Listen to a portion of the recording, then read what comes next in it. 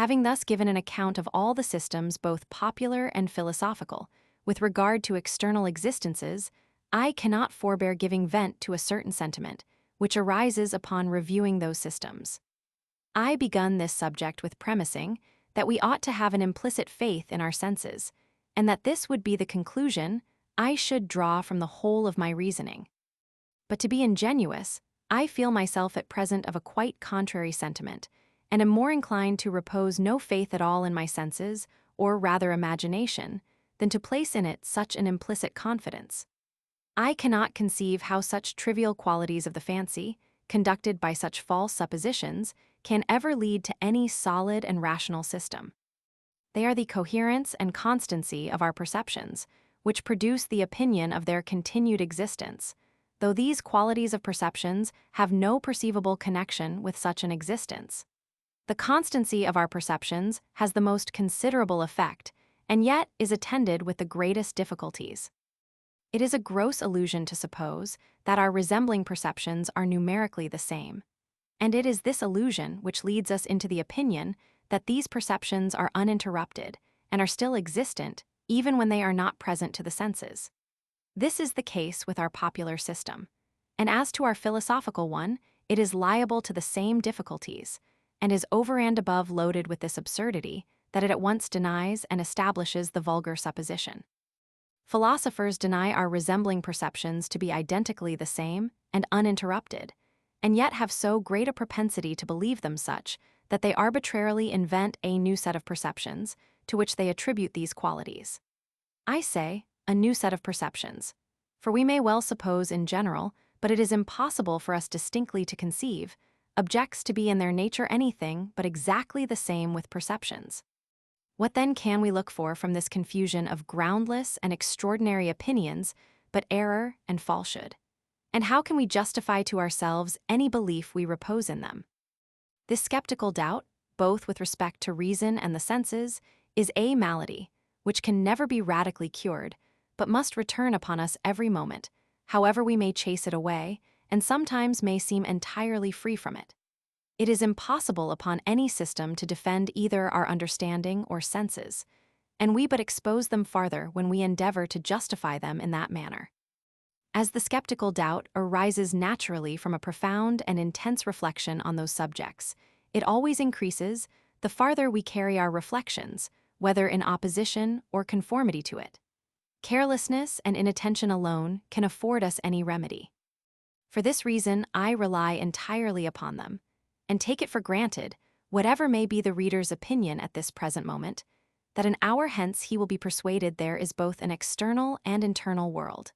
And going upon that supposition, I intend to examine some general systems, both ancient and modern, which have been proposed of both, before I proceed to a more particular inquiry concerning our impressions. This will not, perhaps, in the end be found foreign to our present purpose.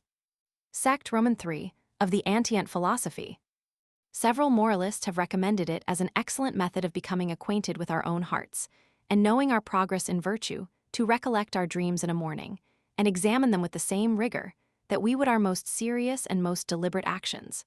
Our character is the same throughout, say they, and appears best where artifice, fear, and policy have no place, and men can neither be hypocrites with themselves nor others.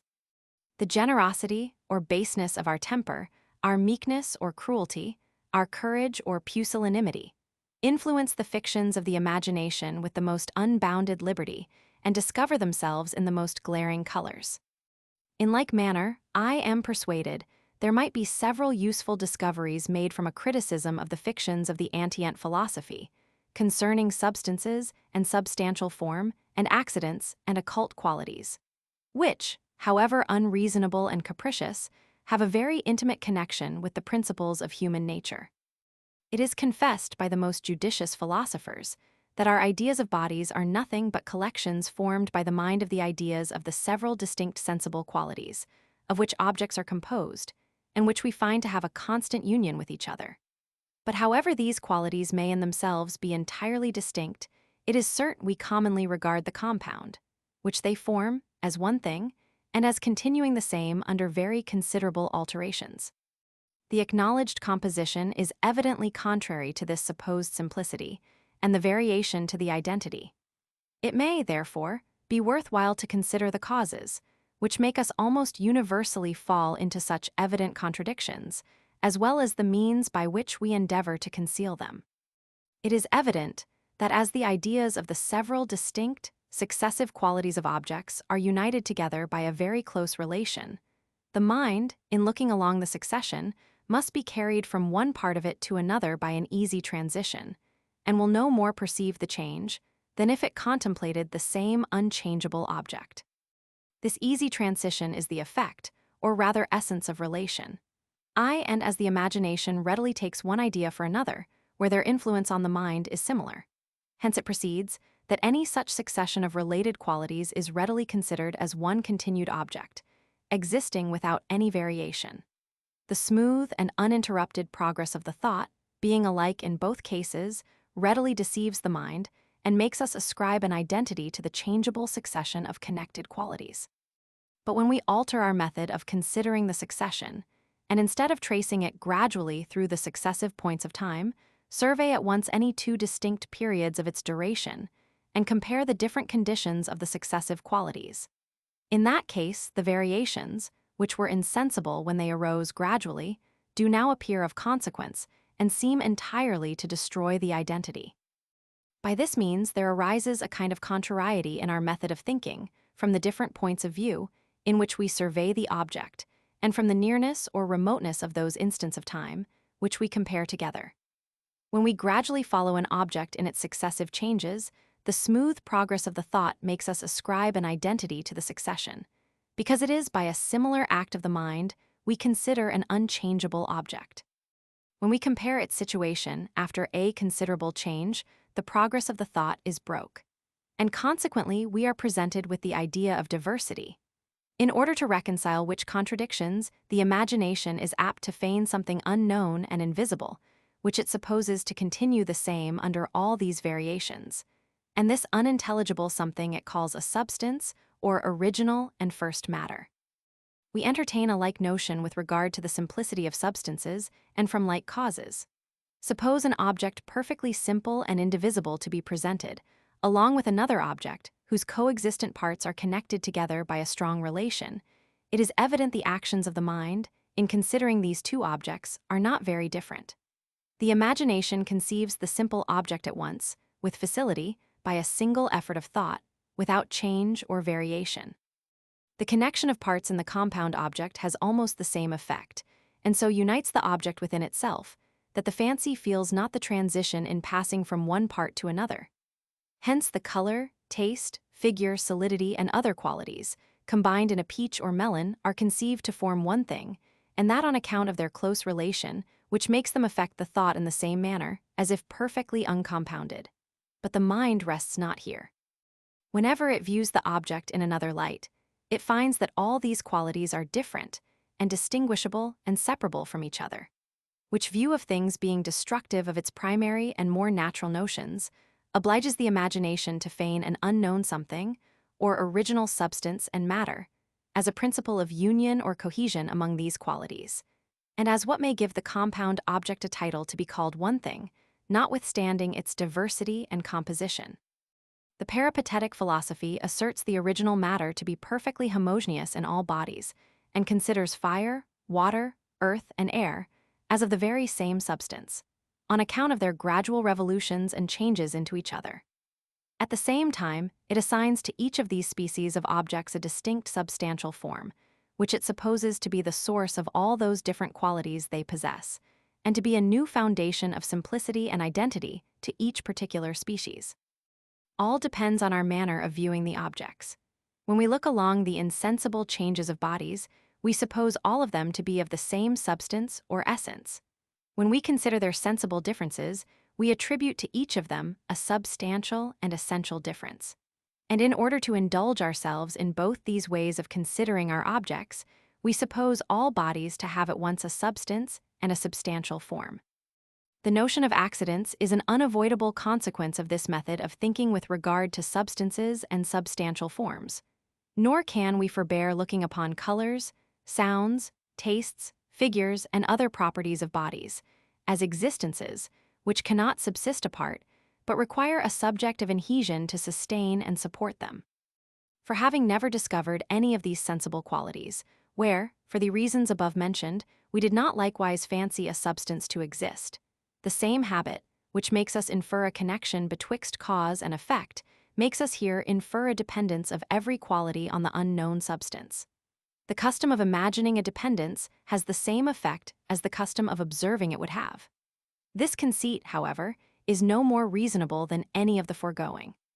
Every quality being a distinct thing from another may be conceived to exist apart, and may exist apart, not only from every other quality, but from that unintelligible chimera of a substance.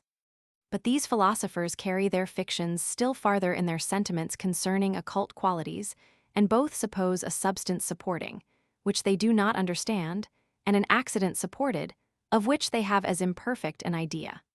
The whole system, therefore, is entirely incomprehensible, and yet is derived from principles as natural as any of these above explained.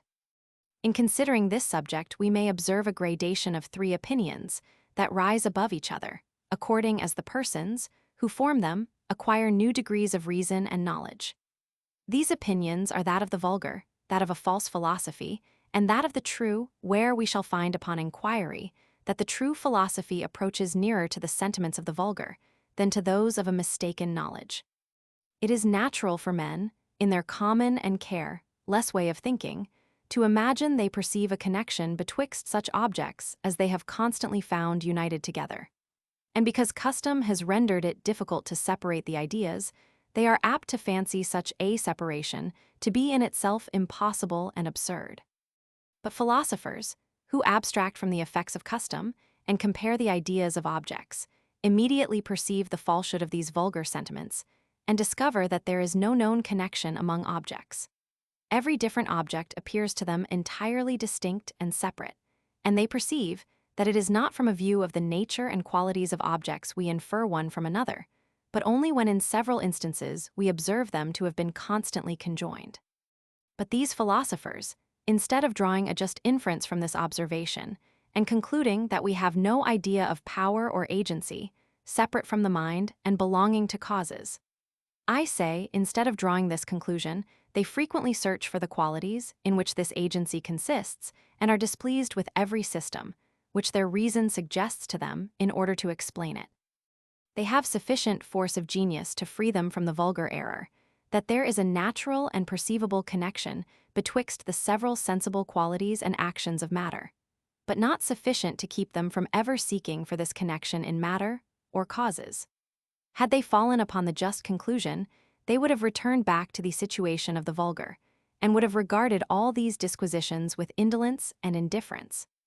At present they seem to be in a very lamentable condition, and such as the poets have given us but a faint notion of in their descriptions of the punishment of Sisyphus and Tantalus. For what can be imagined more tormenting than to seek with eagerness what forever flies us, and seek for it in a place where it is impossible it can ever exist? But as nature seems to have observed a kind of justice and compensation in everything, she has not neglected philosophers more than the rest of the creation, but has reserved them a consolation amid all their disappointments and afflictions. This consolation principally consists in their invention of the words, faculty and occult quality. For it being usual, after the frequent use of terms, which are really significant and intelligible, to omit the idea which we would express by them, and to preserve only the custom by which we recall the idea at pleasure.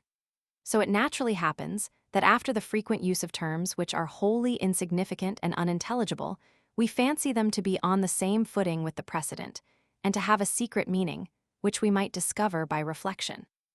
The resemblance of their appearance deceives the mind, as is usual, and makes us imagine a thorough resemblance and conformity. By this means, these philosophers set themselves at ease, and arrive at last by an illusion at the same indifference, which the people attain by their stupidity, and true philosophers by their moderate skepticism. They need only say that any phenomenon which puzzles them arises from a faculty or an occult quality, and there is an end of all dispute and inquiry upon the matter. But among all the instances wherein the peripatetics have shewn they were guided by every trivial propensity of the imagination, no one is more remarkable than their sympathies, antipathies, and horrors of a vacuum. There is a very remarkable inclination in human nature to bestow on external objects the same emotions, which it observes in itself, and to find everywhere those ideas which are most present to it. This inclination, it is true, is suppressed by a little reflection and only takes place in children, poets, and the antient philosophers. It appears in children by their desire of beating the stones, which hurt them; in poets by their readiness to personify everything; and in the antient philosophers by these fictions of sympathy and antipathy. We must pardon children because of their age, poets because they profess to follow implicitly the suggestions of their fancy. But what excuse shall we find to justify our philosophers in so signal a weakness? Sect Roman 4 of the modern philosophy. But here it may be objected that the imagination, according to my own confession, being the ultimate judge of all systems of philosophy, I am unjust in blaming the antient philosophers for making use of that faculty and allowing themselves to be entirely guided by it in their reasonings. In order to justify myself, I must distinguish in the imagination betwixt the principles which are permanent, irresistible, and universal, such as the customary transition from causes to effects and from effects to causes, and the principles which are changeable, weak, and irregular, such as those I have just now taken notice of. The former are the foundation of all our thoughts and actions, so that upon their removal human nature must immediately perish and go to ruin. The latter are neither unavoidable to mankind, nor necessary, or so much as useful in the conduct of life, but on the contrary are observed only to take place in weak minds, and being opposite to the other principles of custom and reasoning, may easily be subverted by a due contrast and opposition. For this reason the former are received by philosophy, and the latter rejected. One who concludes somebody to be near him, when he hears an articulate voice in the dark, reasons justly and naturally, though that conclusion be derived from nothing but custom, which infixes and enlivens the idea of a human creature, on account of his usual conjunction with the present impression. But one, who is tormented he knows not why, with the apprehension of spectres in the dark, may, perhaps, be said to reason, and to reason naturally too. But then it must be in the same sense that a malady is said to be natural, as arising from natural causes, though it be contrary to health, the most agreeable and most natural situation of man. The opinions of the antient philosophers, their fictions of substance and accident, and their reasonings concerning substantial forms and occult qualities, are like the spectres in the dark, and are derived from principles, which, however common, are neither universal nor unavoidable in human nature. The modern philosophy pretends to be entirely free from this defect, and to arise only from the solid, permanent, and consistent principles of the imagination. Upon what grounds this pretension is founded must now be the subject of our inquiry.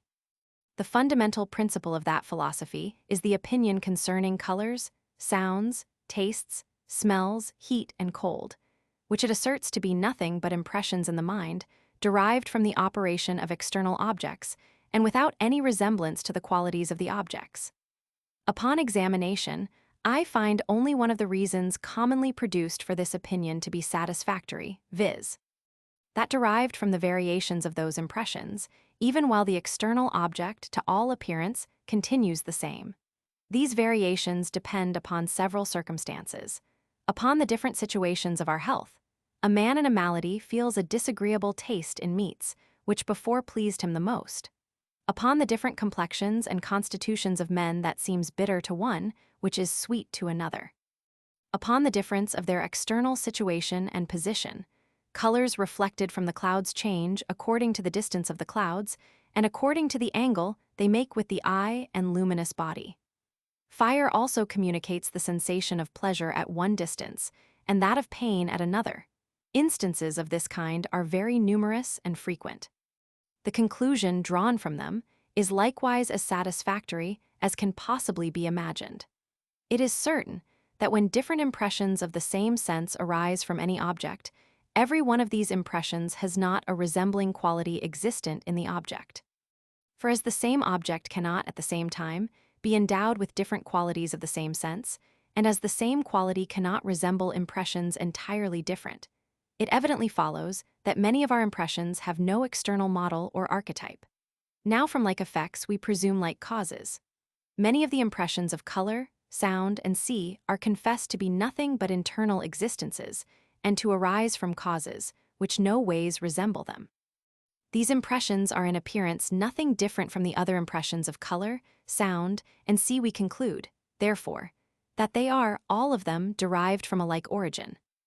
This principle being once admitted, all the other doctrines of that philosophy seem to follow by an easy consequence. For upon the removal of sounds, colors, beat, cold, and other sensible qualities, from the rank of continued independent existences, we are reduced merely to what are called primary qualities, as the only real ones of which we have any adequate notion. These primary qualities are extension and solidity, with their different mixtures and modifications, figure, motion, gravity, and cohesion. The generation, increase, decay, and corruption of animals and vegetables are nothing but changes of figure and motion, as also the operations of all bodies on each other, of fire, of light, water, air, earth, and of all the elements and powers of nature. One figure and motion produces another figure and motion, nor does there remain in the material universe any other principle, either active or passive, of which we can form the most distant idea. I believe many objections might be made to this system, but at present I shall confine myself to one, which is in my opinion very decisive. I assert that instead of explaining the operations of external objects by its means, we utterly annihilate all these objects, and reduce ourselves to the opinions of the most extravagant skepticism concerning them.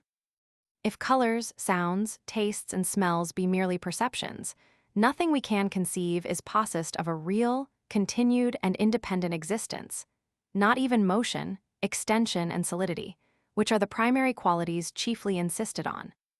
To begin with the examination of motion, it is evident this is a quality altogether inconceivable alone, and without a reference to some other object. The idea of motion necessarily supposes that of a body moving. Now, what is our idea of the moving body, without which motion is incomprehensible? It must resolve itself into the idea of extension or of solidity, and consequently, the reality of motion depends upon that of these other qualities. This opinion, which is universally acknowledged concerning motion, I have proved to be true with regard to extension, and have shewn that it is impossible to conceive extension, but as composed of parts, endowed with color or solidity.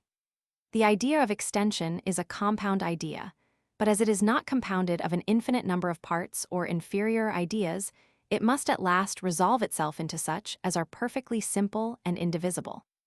These simple and indivisible parts, not being ideas of extension, must be non-entities, unless conceived as colored or solid. Color is excluded from any real existence. The reality, therefore, of our idea of extension depends upon the reality of that of solidity, nor can the former be just while the latter is chimerical. Let us, then, lend our attention to the examination of the idea of solidity. The idea of solidity is that of two objects which, being impelled by the utmost force, cannot penetrate each other, but still maintain a separate and distinct existence. Solidity, therefore, is perfectly incomprehensible alone, and without the conception of some bodies, which are solid, and maintain this separate and distinct existence. Now what idea have we of these bodies? The ideas of colors, sounds, and other secondary qualities are excluded. The idea of motion depends on that of extension, and the idea of extension on that of solidity. It is impossible, therefore, that the idea of solidity can depend on either of them, for that would be to run in a circle and make one idea depend on another, while at the same time the latter depends on the former. Our modern philosophy, therefore, leaves us no just nor satisfactory idea of solidity, nor consequently of matter. This argument will appear entirely conclusive to everyone that comprehends it, but because it may seem abstruse and intricate to the generality of readers, I hope to be excused if I endeavor to render it more obvious by some variation of the expression. In order to form an idea of solidity, we must conceive two bodies pressing on each other without any penetration, and it is impossible to arrive at this idea when we confine ourselves to one object, much more without conceiving any. Two nonentities cannot exclude each other from their places, because they never possess any place, nor can be endowed with any quality. Now I ask, what idea do we form of these bodies or objects to which we suppose solidity to belong? To say that we conceive them merely as solid is to run on in infinitum. To affirm that we paint them out to ourselves as extended either resolves all into a false idea or returns in a circle. Extension must necessarily be considered either as colored, which is a false idea, or as solid, which brings us back to the first question.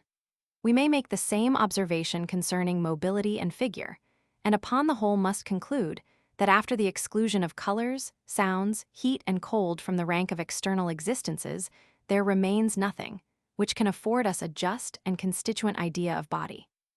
Add to this that, properly speaking, solidity or impenetrability is nothing, but an impossibility of annihilation, as has been already observed, for which reason it is the more necessary for us to form some distinct idea of that object, whose annihilation we suppose impossible.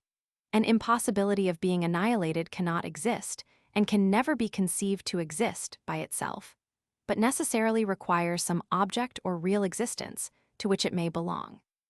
Now the difficulty still remains, how to form an idea of this object or existence without having recourse to the secondary and sensible qualities. Part 2, Sect 4. Nor must we omit on this occasion our accustomed method of examining ideas by considering those impressions from which they are derived. The impressions, which enter by the sight and hearing, the smell and taste, are affirmed by modern philosophy to be without any resembling objects, and consequently the idea of solidity, which is supposed to be real, can never be derived from any of these senses. There remains, therefore, the feeling as the only sense that can convey the impression, which is original to the idea of solidity. And indeed, we naturally imagine that we feel the solidity of bodies and need but touch any object in order to perceive this quality. But this method of thinking is more popular than philosophical, as will appear from the following reflections. First, it is easy to observe that though bodies are felt by means of their solidity, yet the feeling is a quite different thing from the solidity, and that they have not the least resemblance to each other. A man, who has the palsy in one hand, has as perfect an idea of impenetrability when he observes that hand to be supported by the table, as when he feels the same table with the other hand. An object that presses upon any of our members meets with resistance, and that resistance, by the motion it gives to the nerves and animal spirits, conveys a certain sensation to the mind. But it does not follow that the sensation, motion, and resistance are any ways resembling.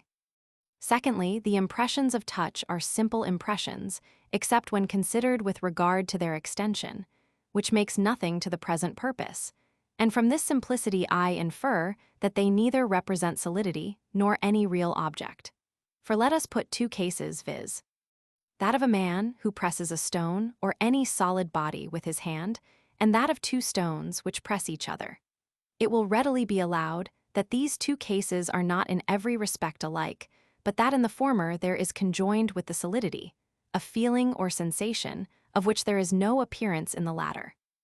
In order, therefore, to make these two cases alike, it is necessary to remove some part of the impression, which the man feels by his hand or organ of sensation, and that being impossible in a simple impression, obliges us to remove the whole, and proves that this whole impression has no archetype or model in external objects. To which we may add that solidity necessarily supposes two bodies, along with contiguity and impulse, which being a compound object, can never be represented by a simple impression. Not to mention that though solidity continues always invariably the same, the impressions of touch change every moment upon us, which is a clear proof that the latter are not representations of the former. Thus there is a direct and total opposition betwixt our reason and our senses, or more properly speaking, betwixt those conclusions we form from cause and effect, and those that persuade us of the continued and independent existence of body. When we reason from cause and effect, we conclude that neither color, sound, taste, nor smell have a continued and independent existence. When we exclude these sensible qualities, there remains nothing in the universe which has such an existence. Sect V of the immateriality of the soul. having found such contradictions and difficulties in every system concerning external objects, and in the idea of matter, which we fancy so clear and determinate, we shall naturally expect still greater difficulties and contradictions in every hypothesis concerning our internal perceptions, and the nature of the mind, which we are apt to imagine so much more obscure and uncertain. But in this, we should deceive ourselves. The intellectual world, though involved in infinite obscurities, is not perplexed with any such contradictions as those we have discovered in the natural. What is known concerning it agrees with itself, and what is unknown we must be contented to leave so. It is true, would we hearken to certain philosophers, they promise to diminish our ignorance. But I am afraid it is at the hazard of running us into contradictions, from which the subject is of itself exempted. These philosophers are the curious reasoners concerning the material or immaterial substances in which they suppose our perceptions to inhere. In order to put a stop to these endless cavils on both sides, I know no better method than to ask these philosophers in a few words what they mean by substance and adhesion. And after they have answered this question, it will then be reasonable, and not till then, to enter seriously into the dispute. This question we have found impossible to be answered with regard to matter and body.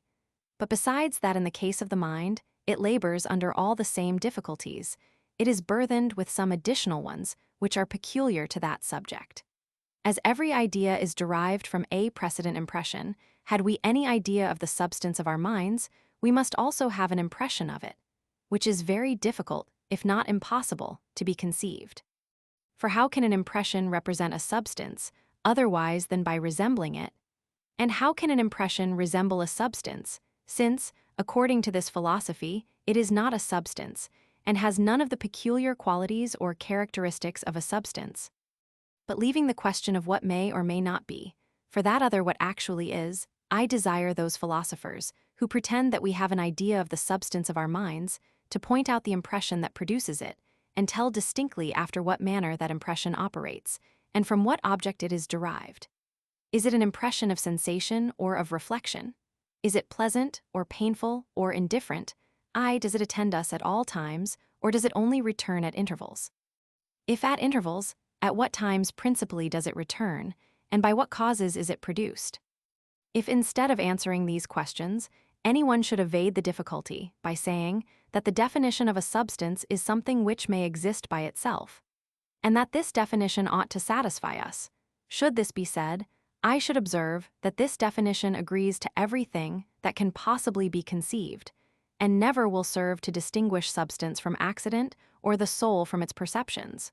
For thus I reason. Whatever is clearly conceived may exist, and whatever is clearly conceived after any manner may exist after the same manner. This is one principle which has been already acknowledged. Again, everything which is different is distinguishable, and everything which is distinguishable is separable by the imagination. This is another principle.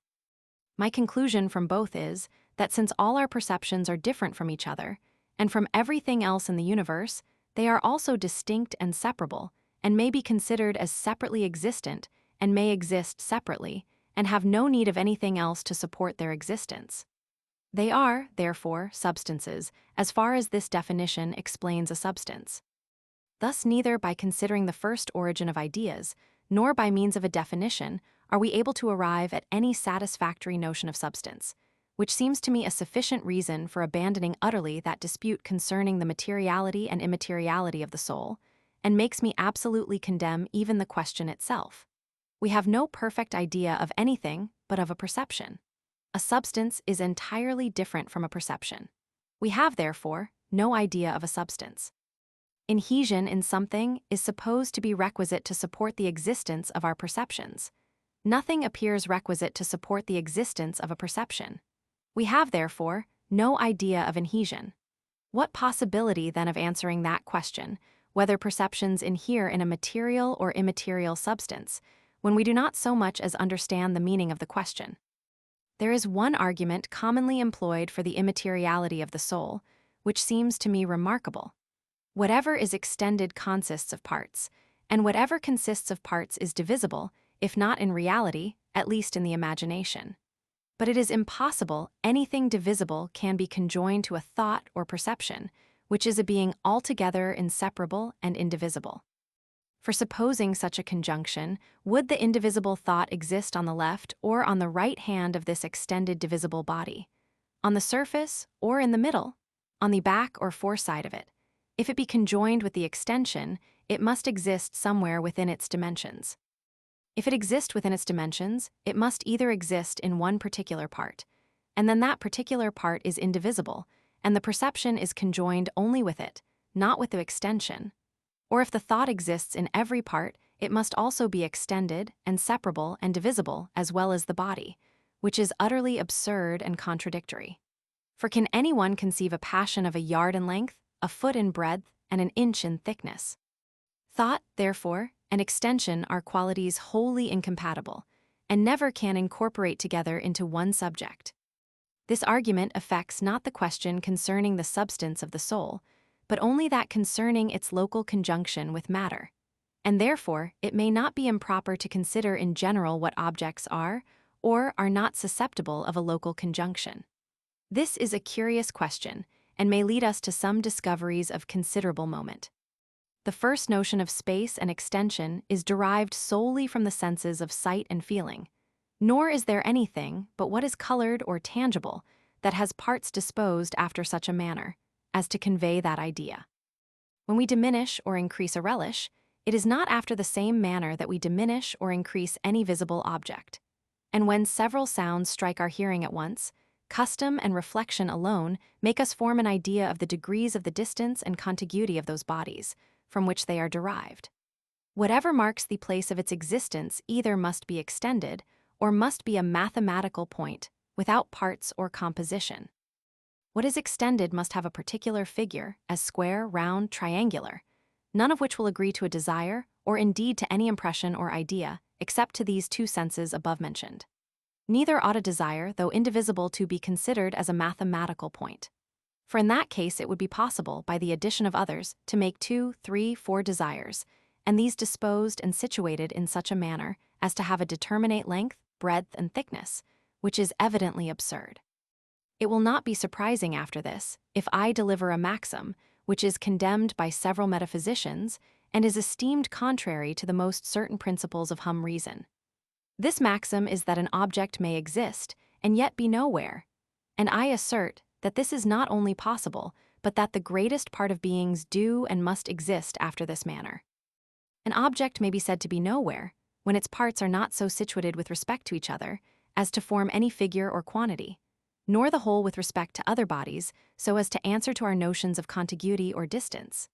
Now this is evidently the case with all our perceptions and objects, except those of the sight and feeling. A moral reflection cannot be placed on the right or on the left hand of a passion, nor can a smell or sound be either of a circular or a square figure. These objects and perceptions, so far from requiring any particular place, are absolutely incompatible with it, and even the imagination cannot attribute it to them. And as to the absurdity of supposing them to be nowhere, we may consider that if the passions and sentiments appear to the perception to have any particular place, the idea of extension might be derived from them, as well as from the sight and touch, contrary to what we have already established. If they appear not to have any particular place, they may possibly exist in the same manner, since whatever we conceive is possible. It will not now be necessary to prove that those perceptions, which are simple and exist nowhere, are incapable of any conjunction in place with matter or body, which is extended and divisible, since it is impossible to found a relation but on some common quality. It may be better worth our while to remark that this question of the local conjunction of objects does not only occur in metaphysical disputes concerning the nature of the soul, but that even in common life we have every moment occasion to examine it. Thus, supposing we consider a fig at one end of the table and an olive at the other, it is evident that in forming the complex ideas of these substances, one of the most obvious is that of their different relishes, and it is as evident that we incorporate and conjoin these qualities with such as are colored and tangible. The bitter taste of the one and sweet of the other are supposed to lie in the very visible body, and to be separated from each other by the whole length of the table. This is so notable and so natural an illusion that it may be proper to consider the principles from which it is derived. Though an extended object be incapable of a conjunction in place with another, that exists without any place or extension, yet are they susceptible of many other relations. Thus the taste and smell of any fruit are inseparable from its other qualities of color and tangibility, and whichever of them be the cause or effect, it is certain they are always coexistent. Nor are they only coexistent in general, but also cotemporary in their appearance in the mind. And it is upon the application of the extended body to our senses we perceive its particular taste and smell. These relations, then, of causation and contiguity in the time of their appearance, betwixt the extended object and the quality, which exists without any particular place, must have such an effect on the mind, that upon the appearance of one it will immediately turn its thought to the conception of the other. Nor is this all. We not only turn our thought from one to the other upon account of their relation, but likewise endeavor to give them a new relation, viz. that of a conjunction in place, that we may render the transition more easy and natural. For it is a quality, which I shall often have occasion to remark in human nature, and shall explain more fully in its proper place, that when objects are united by any relation, we have a strong propensity to add some new relation to them, in order to complete the union. In our arrangement of bodies, we never fail to place such as are resembling, in contiguity to each other, or at least in correspondent points of view. Why? But because we feel a satisfaction in joining the relation of contiguity to that of resemblance, or the resemblance of situation to that of qualities. The effects this propensity have been already observed in that resemblance, which we so readily suppose betwixt particular impressions and their external causes. But we shall not find a more evident effect of it than in the present instance, where from the relations of causation and contiguity in time betwixt two objects, we feign likewise that of a conjunction in place, in order to strengthen the connection. Sect 2 towards the end. But whatever confused notions we may form of an union in place betwixt an extended body, as a fig, and its particular taste, it is certain that upon reflection we must observe this union something altogether unintelligible and contradictory. For should we ask ourselves one obvious question, viz. If the taste which we conceive to be contained in the circumference of the body is in every part of it or in one only, we must quickly find ourselves at a loss and perceive the impossibility of ever giving a satisfactory answer. We cannot rely that it is only in one part, for experience convinces us that every part has the same relish. We can as little reply that it exists in every part, for then we must suppose it figured and extended, which is absurd and incomprehensible. Here then we are influenced by two principles directly contrary to each other, viz. that inclination of our fancy by which we are determined to incorporate the taste with the extended object, and our reason, which shows us the impossibility of such an union. Being divided betwixt these opposite principles, we renounce neither one nor the other, but involve the subject in such confusion and obscurity that we no longer perceive the opposition. We suppose that the taste exists within the circumference of the body, but in such a manner that it fills the whole without extension, and exists entire in every part without separation. In short, we use in our most familiar way of thinking that scholastic principle which, when crudely proposed, appears so shocking, of totum in toto and talem in qualibet part, which is much the same as if we should say that a thing is in a certain place, and yet is not there. All this absurdity proceeds from our endeavoring to bestow a place on what is utterly incapable of it. And that endeavor again arises from our inclination to complete an union, which is founded on causation, and a contiguity of time, by attributing to the objects a conjunction in place. But if ever reason be of sufficient force to overcome prejudice, it is certain that in the present case it must prevail. For we have only this choice left, either to suppose that some beings exist without any place, or that they are figured and extended, or that when they are incorporated with extended objects, the whole is in the whole, and the whole in every part. The absurdity of the two last suppositions proves sufficiently the veracity of the first, nor is there any fourth opinion. For as to the supposition of their existence in the manner of mathematical points, it resolves itself into the second opinion, and supposes that several passions may be placed in a circular figure, and that a certain number of smells conjoined with a certain number of sounds, may make a body of 12 cubic inches, which appears ridiculous upon the bare mentioning of it. But though in this view of things we cannot refuse to condemn the materialists, who conjoin all thought with extension, yet a little reflection will show us equal reason for blaming their antagonists, who conjoin all thought with a simple and indivisible substance. The most vulgar philosophy informs us that no external object can make itself known to the mind immediately and without the interposition of an image or perception. That table which just now appears to me is only a perception, and all its qualities are qualities of a perception. Now the most obvious of all its qualities is extension. The perception consists of parts. These parts are so situated as to afford us the notion of distance and contiguity, of length, breadth, and thickness. The termination of these three dimensions is what we call figure. This figure is movable, separable, and divisible. Mobility and separability are the distinguishing properties of extended objects. And to cut short all disputes, the very idea of extension is copied from nothing but an impression, and consequently must perfectly agree to it. To say the idea of extension agrees to anything is to say it is extended. The freethinker may now triumph in his turn, and having found there are impressions and ideas really extended, may ask his antagonists how they can incorporate a simple and indivisible subject with an extended perception. All the arguments of theologians may here be retorted upon them. Is the indivisible subject, or immaterial substance, if you will, on the left or on the right hand of the perception? Is it in this particular part, or in that other? Is it in every part without being extended, or is it entire in any one part without deserting the rest?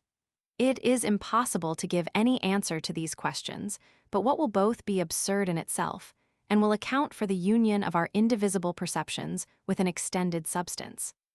This gives me an occasion to take anew into consideration the question concerning the substance of the soul, and though I have condemned that question as utterly unintelligible, yet I cannot forbear proposing some farther reflections concerning it.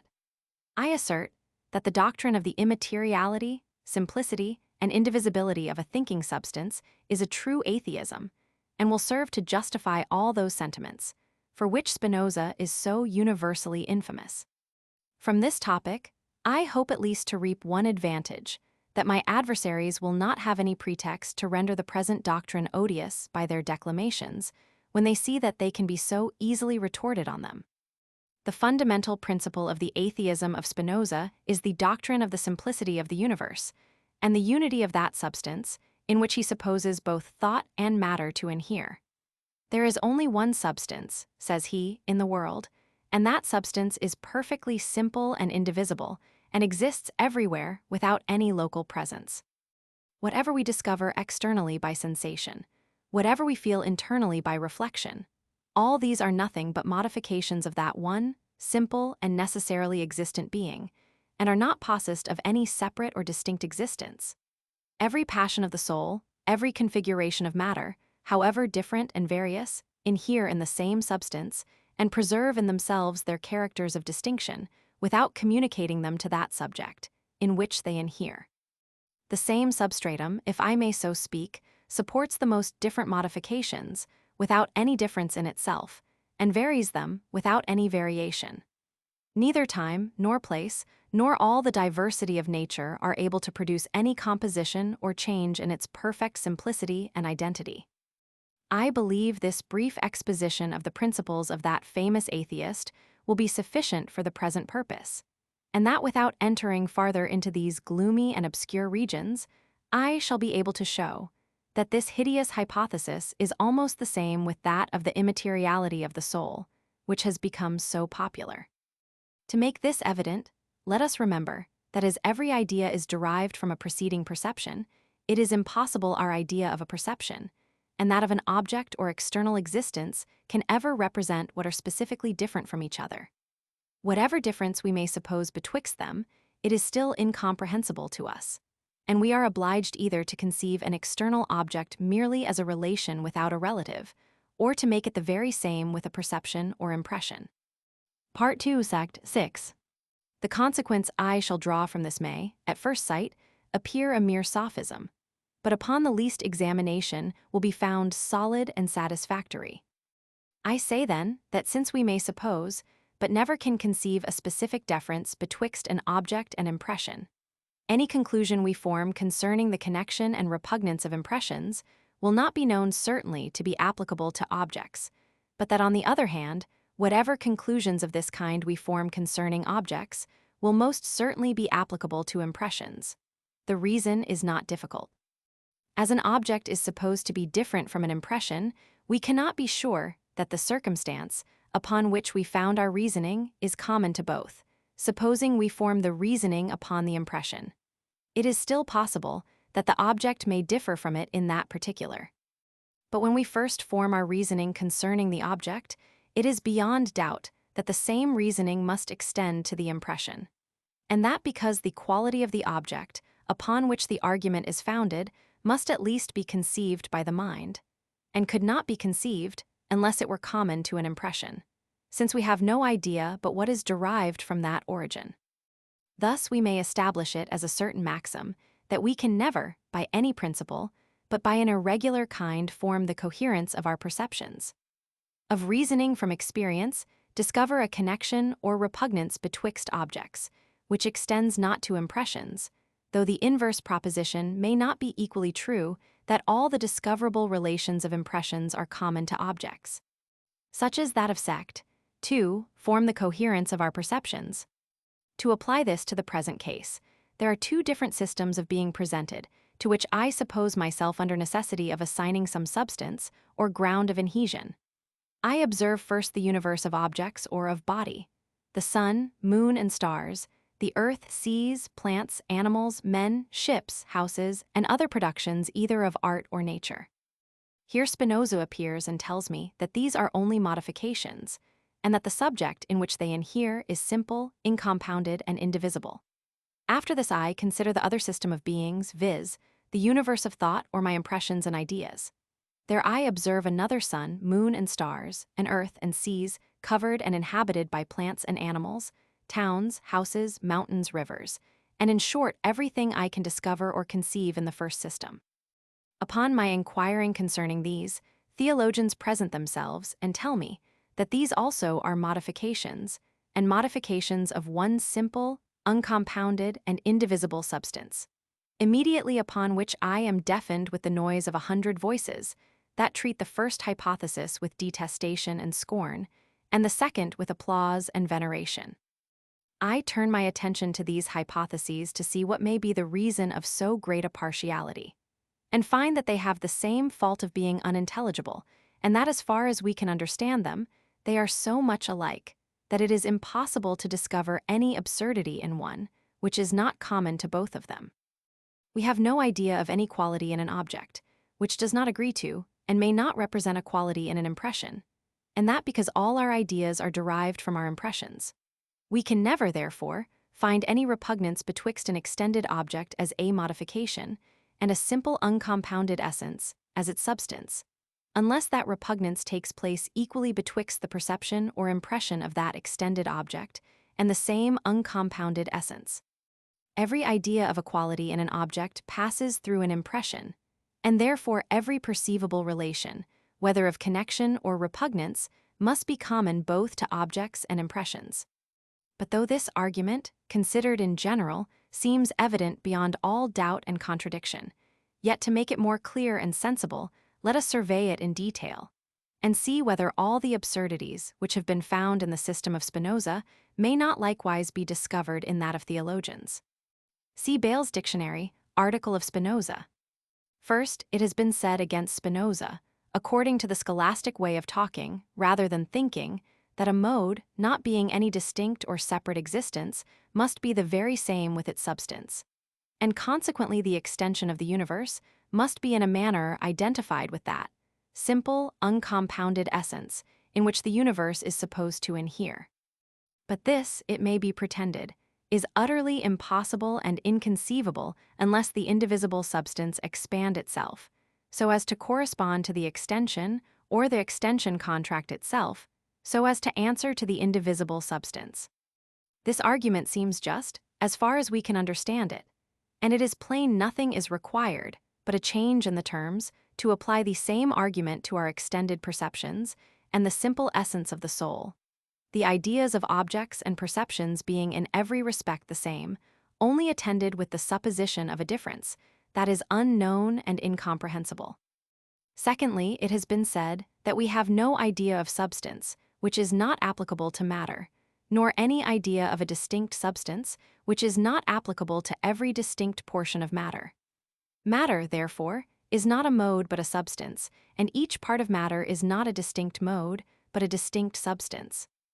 I have already proved that we have no perfect idea of substance, but that taking it for something that can exist by itself, it is evident every perception is a substance, and every distinct part of a perception a distinct substance. And consequently, the one hypothesis labors under the same difficulties in this respect with the other. Thirdly, it has been objected to the system of one simple substance in the universe, that this substance being the support or substratum of everything, must at the very same instant be modified into forms, which are contrary and incompatible. The round and square figures are incompatible in the same substance at the same time. How then is it possible that the same substance can at once be modified into that square table and into this round one? I ask the same question concerning the impressions of these tables, and find that the answer is no more satisfactory in one case than in the other.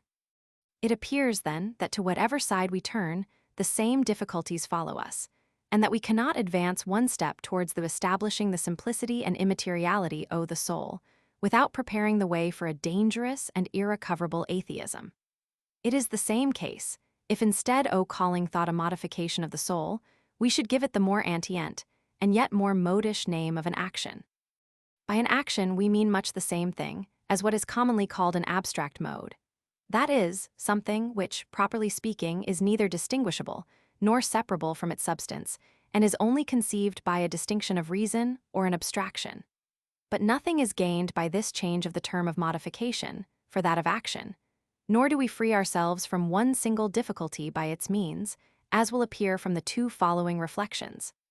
First, I observe that the word action, according to this explication of it, can never justly be applied to any perception, as derived from a mind or thinking substance.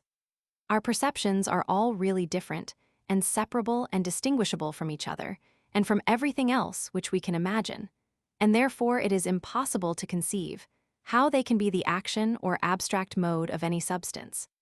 The instance of motion, which is commonly made use of to show after what manner perception depends, as an action, upon its substance, rather confounds than instructs us. Motion to all appearance induces no real nor essential change on the body, but only varies its relation to other objects.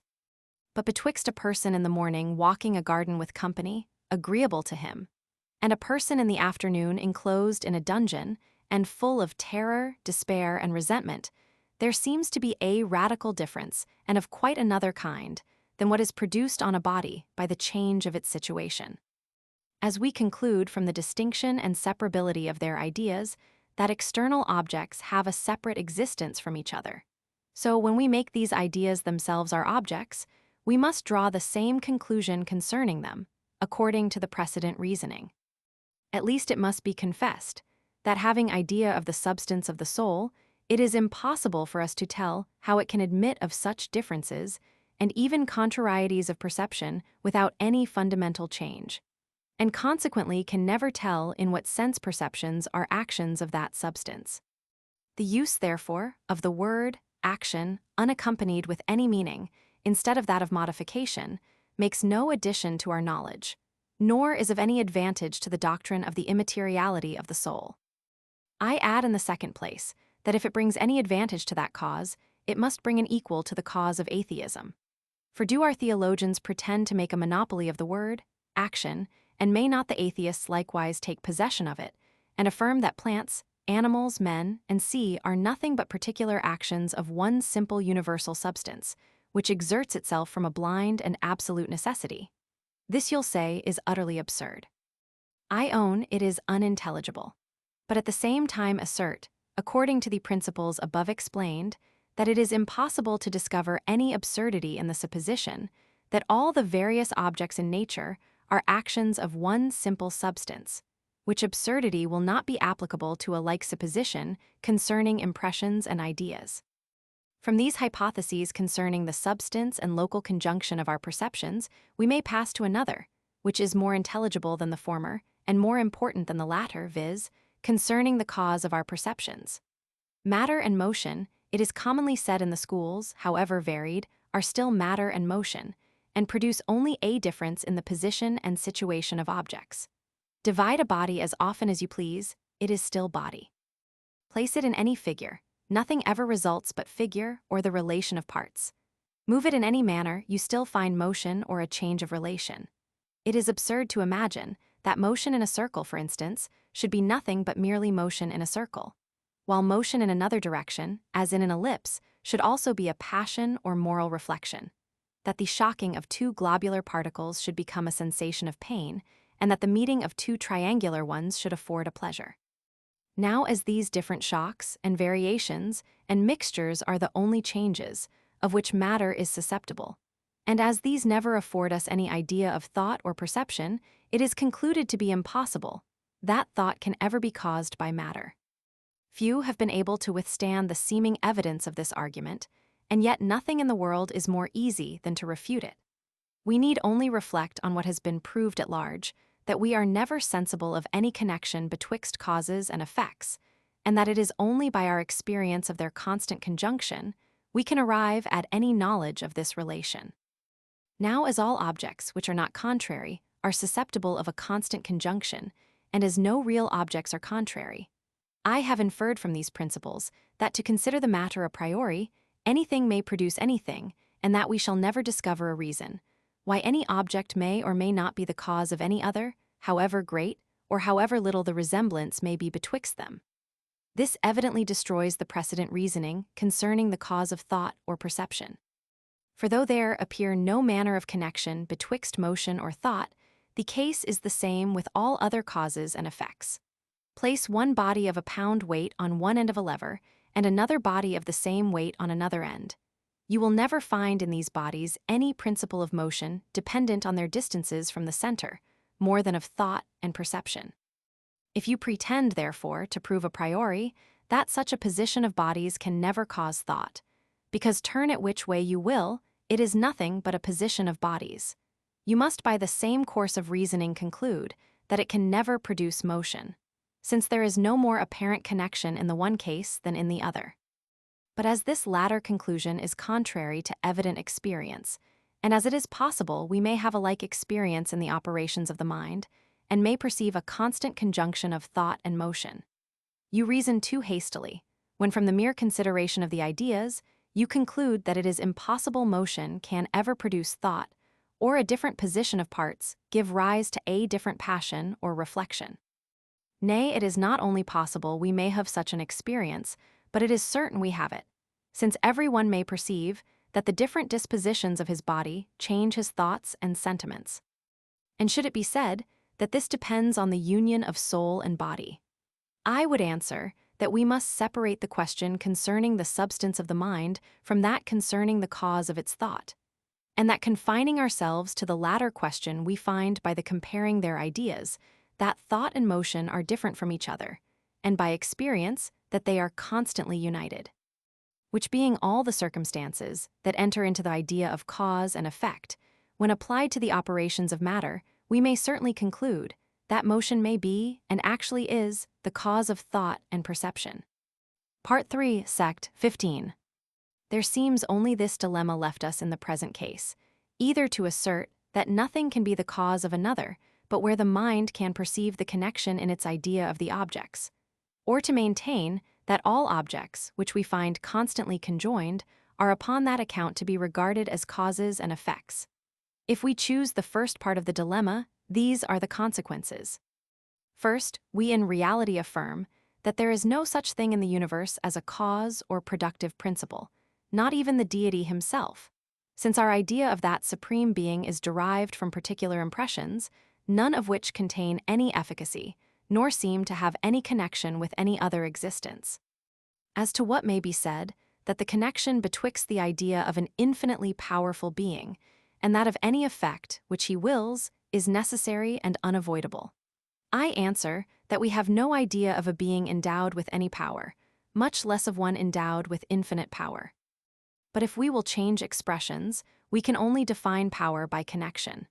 And then in saying that the idea of an infinitely powerful being is connected with that of every effect which he wills, we really do no more than assert that a being whose volition is connected with every effect is connected with every effect, which is an identical proposition and gives us no insight into the nature of this power or connection. But secondly, supposing that the deity were the great and efficacious principle, which supplies the deficiency of all causes, this leads us into the grossest impieties and absurdities. For upon the same account that we have recourse to him in natural operations, and assert that matter cannot of itself communicate motion or produce thought, viz. because there is no apparent connection betwixt these objects.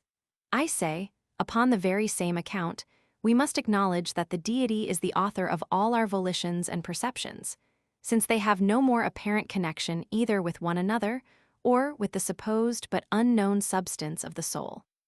This agency of the Supreme Being we know to have been asserted by several philosophers with relation to all the actions of the mind, except volition, or rather an inconsiderable part of volition, though it is easy to perceive that this exception is a mere pretext to avoid the dangerous consequences of that doctrine. If nothing be active but what has an apparent power, thought is in no case any more active than matter. And if this inactivity must make us have recourse to a deity, the Supreme Being is the real cause of all our actions, bad as well as good, vicious as well as virtuous. As Father Malebranche and other Cartesians. Thus we are necessarily reduced to the other side of the dilemma, viz. that all objects, which are found to be constantly conjoined, are upon that account only to be regarded as causes and effects. Now as all objects, which are not contrary, are susceptible of a constant conjunction, and as no real objects are contrary, it follows that for aught we can determine by the mere ideas, anything may be the cause or effect of anything, which evidently gives the advantage to the materialists above their antagonists. To pronounce, then, the final decision upon the whole, the question concerning the substance of the soul is absolutely unintelligible.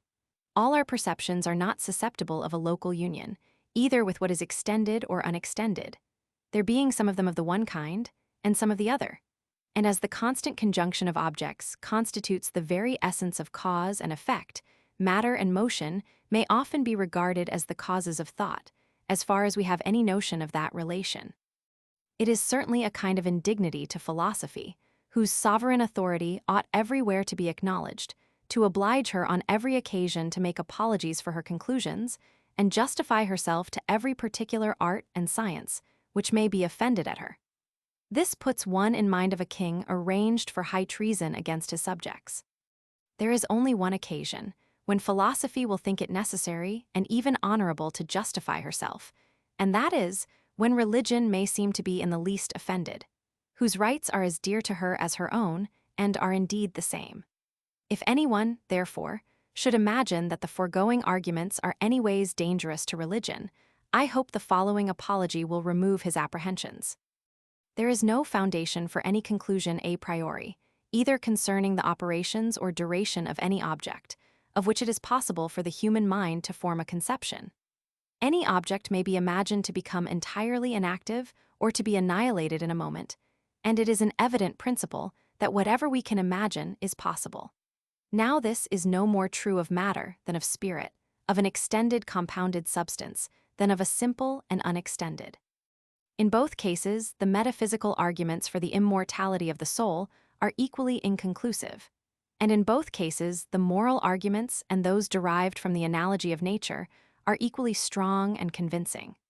If my philosophy, therefore, makes no addition to the arguments for religion, I have at least the satisfaction to think it takes nothing from them, but that everything remains precisely as before. Sect Roman 6, of personal identity. There are some philosophers who imagine we are every moment intimately conscious of what we call ourself, that we feel its existence and its continuance in existence, and are certain, beyond the evidence of a demonstration, both owe its perfect identity and simplicity. The strongest sensation, the most violent passion, say they, instead of distracting us from this view, only fix it the more intensely, and make us consider their influence on self either by their pain or pleasure. To attempt a farther proof of this were to weaken its evidence, since no proof can be derived from any fact of which we are so intimately conscious, nor is there anything of which we can be certain if we doubt of this. Unluckily, all these positive assertions are contrary to that very experience, which is pleaded for them, nor have we any idea of self after the manner it is here explained. For from what impression could this idea be derived? This question it is impossible to answer without a manifest contradiction and absurdity. And yet it is a question which must necessarily be answered. If we would have the idea of self pass for clear and intelligible, it must be some one impression that gives rise to every real idea. But self or person is not any one impression, but that to which our several impressions and ideas are supposed to have a reference. If any impression gives rise to the idea of self, that impression must continue invariably the same through the whole course of our lives, since self is supposed to exist after that manner. But there is no impression constant and invariable. Pain and pleasure, grief and joy, passions and sensations succeed each other and never all exist at the same time. It cannot, therefore, be from any of these impressions, or from any other, that the idea of self is derived, and consequently there is no such idea. But farther, what must become of all our particular perceptions upon this hypothesis? All these are different and distinguishable and separable from each other, and may be separately considered, and may exist separately, and have no deed of tiny thing to support their existence. After what manner, therefore, do they belong to self, and how are they connected with it? For my part, when I enter most intimately into what I call myself, I always stumble on some particular perception or other, of heat or cold, light or shade, love or hatred, pain or pleasure. I never can catch myself at any time without a perception, and never can observe anything but the perception. When my perceptions are removed for any time, as by sound sleep, so long am I insensible of myself, and may truly be said not to exist. And were all my perceptions removed by death, and could I neither think, nor feel, nor see, nor love, nor hate after the dissolution of my body, I should be entirely annihilated, nor do I conceive what is farther requisite to make me a perfect nonentity. If anyone, upon serious and unprejudiced reflection, thinks he has a different notion of himself, I must confess I can reason no longer with him. All I can allow him is that he may be in the right as well as I, and that we are essentially different in this particular. He may, perhaps, perceive something simple and continued, which he calls himself, though I am certain there is no such principle in me. But setting aside some metaphysicians of this kind, I may venture to affirm of the rest of mankind that they are nothing but a bundle or collection of different perceptions, which succeed each other with an inconceivable rapidity, and are in a perpetual flux and movement. Our eyes cannot turn in their sockets without varying our perceptions. Our thought is still more variable than our sight, and all our other senses and faculties contribute to this change, nor is there any single power of the soul which remains unalterably the same, perhaps for one moment. The mind is a kind of theater, where several perceptions successively make their appearance, pass, repass, glide away, and mingle in an infinite variety of postures and situations. There is properly no simplicity in it at one time, nor identity in different, whatever natural propension we may have to imagine that simplicity and identity. The comparison of the theater must not mislead us. They are the successive perceptions only that constitute the mind, nor have we the most distant notion of the place where these scenes are represented or of the materials of which it is composed. What then gives us so great a propension to ascribe an identity to these successive perceptions, and to suppose ourselves possessed of an invariable and uninterrupted existence through the whole course of our lives? In order to answer this question, we must distinguish betwixt personal identity, as it regards our thought or imagination, and as it regards our passions or the concern we take in ourselves. The first is our present subject, and to explain it perfectly we must take the matter pretty deep and account for that identity, which we attribute to plants and animals, there being a great analogy betwixt it and the identity of a self or person. We have a distinct idea of an object that remains invariable and uninterrupted through a supposed variation of time, and this idea we call that of identity or sameness. We have also a distinct idea of several different objects existing in succession and connected together by a close relation, And this, to an accurate view, affords as perfect a notion of diversity as if there was no manner of relation among the objects. But though these two ideas of identity and a succession of related objects be in themselves perfectly distinct, and even contrary, yet it is certain that in our common way of thinking they are generally confounded with each other. That action of the imagination, by which we consider the uninterrupted and invariable object, and that by which we reflect on the succession of related objects, are almost the same to the feeling, nor is there much more effort of thought required in the latter case than in the former. The relation facilitates the transition of the mind from one object to another, and renders its passage as smooth as if it contemplated one continued object. This resemblance is the cause of the confusion and mistake, and makes us substitute the notion of identity instead of that of related objects. However, at one instant we may consider the related succession as variable or interrupted, we are sure the next to ascribe to it a perfect identity, and regard it as enviable and uninterrupted. Our propensity to this mistake is so great from the resemblance above mentioned, that we fall into it before we are aware, and though we incessantly correct ourselves by reflection and return to a more accurate method of thinking, yet we cannot long sustain our philosophy or take off this bias from the imagination. Our last resource is to yield to it, and boldly assert that these different related objects are in effect the same, however interrupted and variable. In order to justify to ourselves this absurdity, we often feign some new and unintelligible principle that connects the objects together and prevents their interruption or variation. Thus, we feign the continued existence of the perceptions of our senses to remove the interruption, and run into the notion of a soul and self and substance to disguise the variation. But we may farther observe that where we do not give rise to such a fiction, our propension to confound identity with relation is so great that we are apt to imagine something unknown and mysterious, connecting the parts, beside their relation. And this I take to be the case with regard to the identity we ascribe to plants and vegetables. And even when this does not take place, we still feel a propensity to confound these ideas, though we are not able fully to satisfy ourselves in that particular, nor find anything invariable and uninterrupted to justify our notion of identity. If the reader is desirous to see how a great genius may be influenced by these seemingly trivial principles of the imagination, as well as the mere vulgar, let him read my Lord Shaftesbury's reasonings concerning the uniting principle of the universe and the identity of plants and animals. See his Moralists or Philosophical Rhapsody. Thus, the controversy concerning identity is not merely a dispute of words. For when we attribute identity, in an improper sense, to variable or interrupted objects, our mistake is not confined to the expression, but is commonly attended with a fiction, either of something invariable and uninterrupted, or of something mysterious and inexplicable, or at least with a propensity to such fictions. What will suffice to prove this hypothesis to the satisfaction of every fair inquirer is to show from daily experience and observation that the objects, which are variable or interrupted, and yet are supposed to continue the same, are such only as consist of a succession of parts, connected together by resemblance, contiguity, or causation. For as such a succession answers evidently to our notion of diversity, it can only be by mistake we ascribe to it an identity.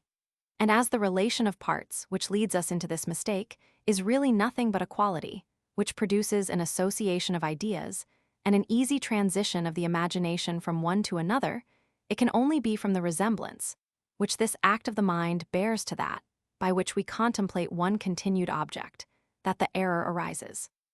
Our chief business, then, must be to prove that all objects, to which we ascribe identity, without observing their invariableness and uninterruptedness, are such as consist of a succession of related objects. In order to this, suppose any mass of matter, of which the parts are contiguous and connected, to be placed before us. It is plain we must attribute a perfect identity to this mass, provided all the parts continue uninterruptedly and invariably the same, whatever motion or change of place we may observe either in the whole or in any of the parts.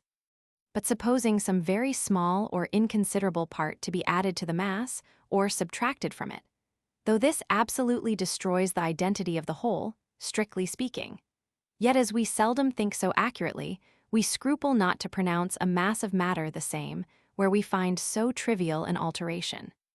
The passage of the thought from the object before the change to the object after it is so smooth and easy that we scarce perceive the transition, and are apt to imagine that it is nothing but a continued survey of the same object.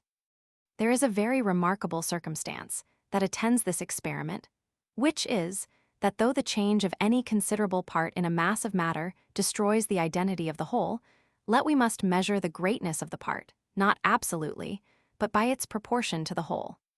The addition or diminution of a mountain would not be sufficient to produce a diversity in a planet, though the change of a very few inches would be able to destroy the identity of some bodies.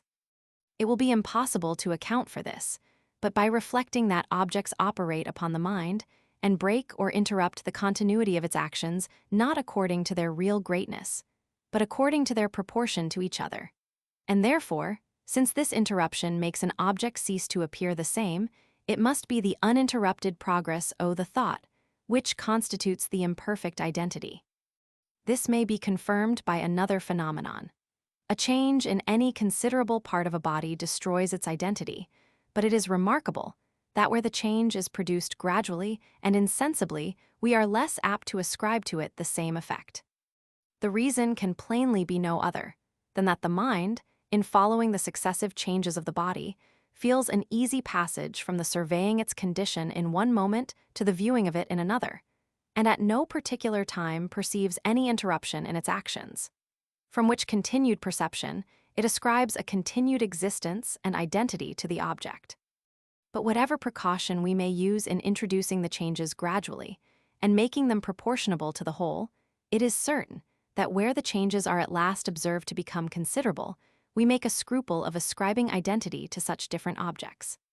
There is, however, another artifice by which we may induce the imagination to advance a step farther, and that is by producing a reference of the parts to each other and a combination to some common end or purpose. A ship, of which a considerable part has been changed by frequent reparations, is still considered as the same, nor does the difference of the materials hinder us from ascribing an identity to it. The common end, in which the parts conspire, is the same under all their variations, and affords an easy transition of the imagination from one situation of the body to another. But this is still more remarkable when we add a sympathy of parts to their common end, and suppose that they bear to each other the reciprocal relation of cause and effect in all their actions and operations. This is the case with all animals and vegetables, where not only the several parts have a reference to some general purpose, but also a mutual dependence on and connection with each other. The effect of so strong a relation is that though everyone must allow that in a very few years both vegetables and animals endure a total change, yet we still attribute identity to them, while their form, size, and substance are entirely altered. An oak that grows from a small plant to a large tree is still the same oak, though there be not one particle of matter or figure of its parts the same. An infant becomes a man and is sometimes fat, sometimes lean, without any change in his identity. We may also consider the two following phenomena, which are remarkable in their kind. The first is that though we commonly be able to distinguish pretty exactly betwixt numerical and specific identity, yet it sometimes happens that we confound them, and in our thinking and reasoning employ the one for the other. Thus a man who bears a noise that is frequently interrupted and renewed says it is still the same noise, though it is evident the sounds have only a specific identity or resemblance, and there is nothing numerically the same but the cause which produced them. In like manner it may be said without breach of the propriety of language that such a church, which was formerly of brick, fell to ruin, and that the parish rebuilt the same church of freestone, and according to modern architecture. Here neither the form nor materials are the same, nor is there anything common to the two objects, but their relation to the inhabitants of the parish. And yet this alone is sufficient to make us denominate them the same. But we must observe that in these cases the first object is in a manner annihilated before the second comes into existence, by which means we are never presented in any one point of time with the idea of difference and multiplicity, and for that reason are less scrupulous in calling them the same. Secondly, we may remark that though in a succession of related objects, it be in a manner requisite, that the change of parts be not sudden nor entire, in order to preserve the identity, yet where the objects are in their nature changeable and inconstant, we admit of a more sudden transition than would otherwise be consistent with that relation. Thus, as the nature of a river consists in the motion and change of parts, though in less than 24 hours these be totally altered, this hinders not the river from continuing the same during several ages. What is natural and essential to anything is, in a manner, expected, and what is expected makes less impression and appears of less moment than what is unusual and extraordinary. A considerable change of the former kind seems really less to the imagination than the most trivial alteration of the latter, and by breaking less the continuity of the thought, has less influence in destroying the identity. We now proceed to explain the nature of personal identity, which has become so great a question in philosophy, especially of late years in England, where all the abstruser sciences are studied with a peculiar ardor and application. And here it is evident, the same method of reasoning must be continued which has so successfully explained the identity of plants, and animals, and ships, and houses, and of all the compounded and changeable productions either of art or nature. The identity, which we ascribe to the mind of man, is only a fictitious one, and of a like kind with that which we ascribe to vegetables and animal bodies. It cannot, therefore, have a different origin, but must proceed from a like operation of the imagination upon like objects. But lest this argument should not convince the reader, though in my opinion perfectly decisive, let him weigh the following reasoning, which is still closer and more immediate. It is evident that the identity, which we attribute to the human mind, however perfect we may imagine it to be, is not able to run the several different perceptions into one, and make them lose their characters of distinction and difference, which are essential to them. It is still true that every distinct perception, which enters into the composition of the mind, is a distinct existence, and is different and distinguishable and separable from every other perception, either contemporary or successive. But as, notwithstanding this distinction and separability, we suppose the whole train of perceptions to be united by identity, a question naturally arises concerning this relation of identity, whether it be something that really binds our several perceptions together or only associates their ideas in the imagination. That is, in other words, whether in pronouncing concerning the identity of a person, we observe some real bond among his perceptions, or only feel one among the ideas we form of them. This question we might easily decide if we would recollect what has been already proved at large, that the understanding never observes any real connection among objects, and that even the union of cause and effect, when strictly examined, resolves itself into a customary association of ideas. For from thence it evidently follows that identity is nothing really belonging to these different perceptions and uniting them together, but is merely a quality which we attribute to them because of the union of their ideas in the imagination when we reflect upon them. Now the only qualities which can give ideas an union in the imagination are these three relations above mentioned. There are the uniting principles in the ideal world, and without them every distinct object is separable by the mind, and may be separately considered, and appears not to have any more connection with any other object than if disjoined by the greatest difference and remoteness. It is, therefore, on some of these three relations of resemblance, contiguity and causation, that identity depends, and as the very essence of these relations consists in their producing an easy transition of ideas, it follows that our notions of personal identity proceed entirely from the smooth and uninterrupted progress of the thought along a train of connected ideas, according to the principles above explained. The only question, therefore, which remains is by what relations this uninterrupted progress of our thought is produced when we consider the successive existence of a mind or thinking person. And here it is evident we must confine ourselves to resemblance and causation, and must drop contiguity, which has little or no influence in the present case. To begin with resemblance, suppose we could see clearly into the breast of another and observe that succession of perceptions, which constitutes his mind or thinking principle, and suppose that he always preserves the memory of a considerable part of past perceptions.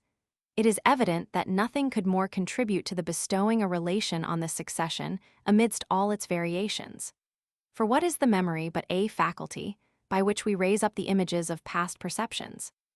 And as an image necessarily resembles its object, must not the frequent placing of these resembling perceptions in the chain of thought convey the imagination more easily from one link to another and make the whole seem like the continuance of one object. In this particular, then, the memory not only discovers the identity, but also contributes to its production by producing the relation of resemblance among the perceptions. The case is the same whether we consider ourselves or others. As to causation, we may observe that the true idea of the human mind is to consider it as a system of different perceptions or different existences, which are linked together by the relation of cause and effect, and mutually produce, destroy, influence, and modify each other. Our impressions give rise to their correspondent ideas, said these ideas in their turn produce other impressions. One thought chases another and draws after it a third, by which it is expelled in its turn. In this respect, I cannot compare the soul more properly to anything than to a republic or commonwealth, in which the several members are united by the reciprocal ties of government and subordination, and give rise to other persons, who propagate the same republic in the incessant changes of its parts. And as the same individual republic may not only change its members, but also its laws and constitutions, in like manner the same person may vary his character and disposition, as well as his impressions and ideas, without losing his identity. Whatever changes he endures, his several parts are still connected by the relation of causation. And in this view, our identity with regard to the passions serves to corroborate that with regard to the imagination, by the making our distant perceptions influence each other, and by giving us a present concern for our past or future pains or pleasures. As a memory alone acquaints us with the continuance and extent of this succession of perceptions, it is to be considered, upon that account chiefly, as the source of personal identity. Had we no memory, we never should have any notion of causation, nor consequently of that chain of causes and effects, which constitute our self or person. But having once acquired this notion of causation from the memory, we can extend the same chain of causes, and consequently the identity of persons beyond our memory, and can comprehend times and circumstances and actions, which we have entirely forgot, but suppose in general to have existed. For how few of our past actions are there, of which we have any memory? Who can tell me, for instance, what were his thoughts and actions on the 1st of January 1715, the 11th of March 1719, and the 3rd of August 1733? Or will he affirm, because he has entirely forgot the incidents of these days, that the present self is not the same person with the self of that time, and by that means overturn all the most established notions of personal identity? In this view, therefore, memory does not so much produce as discover personal identity, by showing us the relation of cause and effect among our different perceptions. It will be incumbent on those who affirm that memory produces entirely our personal identity to give a reason why we can thus extend our identity beyond our memory. The whole of this doctrine leads us to a conclusion, which is of great importance in the present affair, viz., that all the nice and subtle questions concerning personal identity can never possibly be decided, and are to be regarded rather as grammatical than as philosophical difficulties. Identity depends on the relations of ideas, and these relations produce identity by means of that easy transition they occasion. But as the relations and the easiness of the transition may diminish by insensible degrees, we have no just standard by which we can decide any dispute concerning the time when they acquire or lose a title to the name of identity.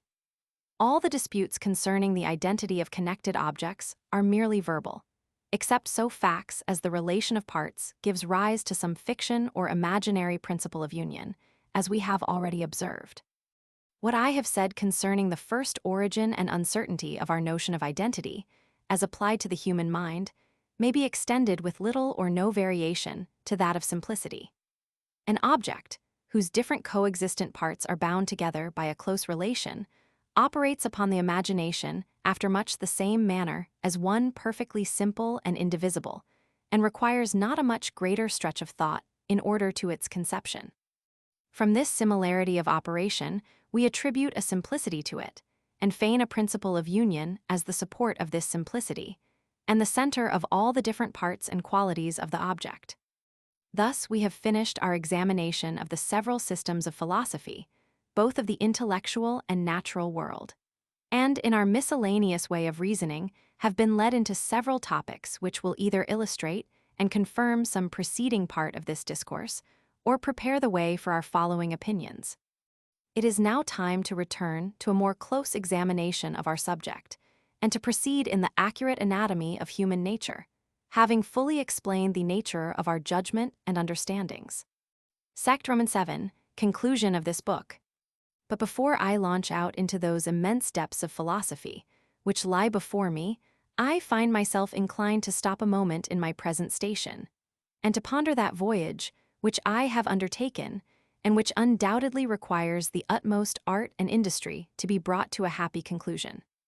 Methinks I am like a man who, having struck on many shoals, and having narrowly escaped shipwreck in passing a small frith, has yet the temerity to put out to sea in the same leaky, weather-beaten vessel, and even carries his ambition so far as to think of compassing the globe under these disadvantageous circumstances. My memory of past errors and perplexities makes me diffident for the future. The wretched condition, weakness, and disorder of the faculties I must employ in my inquiries increase my apprehensions, and the impossibility of amending or correcting these faculties reduces me almost to despair and makes me resolve to perish on the barren rock, on which I am at present, rather than venture myself upon that boundless ocean, which runs out into immensity. This sudden view of my danger strikes me with melancholy, and as it is usual for that passion, above all others, to indulge itself, I cannot forbear feeding my despair with all those desponding reflections, which the present subject furnishes me with in such abundance. I am first affrighted and confounded with that forlorn solitude, in which I am placed in my philosophy, and fancy myself some strange, uncouth monster, who, not being able to mingle and unite in society, has been expelled all human commerce, and left utterly abandoned and disconsolate. Fain would I run into the crowd for shelter and warmth, but cannot prevail with myself to mix with such deformity. I call upon others to join me in order to make a company apart, but no one will hearken to me. Everyone keeps at a distance, and dreads that storm which beats upon me from every side. I have exposed myself to the enmity of all metaphysicians, logicians, mathematicians, and even theologians, and can I wonder at the insults I must suffer? I have declared my disapprobation of their systems, and can I be surprised if they should express a hatred of mine and of my person? When I look abroad, I foresee on every side dispute, contradiction, anger, calumny, and detraction. When I turn my eye inward, I find nothing but doubt and ignorance. All the world conspires to oppose and contradict me, though such is my weakness that I feel all my opinions loosen and fall of themselves when unsupported by the approbation of others. Every step I take is with hesitation, and every new reflection makes me dread an error and absurdity in my reasoning. For with what confidence can I venture upon such bold enterprises, when beside those numberless infirmities peculiar to myself, I find so many which are common to human nature? Can I be sure that in leaving all established opinions I am following truth? And by what criterion shall I distinguish her, even if fortune should at last guide me on her footsteps? After the most accurate and exact of my reasonings, I can give no reason why I should assent to it, and feel nothing but a strong propensity to consider objects strongly in that view, under which they appear to me. Experience is a principle which instructs me in the several conjunctions of objects for the past. Habit is another principle, which determines me to expect the same for the future, and both of them conspiring to operate upon the imagination, make me form certain ideas in a more intense and lively manner than others, which are not attended with the same advantages. Without this quality, by which the mind enlivens some ideas beyond others, which seemingly is so trivial and so little founded on reason, we could never assent to any argument, nor carry our view beyond those few objects, which are present to our senses. Nay, even to these objects we could never attribute any existence, but what was dependent on the senses, and must comprehend them entirely in that succession of perceptions, which constitutes our self or person. Nay, farther, even with relation to that succession, we could only admit of those perceptions, which are immediately present to our consciousness, nor could those lively images, with which the memory presents us, be ever received as true pictures of past perceptions. The memory, senses, and understanding are, therefore, all of them founded on the imagination or the vivacity of our ideas. No wonder a principle so inconstant and fallacious should lead us into errors, when implicitly followed, as it must be in all its variations. It is this principle which makes us reason from causes and effects, and it is the same principle which convinces us of the continued existence of external objects, when absent from the senses. But though these two operations be equally natural and necessary in the human mind, yet in some circumstances they are directly contrary, nor is it possible for us to reason justly and regularly from causes and effects, and at the same time believe the continued existence of matter. How then shall we adjust those principles together? Which of them shall we prefer? Or in case we prefer neither of them, but successively assent to both, as is usual among philosophers, with what confidence can we afterwards usurp that glorious title, when we thus knowingly embrace a manifest contradiction? Sect 4. This contradiction would be more excusable were it compensated by any degree of solidity and satisfaction in the other parts of our reasoning. But the case is quite contrary.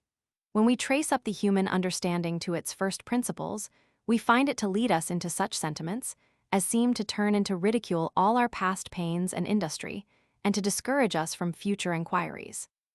Nothing is more curiously inquired after by the mind of man than the causes of every phenomenon, nor are we content with knowing the immediate causes, but push on our inquiries till we arrive at the original and ultimate principle.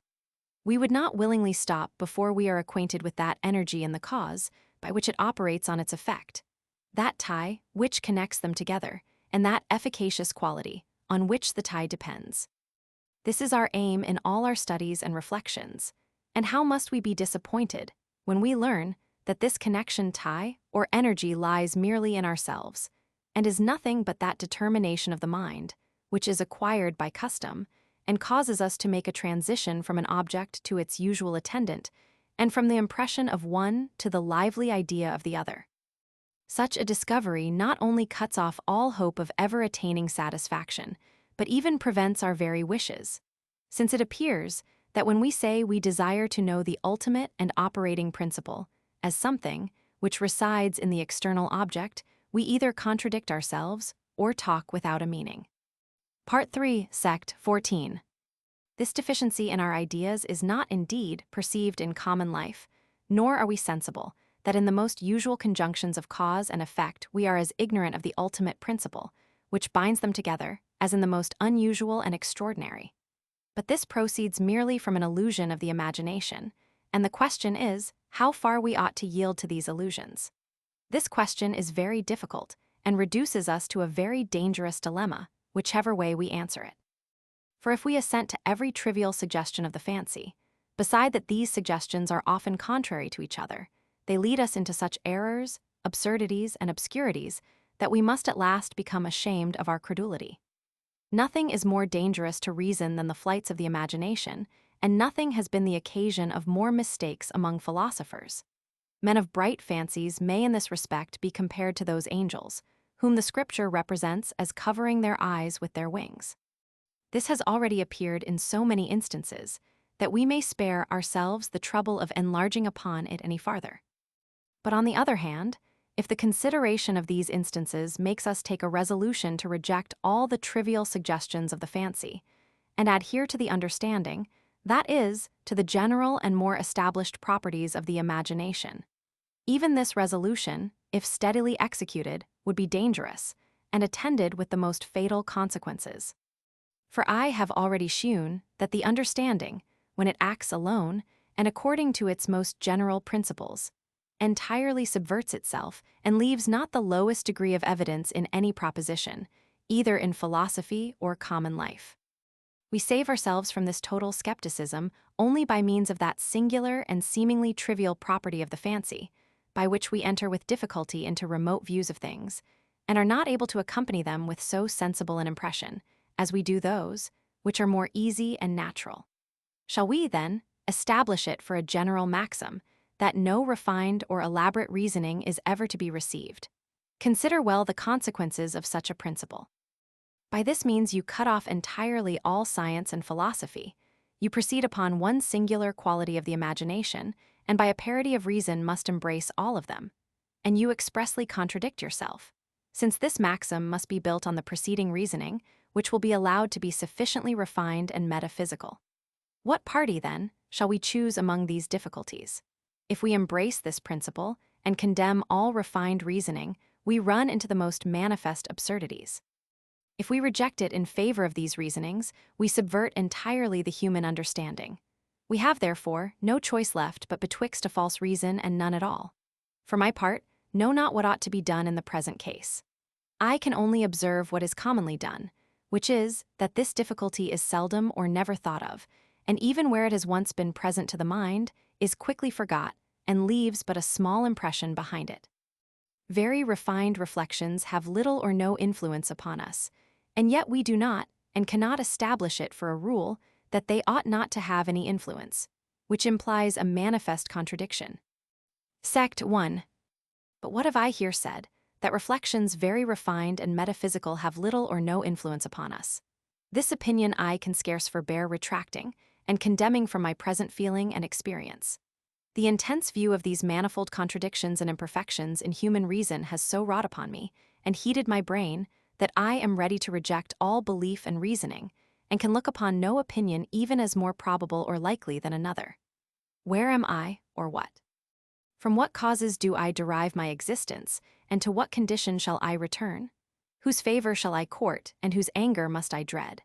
What beings surround me, and on whom have I any influence, or who have any influence on me?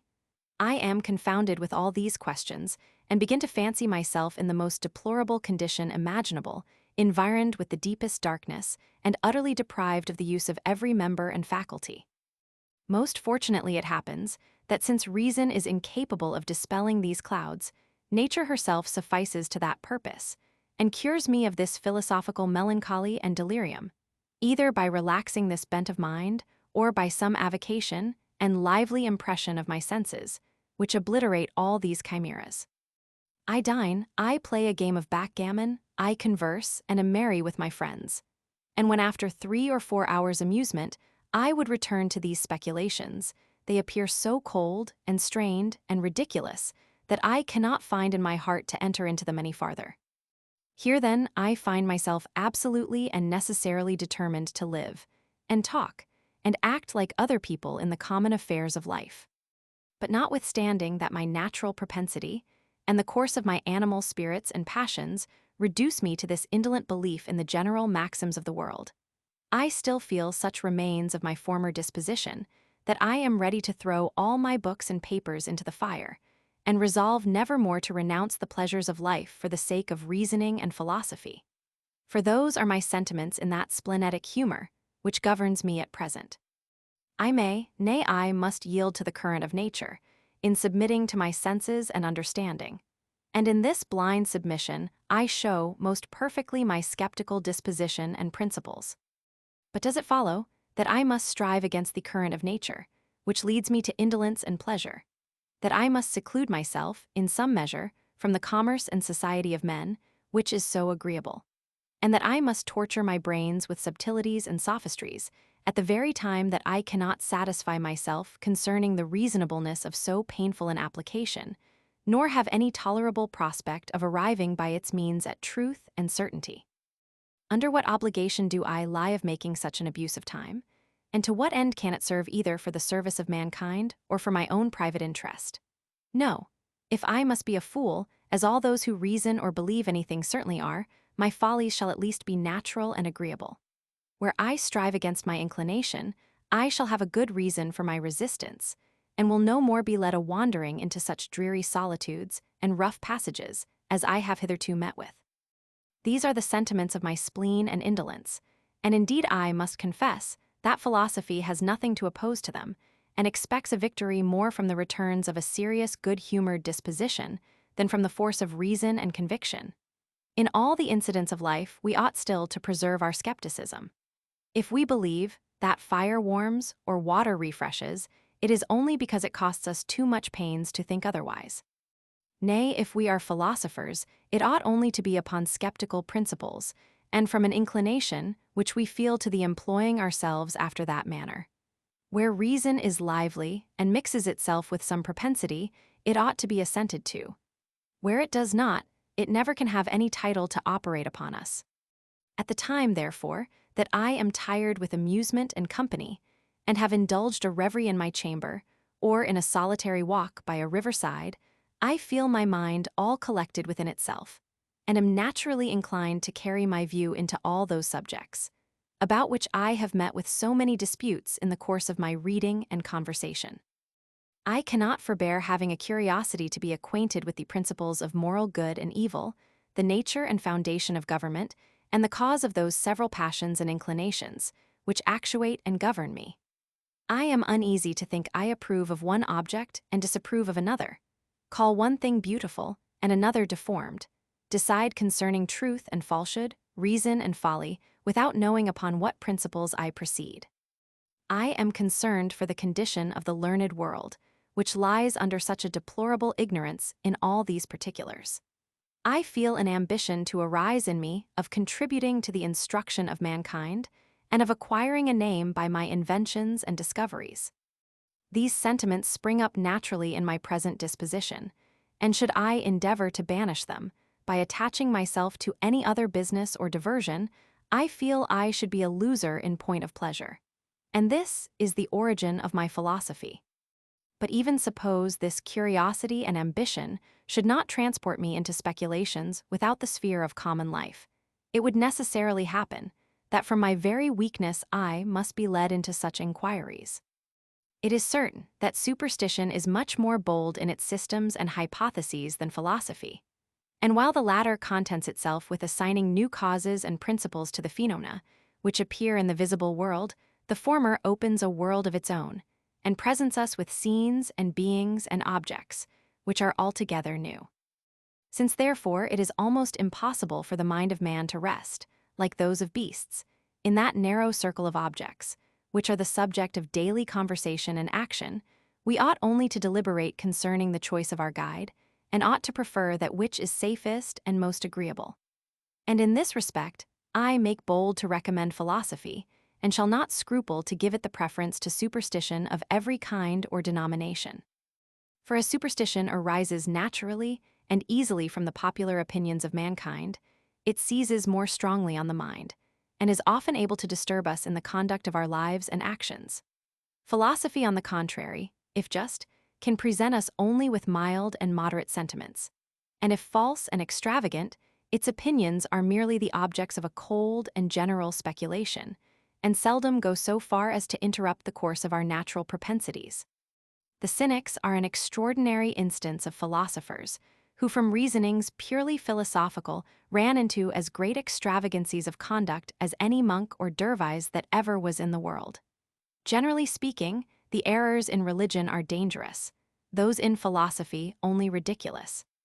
I am sensible that these two cases of the strength and weakness of the mind will not comprehend all mankind, and that there are in England, in particular, many honest gentlemen, who being always employed in their domestic affairs, or amusing themselves in common recreations, have carried their thoughts very little beyond those objects, which are every day exposed to their senses.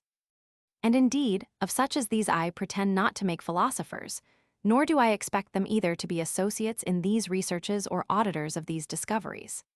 They do well to keep themselves in their present situation, and instead of refining them into philosophers, I wish we could communicate to our founders of systems a share of this gross earthy mixture, as an ingredient, which they commonly stand much in need of, and which would serve to temper those fiery particles of which they are composed.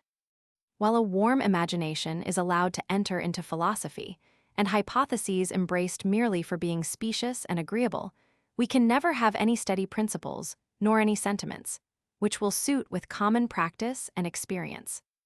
But were these hypotheses once removed, we might hope to establish a system or set of opinions, which if not true, for that, perhaps, is too much to be hoped for, might at least be satisfactory to the human mind, and might stand the test of the most critical examination.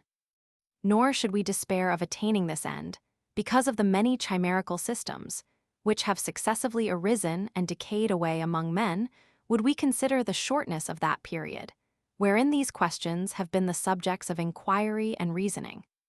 2,000 years, with such long interruptions, and under such mighty discouragements, are a small space of time to give any tolerable perfection to the sciences. And perhaps we are still in too early an age of the world to discover any principles which will bear the examination of the latest posterity. For my part, my only hope is that I may contribute a little to the advancement of knowledge by giving in some particulars a different turn to the speculations of philosophers and pointing out to them more distinctly those subjects where alone they can expect assurance and conviction. Human nature is the only science of man, and yet has been hitherto the most neglected. It will be sufficient for me if I can bring it a little more into fashion, and the hope of this serves to compose my temper from that spleen and invigorate it from that indolence which sometimes prevail upon me. If the reader finds himself in the same easy disposition, let him follow me in my future speculations. If not, let him follow his inclination and wait the returns of application and good humor. The conduct of a man who studies philosophy in this careless manner is more truly skeptical than that of one who, feeling in himself an inclination to it, is yet so overwhelmed with doubts and scruples as totally to reject it. A true skeptic will be diffident of his philosophical doubts, as well as of his philosophical conviction, and will never refuse any innocent satisfaction which offers itself upon account of either of them. Nor is it only proper we should in general indulge our inclination in the most elaborate philosophical researches, notwithstanding our skeptical principles, but also that we should yield to that propensity which inclines us to be positive and certain in particular points, according to the light in which we survey them in any particular instant. It is easier to forbear all examination and inquiry than to check ourselves in so natural a propensity and guard against that assurance which always arises from an exact and full survey of an object. On such an occasion we are apt not only to forget our skepticism, but even our modesty too, and make use of such terms as these: it is evident, it is certain, it is undeniable, which a due deference to the public ought, perhaps, to prevent. I may have fallen into this fault after the example of others, but I here enter a caveat against any objections which may be offered on that head, and declare that such expressions were extorted from me by the present view of the object, and imply no dogmatical spirit, nor conceited idea of my own judgment, which are sentiments that I am sensible can become no body, and a skeptic still less than any other. Book 2 of the Passions. Part 1 of Pride and Humility. Sect, I division of the subject. As all the perceptions of the mind may be divided into impressions and ideas, so the impressions admit of another division into original and secondary. This division of the impressions is the same with that which I formerly made use of when I distinguished them into impressions of sensation and reflection. Original impressions or impressions of sensation are such as without any antecedent perception arise in the soul, from the constitution of the body, from the animal spirits, or from the application of objects to the external organs. Secondary or reflective impressions are such as proceed from some of these original ones, either immediately or by the interposition of its idea. Of the first kind are all the impressions of the senses, and all bodily pains and pleasures. Of the second are the passions and other emotions resembling them. Book 1, Part 1, Sect 2. It is certain that the mind, in its perceptions, must begin somewhere, and that since the impressions precede their correspondent ideas, there must be some impressions, which without any introduction make their appearance in the soul. As these depend upon natural and physical causes, the examination of them would lead me too far from my present subject, into the sciences of anatomy and natural philosophy. For this reason, I shall here confine myself to those other impressions, which I have called secondary and reflective, as arising either from the original impressions or from their ideas. Bodily pains and pleasures are the source of many passions, both when felt and considered by the mind, but arise originally in the soul or in the body, whichever you please to call it, without any preceding thought or perception. A fit of the gout produces a long train of passions, as grief, hope, fear, but is not derived immediately from any affection or idea. The reflective impressions may be divided into two kinds, viz., the calm and the violent. Of the first kind is the sense of beauty and deformity in action, composition, and external objects. Of the second are the passions of love and hatred, grief and joy, pride and humility. This division is far from being exact. The raptures of poetry and music frequently rise to the greatest height, while those other impressions, properly called passions, may decay into so soft an emotion as to become, in a manner, imperceptible. But as in general the passions are more violent than the emotions arising from beauty and deformity, these impressions have been commonly distinguished from each other. The subject of the human mind being so copious and various, I shall here take advantage of this vulgar and spacious division, that I may proceed with the greater order. And having said all I thought necessary concerning our ideas, shall now explain those violent emotions or passions, their nature, origin, causes, and effects.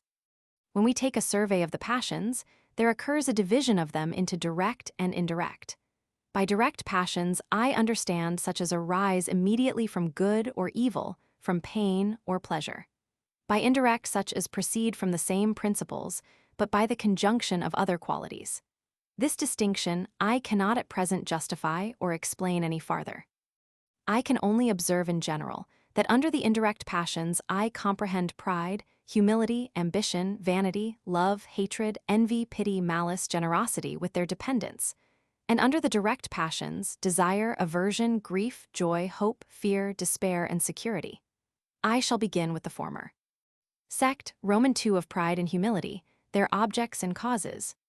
The passions of pride and humility being simple and uniform impressions, it is impossible we can ever, by a multitude of words, give a just definition of them, or indeed of any of the passions.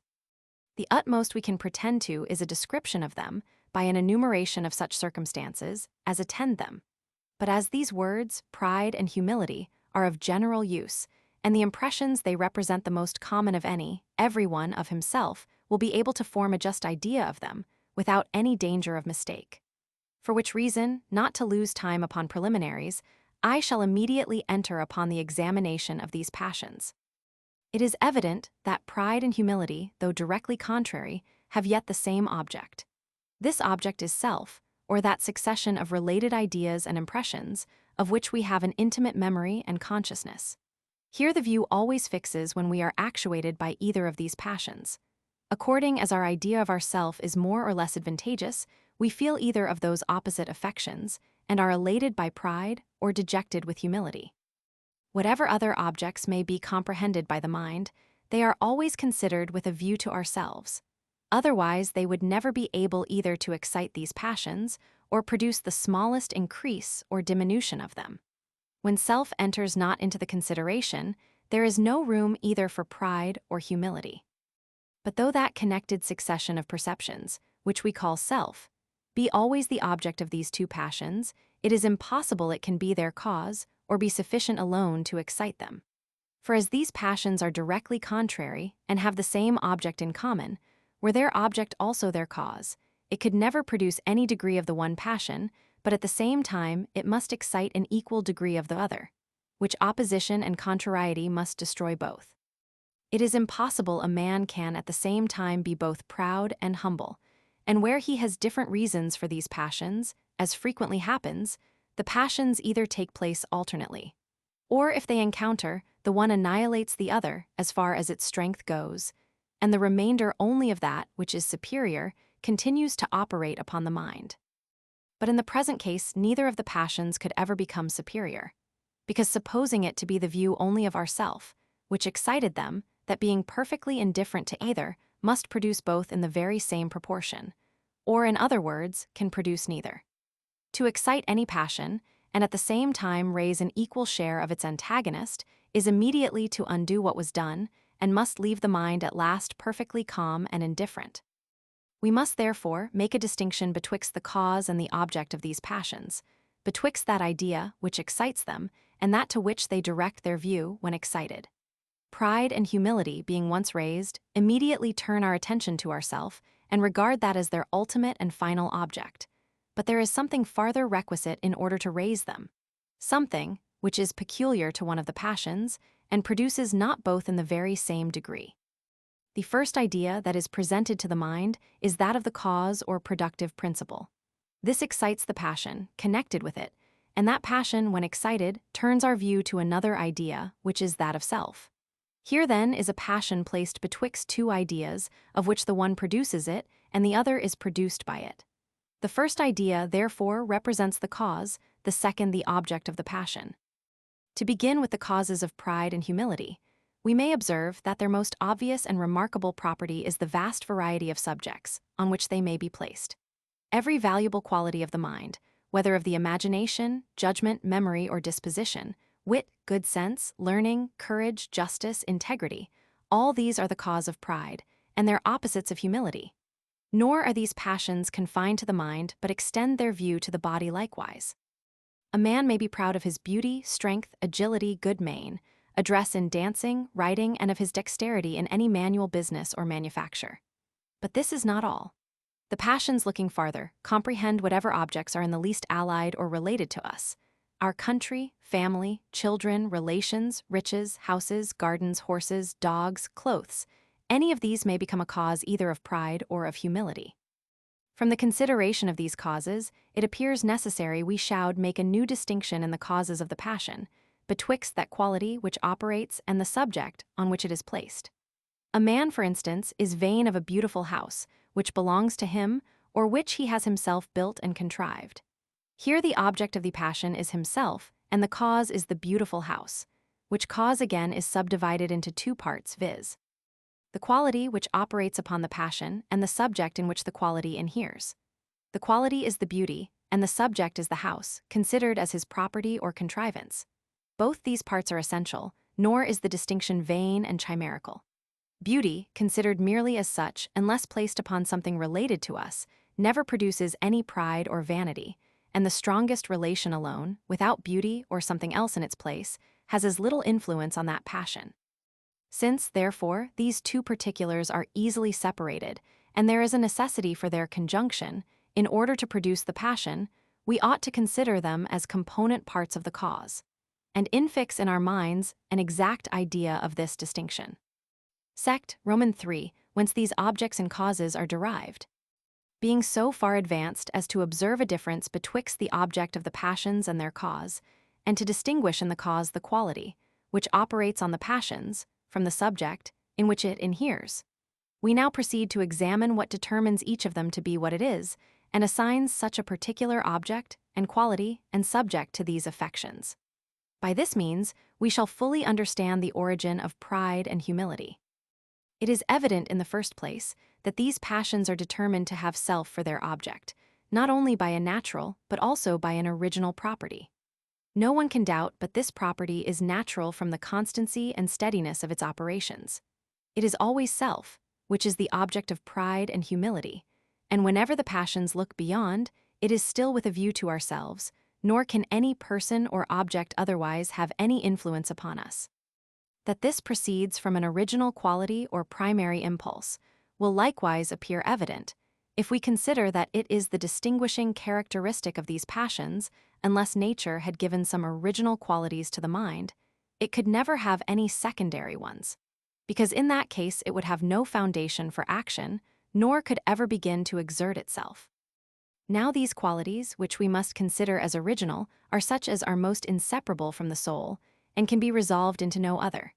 And such is the quality which determines the object of pride and humility. We may perhaps make it a greater question, whether the causes that produce the passion be as natural as the object to which it is directed, and whether all that vast variety proceeds from caprice or from the constitution of the mind. This doubt we shall soon remove, if we cast our eye upon human nature, and consider that in all nations and ages, the same objects still give rise to pride and humility, and that upon the view even of a stranger, we can know pretty nearly what will either increase or diminish his passions of this kind. If there be any variation in this particular, it proceeds from nothing but a difference in the tempers and complexions of men, and is besides very inconsiderable. Can we imagine it possible that while human nature remains the same, men will ever become entirely indifferent to their power, riches, beauty, or personal merit, and that their pride and vanity will not be affected by these advantages. But though the causes of pride and humility be plainly natural, we shall find upon examination that they are not original, and that it is utterly impossible they should each of them be adapted to these passions by a particular provision and primary constitution of nature, beside their prodigious number. Many of them are the effects of art, and arise partly from the industry, partly from the caprice, and partly from the good fortune of men. Industry produces houses, furniture, clothes. Caprice determines their particular kinds and qualities, and good fortune frequently contributes to all this by discovering the effects that result from the different mixtures and combinations of bodies. It is absurd, therefore, to imagine that each of these was foreseen and provided for by nature, and that every new production of art which causes pride or humility, instead of adapting itself to the passion by partaking of some general quality that naturally operates on the mind, is itself the object of an original principle, which till then lay concealed in the soul, and is only by accident at last brought to light. Thus the first mechanic that invented a fine scritware produced pride in him, who became possessed of it, by principles different from those, which made him proud of handsome chairs and tables. As this appears evidently ridiculous, we must conclude that each cause of pride and humility is not adapted to the passions by a distinct original quality, but that there are some one or more circumstances common to all of them on which their efficacy depends. Besides, we find in the course of nature that though the effects be many, the principles from which they arise are commonly but few and simple, and that it is the sign of an unskillful naturalist to have recourse to a different quality in order to explain every different operation. How much more must this be true with regard to the human mind, which being so confined a subject may justly be thought incapable of containing such a monstrous heap of principles, as would be necessary to excite the passions of pride and humility, were each distinct cause adapted to the passion by a distinct set of principles. Here, therefore, moral philosophy is in the same condition as natural, with regard to astronomy before the time of Copernicus. The Antients, though sensible of that maxim, that nature does nothing in vain, contrived such intricate systems of the heavens as seemed inconsistent with true philosophy, and gave place at last to something more simple and natural. To invent without scruple a new principle to every new phenomenon, instead of adapting it to the old, to overload our hypotheses with a variety of this kind, are certain proofs that none of these principles is the just one, and that we only desire, by a number of falsehoods, to cover our ignorance of the truth. Sect, Roman 4, of the relations of impressions and ideas. Thus we have established two truths without any obstacle or difficulty, that it is from natural principles this variety of causes excites pride and humility, and that it is not by a different principle each different cause is adapted to its passion. We shall now proceed to inquire how we may reduce these principles to a lesser number, and find among the causes something common, on which their influence depends. In order to this, we must reflect on certain properties of human nature, which, though they have a mighty influence on every operation both of the understanding and passions, are not commonly much insisted on by philosophers. The first of these is the association of ideas, which I have so often observed and explained. It is impossible for the mind to fix itself steadily upon one idea for any considerable time, nor can it by its utmost efforts ever arrive at such a constancy. But however changeable our thoughts may be, they are not entirely without rule and method in their changes. The rule by which they proceed is to pass from one object to what is resembling, contiguous to, or produced by it. When one idea is present to the imagination, any other, united by these relations, naturally follows it, and enters with more facility by means of that introduction. The second property I shall observe in the human mind is a like association of impressions. All resembling impressions are connected together, and no sooner one arises than the rest immediately follow. Grief and disappointment give rise to anger, anger to envy, envy to malice, and malice to grief again, till the whole circle be completed. In like manner our temper, when elevated with joy, naturally throws itself into love, generosity, pity, courage, pride, and the other resembling affections. It is difficult for the mind, when actuated by any passion, to confine itself to that passion alone, without any change or variation. Human nature is too inconstant to admit of any such regularity. Changeableness is essential to it. And to what can it so naturally change as to affections or emotions which are suitable to the temper and agree with that set of passions, which then prevail? It is evident, then, there is an attraction or association among impressions as well as among ideas, though with this remarkable difference that ideas are associated by resemblance, contiguity, and causation, and impressions only by resemblance. In the third place, it is observable of these two kinds of association that they very much assist and forward each other, and that the transition is more easily made where they both concur in the same object. Thus a man, who, by any injury from another, is very much discomposed and ruffled in his temper, is apt to find 100 subjects of discontent, impatience, fear, and other uneasy passions, especially if he can discover these subjects in or near the person, who was the cause of his first passion. Those principles which forward the transition of ideas here concur with those which operate on the passions, and both uniting in one action, bestow on the mind a double impulse. The new passion, therefore, must arise with so much greater violence, and the transition to it must be rendered so much more easy and natural. Upon this occasion, I may cite the authority of an elegant writer, who expresses himself in the following manner. As the fancy delights in everything that is great, strange, or beautiful, and is still more pleased the more it finds of these perfections in the same object, so it is capable of receiving a new satisfaction by the assistance of another sense. Thus any continued sound, as the music of birds or a fall of waters, awakens every moment the mind of the beholder, and makes him more attentive to the several beauties of the place that lie before him. Thus, if there arises a fragrancy of smells or perfumes, they heighten the pleasure of the imagination, and make even the colors and verdure of the landscape appear more agreeable. For the ideas of both senses recommend each other, and are pleasanter together than when they enter the mind separately. As the different colors of a picture, when they are well disposed, set off one another, and receive an additional beauty from the advantage of the situation. In this phenomenon, we may remark the association both of impressions and ideas, as well as the mutual assistance they lend each other. Addison, Spectator 412, final paragraph. Sect, v. of the influence of these relations on pride and humility. These principles being established on unquestionable experience, I begin to consider how we shall apply them, by revolving over all the causes of pride and humility, whether these causes be regarded as the qualities that operate, or as the subjects on which the qualities are placed.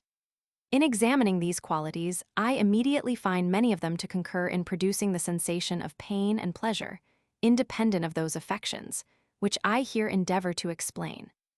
Thus the beauty of our person of itself, and by its very appearance, gives pleasure as well as pride, and its deformity pain as well as humility. A magnificent feast delights us, and a sordid one displeases. What I discover to be true in some instances, I suppose to be so in all, and take it for granted at present without any farther proof that every cause of pride, by its peculiar qualities, produces a separate pleasure, and of humility a separate uneasiness. Again, in considering the subjects to which these qualities adhere, I make a new supposition, which also appears probable from many obvious instances, viz., that these subjects are either parts of ourselves or something nearly related to us. Thus the good and bad qualities of our actions and manners constitute virtue and vice, and determine our personal character, than which nothing operates more strongly on these passions. In like manner, it is the beauty or deformity of our person, houses, equipage, or furniture, by which we are rendered either vain or humble. The same qualities, when transferred to subjects, which bear us no relation, influence not in the smallest degree either of these affections. Having thus in a manner supposed two properties of the causes of these affections, viz., that the qualities produce a separate pain or pleasure, and that the subjects, on which the qualities are placed, are related to self, I proceed to examine the passions themselves, in order to find something in them correspondent to the supposed properties of their causes. First, I find that the peculiar object of pride and humility is determined by an original and natural instinct, and that it is absolutely impossible, from the primary constitution of the mind, that these passions should ever look beyond self or that individual person, of whose actions and sentiments each of us is intimately conscious. Here at last the view always rests, when we are actuated by either of these passions, nor can we, in that situation of mind, ever lose sight of this object. For this I pretend not to give any reason, but consider such a peculiar direction of the thought as an original quality. The second quality which I discover in these passions, and which I likewise consider in an original quality, is their sensations, or the peculiar emotions they excite in the soul, and which constitute their very being and essence. Thus pride is a pleasant sensation, and humility a painful. And upon the removal of the pleasure and pain, there is in reality no pride nor humility. Of this our very feeling convinces us, and beyond our feeling, it is here in vain to reason or dispute. If I compare, therefore, these two established properties of the passions, viz., their object, which is self, and their sensation, which is either pleasant or painful, to the two supposed properties of the causes, viz., their relation to self and their tendency to produce a pain or pleasure, independent of the passion, I immediately find that, taking these suppositions to be just, the true system breaks in upon me with an irresistible evidence. That cause which excites the passion is related to the object, which nature has attributed to the passion. The sensation, which the cause separately produces, is related to the sensation of the passion. From this double relation of ideas and impressions, the passion is derived. The one idea is easily converted into its correlative, and the one impression into that which resembles and corresponds to it. With how much greater facility must this transition be made, where these movements mutually assist each other, and the mind receives a double impulse from the relations both of its impressions and ideas. That we may comprehend this the better, we must suppose that nature has given to the organs of the human mind a certain disposition fitted to produce a peculiar impression or emotion, which we call pride. To this emotion she has assigned a certain idea, viz., that of self, which it never fails to produce. This contrivance of nature is easily conceived. We have many instances of such a situation of affairs. The nerves of the nose and palate are so disposed, as in certain circumstances to convey such peculiar sensations to the mind. The sensations of lust and hunger always produce in us the idea of those peculiar objects, which are suitable to each appetite. These two circumstances are united in pride. The organs are so disposed as to produce the passion, and the passion, after its production, naturally produces a certain idea. All this needs no proof. It is evident we never should be possessed of that passion, were there not a disposition of mind proper for it. And it is as evident that the passion always turns our view to ourselves and makes us think of our own qualities and circumstances. This being fully comprehended, it may now be asked whether nature produces the passion immediately, of herself, or whether she must be assisted by the cooperation of other causes. For it is observable that in this particular her conduct is different in the different passions and sensations. The palate must be excited by an external object in order to produce any relish, but hunger arises internally without the concurrence of any external object. But however the case may stand with other passions and impressions, it is certain that pride requires the assistance of some foreign object, and that the organs which produce it exert not themselves like the heart and arteries by an original internal movement. For first, daily experience convinces us that pride requires certain causes to excite it, and languishes when unsupported by some excellency in the character, in bodily accomplishments, in clothes, equipage, or fortune. Secondly, it is evident pride would be perpetual if it arose immediately from nature, since the object is always the same, and there is no disposition of body peculiar to pride, as there is to thirst and hunger. Thirdly, humility is in the very same situation with pride, and therefore either must, upon this supposition, be perpetual likewise, or must destroy the contrary passion from the very first moment, so that none of them could ever make its appearance. Upon the whole, we may rest satisfied with the foregoing conclusion, that pride must have a cause as well as an object, and that the one has no influence without the other. The difficulty, then, is only to discover this cause, and find what it is that gives the first motion to pride, and sets those organs in action, which are naturally fitted to produce that emotion. Upon my consulting experience, in order to resolve this difficulty, I immediately find 100 different causes that produce pride, and upon examining these causes, I suppose, what at first I perceive to be probable, that all of them concur in two circumstances. which are that of themselves they produce an impression, allied to the passion, and are placed on a subject, allied to the object of the passion. When I consider after this the nature of relation, and its effects both on the passions and ideas, I can no longer doubt, upon these suppositions, that it is the very principle, which gives rise to pride, and bestows motion on those organs, which being naturally disposed to produce that affection, require only a first impulse or beginning to their action. Anything that gives a pleasant sensation, and is related to self, excites the passion of pride, which is also agreeable, and has self for its object. What I have said of pride is equally true of humility. The sensation of humility is uneasy, as that of pride is agreeable, for which reason the separate sensation, arising from the causes, must be reversed, while the relation to self continues the same. Though pride and humility are directly contrary in their effects, and in their sensations, they have notwithstanding the same object, so that it is requisite only to change the relation of impressions without making any change upon that of ideas. Accordingly, we find that a beautiful house belonging to ourselves produces pride, and that the same house still belonging to ourselves produces humility, when by any accident its beauty is changed into deformity, and thereby the sensation of pleasure, which corresponded to pride, is transformed into pain, which is related to humility. The double relation between the ideas and impressions subsists in both cases and produces an easy transition from the one emotion to the other. In a word, nature has bestowed a kind of attraction on certain impressions and ideas, by which one of them, upon its appearance, naturally introduces its correlative. If these two attractions or associations of impressions and ideas concur on the same object, they mutually assist each other, and the transition of the affections and of the imagination is made with the greatest ease and facility. When an idea produces an impression related to an impression, which is connected with an idea related to the first idea, these two impressions must be in a manner inseparable, nor will the one in any case be unattended with the other. It is after this manner that the particular causes of pride and humility are determined. The quality which operates on the passion produces separately an impression resembling it. The subject to which the quality adheres is related to self, the object of the passion. No wonder the whole cause, consisting of a quality and of a subject, does so unavoidably give rise to the pass-on.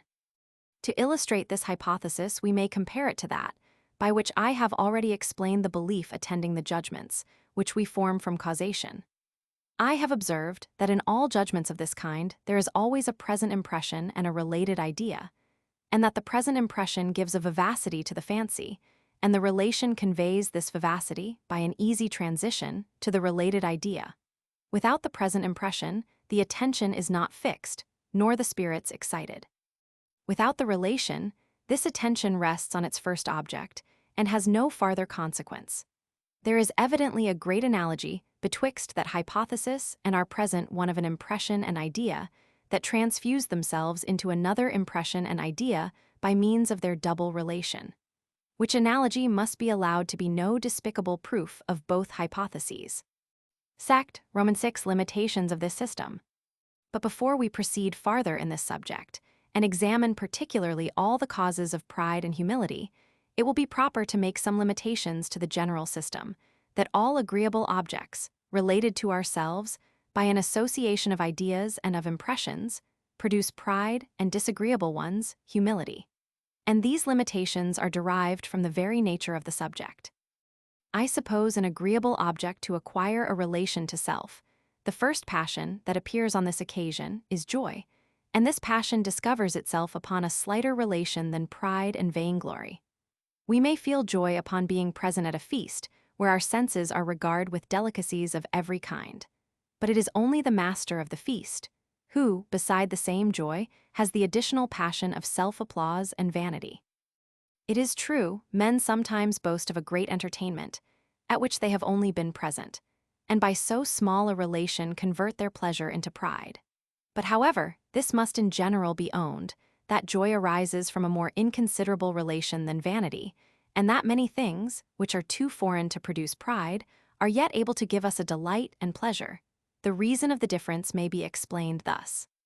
A relation is requisite to joy in order to approach the object to us and make it give us any satisfaction. But beside this, which is common to both passions, it is requisite to pride, in order to produce a transition from one passion to another and convert the falsification into vanity. As it has a double task to perform, it must be endowed with double force and energy. To which we may add that where agreeable objects bear not a very close relation to ourselves, they commonly do to some other person. And this latter relation not only excels, but even diminishes and sometimes destroys the former, as we shall see afterwards. Part 2, Sec 4. Here then is the first limitation we must make to our general position that everything related to us, which produces pleasure or pain, produces likewise pride or humility. There is not only a relation required, but a close one, and a closer than is required to joy. Roman 2. The second limitation is that the agreeable or disagreeable object be not only closely related, but also peculiar to ourselves, or at least common to us with a few persons. It is a quality observable in human nature, and which we shall endeavor to explain afterwards, that everything which is often presented, and to which we have been long accustomed, loses its value in our eyes, and is in a little time despised and neglected.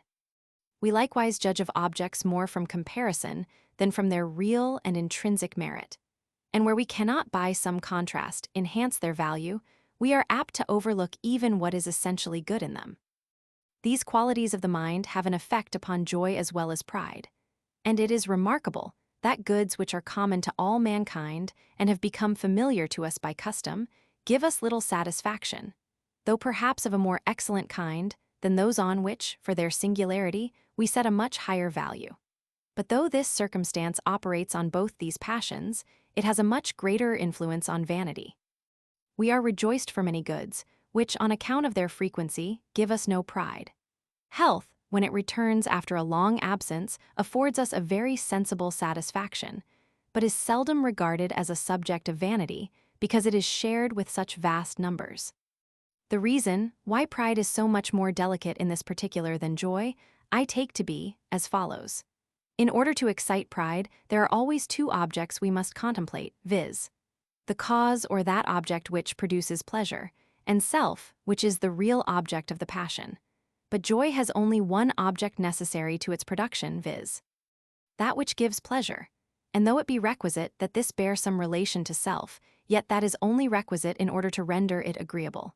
Nor is self, properly speaking, the object of this passion.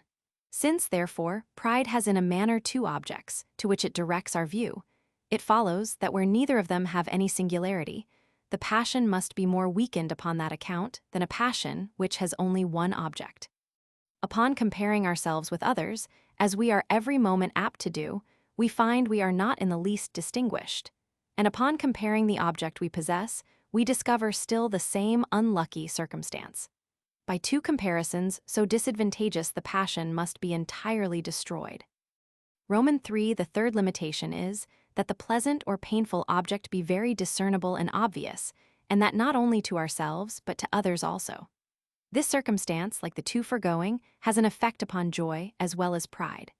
We fancy ourselves more happy, as well as more virtuous or beautiful when we appear so to others, but are still more ostentatious of our virtues than of our pleasures. This proceeds from causes, which I shall endeavor to explain afterwards. Roman 4. The fourth limitation is derived from the inconstancy of the cause of these passions, and from the short duration of its connection with ourselves. What is casual and inconstant gives but little joy and less pride. We are not much satisfied with the thing itself, and are still less apt to feel any new degrees of self-satisfaction upon its account. We foresee and anticipate its change by the imagination, which makes us little satisfied with the thing. We compare it to ourselves, whose existence is more durable, by which means its inconstancy appears still greater.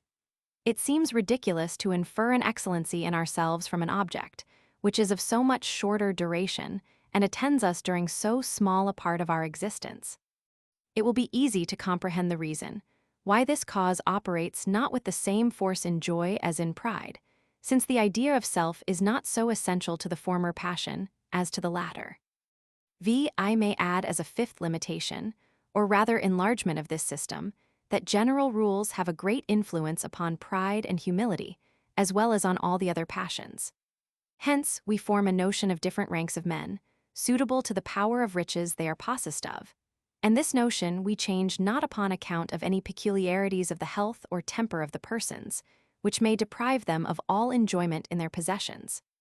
This may be accounted for from the same principles that explain the influence of general rules on the understanding. Custom readily carries us beyond the just bounds in our passions, as well as in our reasonings. It may not be amiss to observe on this occasion that the influence of general rules and maxims on the passions very much contributes to facilitate the effects of all the principles, which we shall explain in the progress of this treatise. For it is evident that if a person full-grown and of the same nature with ourselves were on a sudden transported into our world, he would be very much embarrassed with every object, and would not readily find what degree of love or hatred, pride or humility, or any other passion he ought to attribute to it. The passions are often varied by very inconsiderable principles, and these do not always play with a perfect regularity, especially on the first trial. But as custom and practice have brought to light all these principles, and have settled the just value of everything, this must certainly contribute to the easy production of the passions, and guide us, by means of general established maxims, in the proportions we ought to observe in preferring one object to another. This remark may, perhaps, serve to obviate difficulties that may arise concerning some causes, which I shall hereafter ascribe to particular passions, and which may be esteemed too refined to operate so universally and certainly as they are found to do. I shall close this subject with a reflection derived from these 5 limitations. This reflection is that the persons who are proudest and who in the eye of the world have most reason for their pride are not always the happiest, nor the most humble always the most miserable, as may at first sight be imagined from this system. An evil may be real, though its cause has no relation to us. It may be real without being peculiar. It may be real without showing itself to others. It may be real without being constant, and it may be real without falling under the general rules. Such evils as these will not fail to render us miserable, though they have little tendency to diminish pride, and perhaps the most real and the most solid evils of life will be found of this nature. Sect, Roman 7, of vice and virtue. Taking these limitations along with us, let us proceed to examine the causes of pride and humility, and see whether in every case we can discover the double relations by which they operate on the passions. If we find that all these causes are related to self and produce a pleasure or uneasiness separate from the passion, there will remain no farther scruple with regard to the present system. We shall principally endeavor to prove the latter point, the former being in a manner self-evident. To begin with vice and virtue, which are the most obvious causes of these passions, it would be entirely foreign to my present purpose to enter upon the controversy, which of late years has so much excited the curiosity of the public. Whether these moral distinctions be founded on natural and original principles or arise from interest and education. The examination of this I reserve for the following book, and in the meantime I shall endeavor to show that my system maintains its ground upon either of these hypotheses, which will be a strong proof of its solidity. For granting that morality had no foundation in nature, it must still be allowed that vice and virtue, either from self-interest or the prejudices of education, produce in us a real pain and pleasure. And this we may observe to be strenuously asserted by the defenders of that hypothesis. Every passion, habit, or turn of character, say they, which has a tendency to our advantage or prejudice, gives a delight or uneasiness, and it is from thence the approbation or disapprobation arises. We easily gain from the liberality of others, but are always in danger of losing by their avarice. Courage defends us, but cowardice lays us open to every attack. Justice is the support of society, but injustice, unless checked, would quickly prove its ruin. Humility exalts, but pride mortifies us. For these reasons, the former qualities are esteemed virtues, and the latter regarded as vices. Now, since it is granted, there is a delight or uneasiness still attending merit or demerit of every kind. This is all that is requisite for my purpose. But I go farther and observe that this moral hypothesis and my present system not only agree together, but also that, allowing the former to be just, it is an absolute and invincible proof of the latter. For if all morality be founded on the pain or pleasure, which arises from the prospect of any loss or advantage that may result from our own characters or from those of others, all the effects of morality must be derived from the same pain or pleasure, and among the rest, the passions of pride and humility. The very essence of virtue, according to this hypothesis, is to produce pleasure, and that of vice to give pain. The virtue and vice must be part of our character in order to excite pride or humility. What farther proof can we desire for the double relation of impressions and ideas? The same unquestionable argument may be derived from the opinion of those who maintain that morality is something real, essential, and founded on nature. The most probable hypothesis, which has been advanced to explain the distinction betwixt vice and virtue, and the origin of moral rights and obligations, is that from a primary constitution of nature certain characters and passions, by the very view and contemplation, produce a pain, and others in like manner excite a pleasure. The uneasiness and satisfaction are not only inseparable from vice and virtue, but constitute their very nature and essence. To approve of a character is to feel an original delight upon its appearance. To disapprove of it is to be sensible of an uneasiness. The pain and pleasure, therefore, being the primary causes of vice and virtue, must also be the causes of all their effects, and consequently of pride and humility, which are the unavoidable attendants of that distinction. But supposing this hypothesis of moral philosophy should be allowed to be false, it is still evident that pain and pleasure, if not the causes of vice and virtue, are at least inseparable from them. A generous and noble character affords a satisfaction even in the survey, and when presented to us, though only in a poem or fable, never fails to charm and delight us.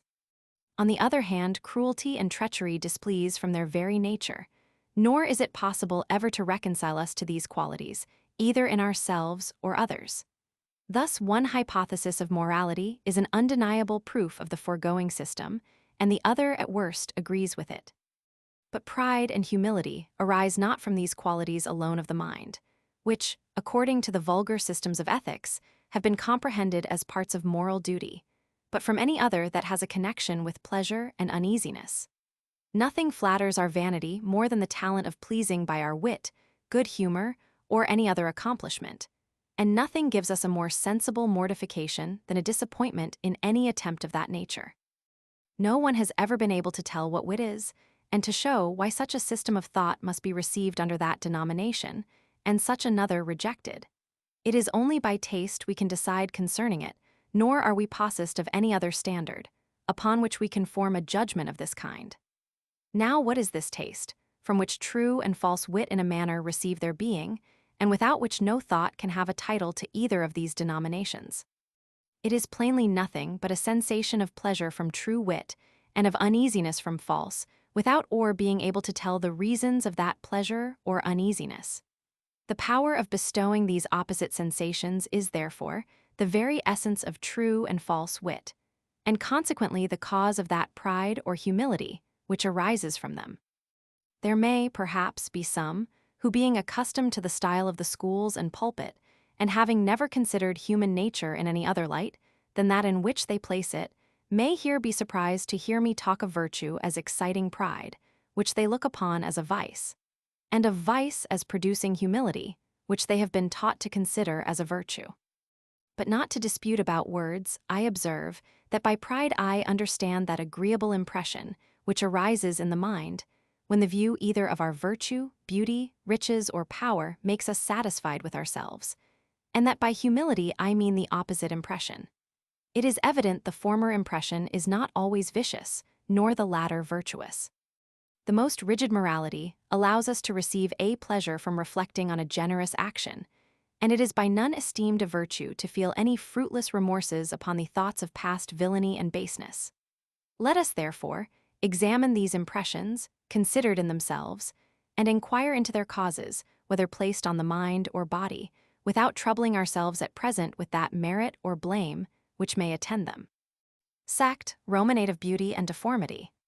Whether we consider the body as a part of ourselves, or assent to those philosophers who regard it as something external, it must still be allowed to be near enough connected with us to form one of these double relations, which I have asserted to be necessary to the causes of pride and humility.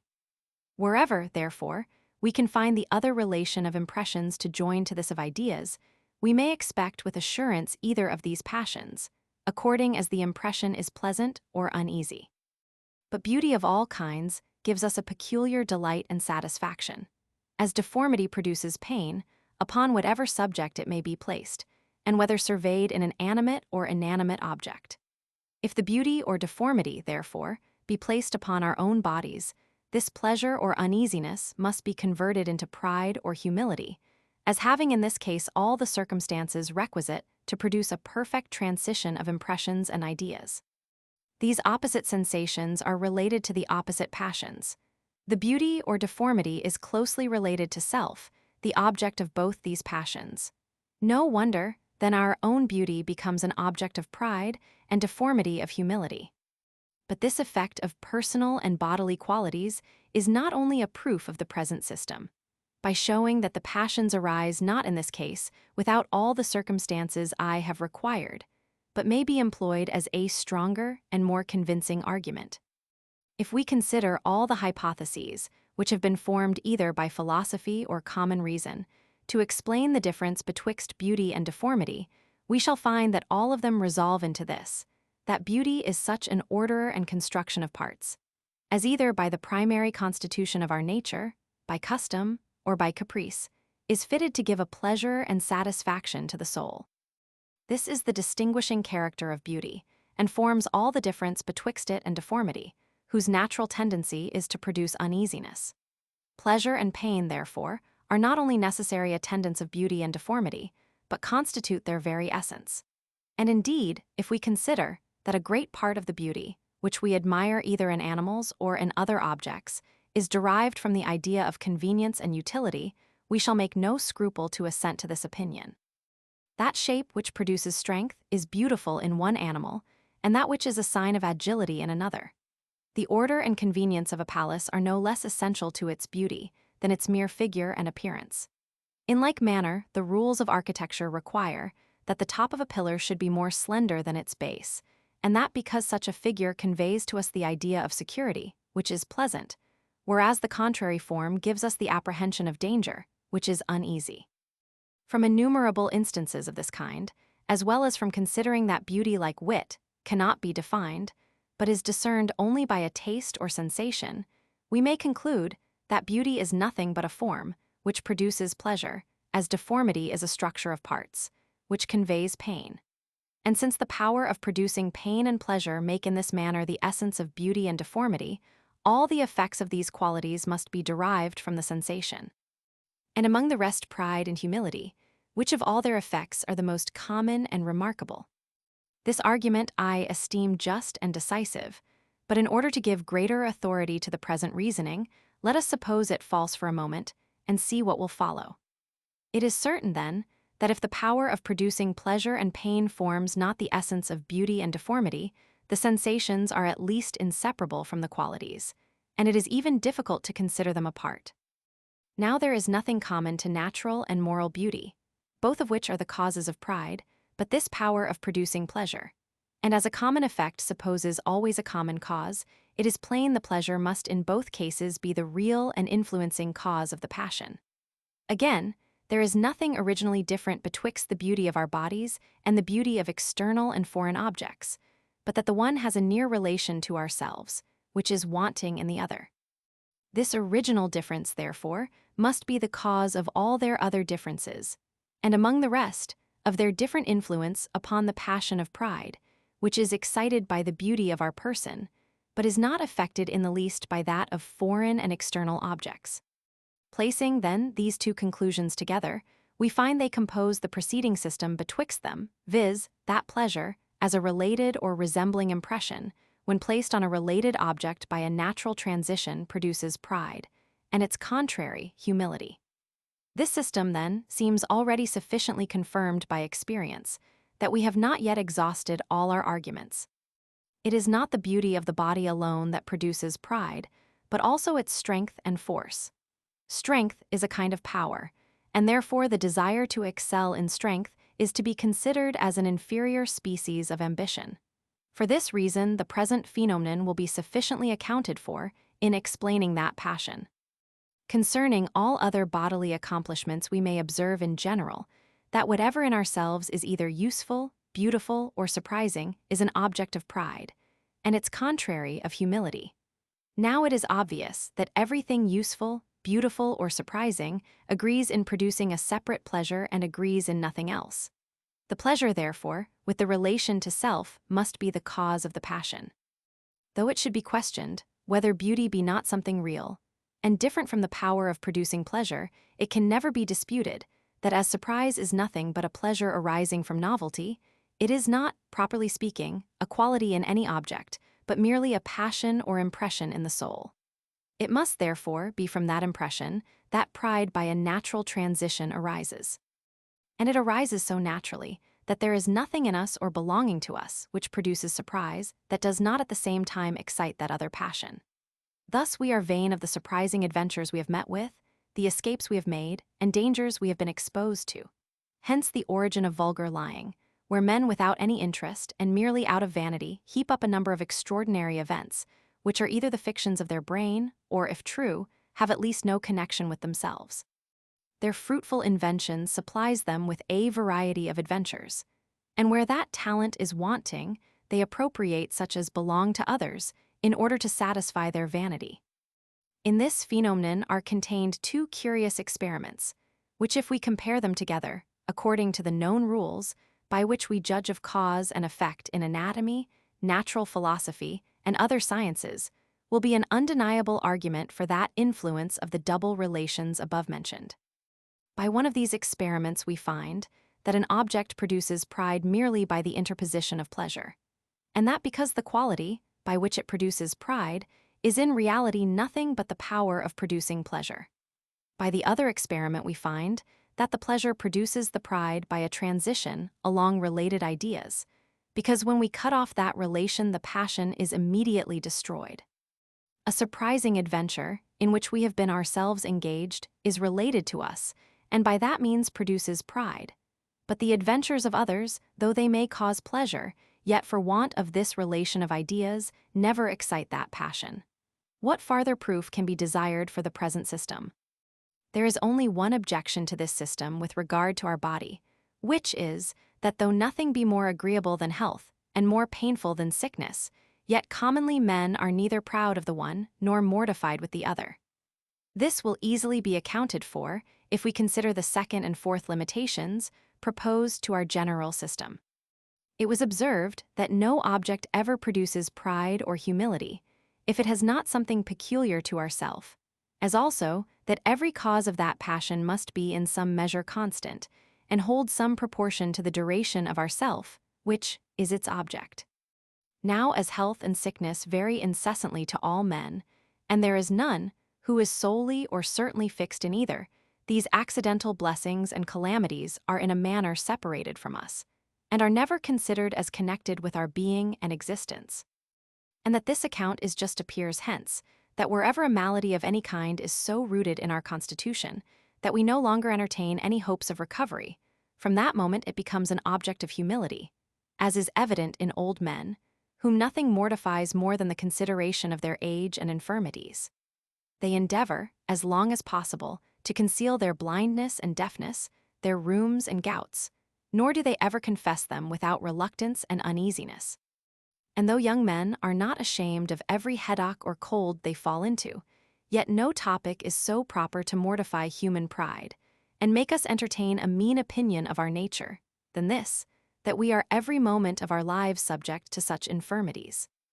This sufficiently proves that bodily pain and sickness are in themselves proper causes of humility, though the custom of estimating everything by comparison more than by its intrinsic worth and value makes us overlook these calamities, which we find to be incident to everyone, and causes us to form an idea of our merit and character independent of them.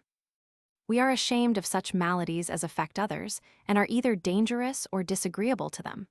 Of the epilepsy, because it gives a horror to every one present; of the itch, because it is infectious; of the king's evil, because it commonly goes to posterity.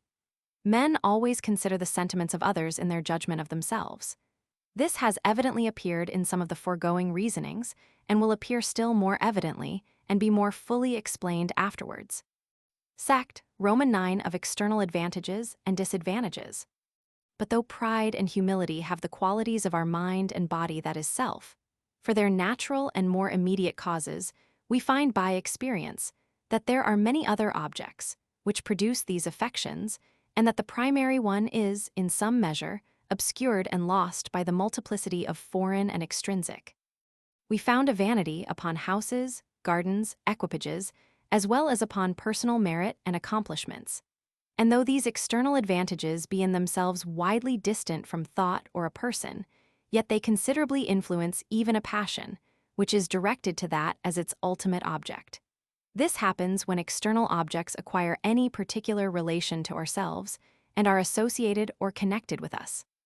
A beautiful fish in the ocean, an animal in a desert, and indeed anything that neither belongs nor is related to us, has no manner of influence on our vanity, whatever extraordinary qualities it may be endowed with, and whatever degree of surprise and admiration it may naturally occasion. It must be some way associated with us in order to touch our pride. Its idea must hang in a manner upon that of ourselves, and the transition from the one to the other must be easy and natural.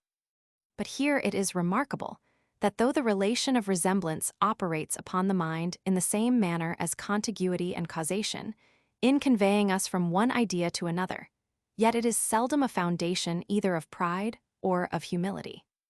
If we resemble a person in any of the valuable parts of his character, we must, in some degree, possess the quality in which we resemble him, and this quality we always choose to survey directly in ourselves rather than by reflection in another person, when we would found upon it any degree of vanity. So that though a likeness may occasionally produce that passion by suggesting a more advantageous idea of ourselves, it is there the view fixes at last, and the passion finds its ultimate and final cause.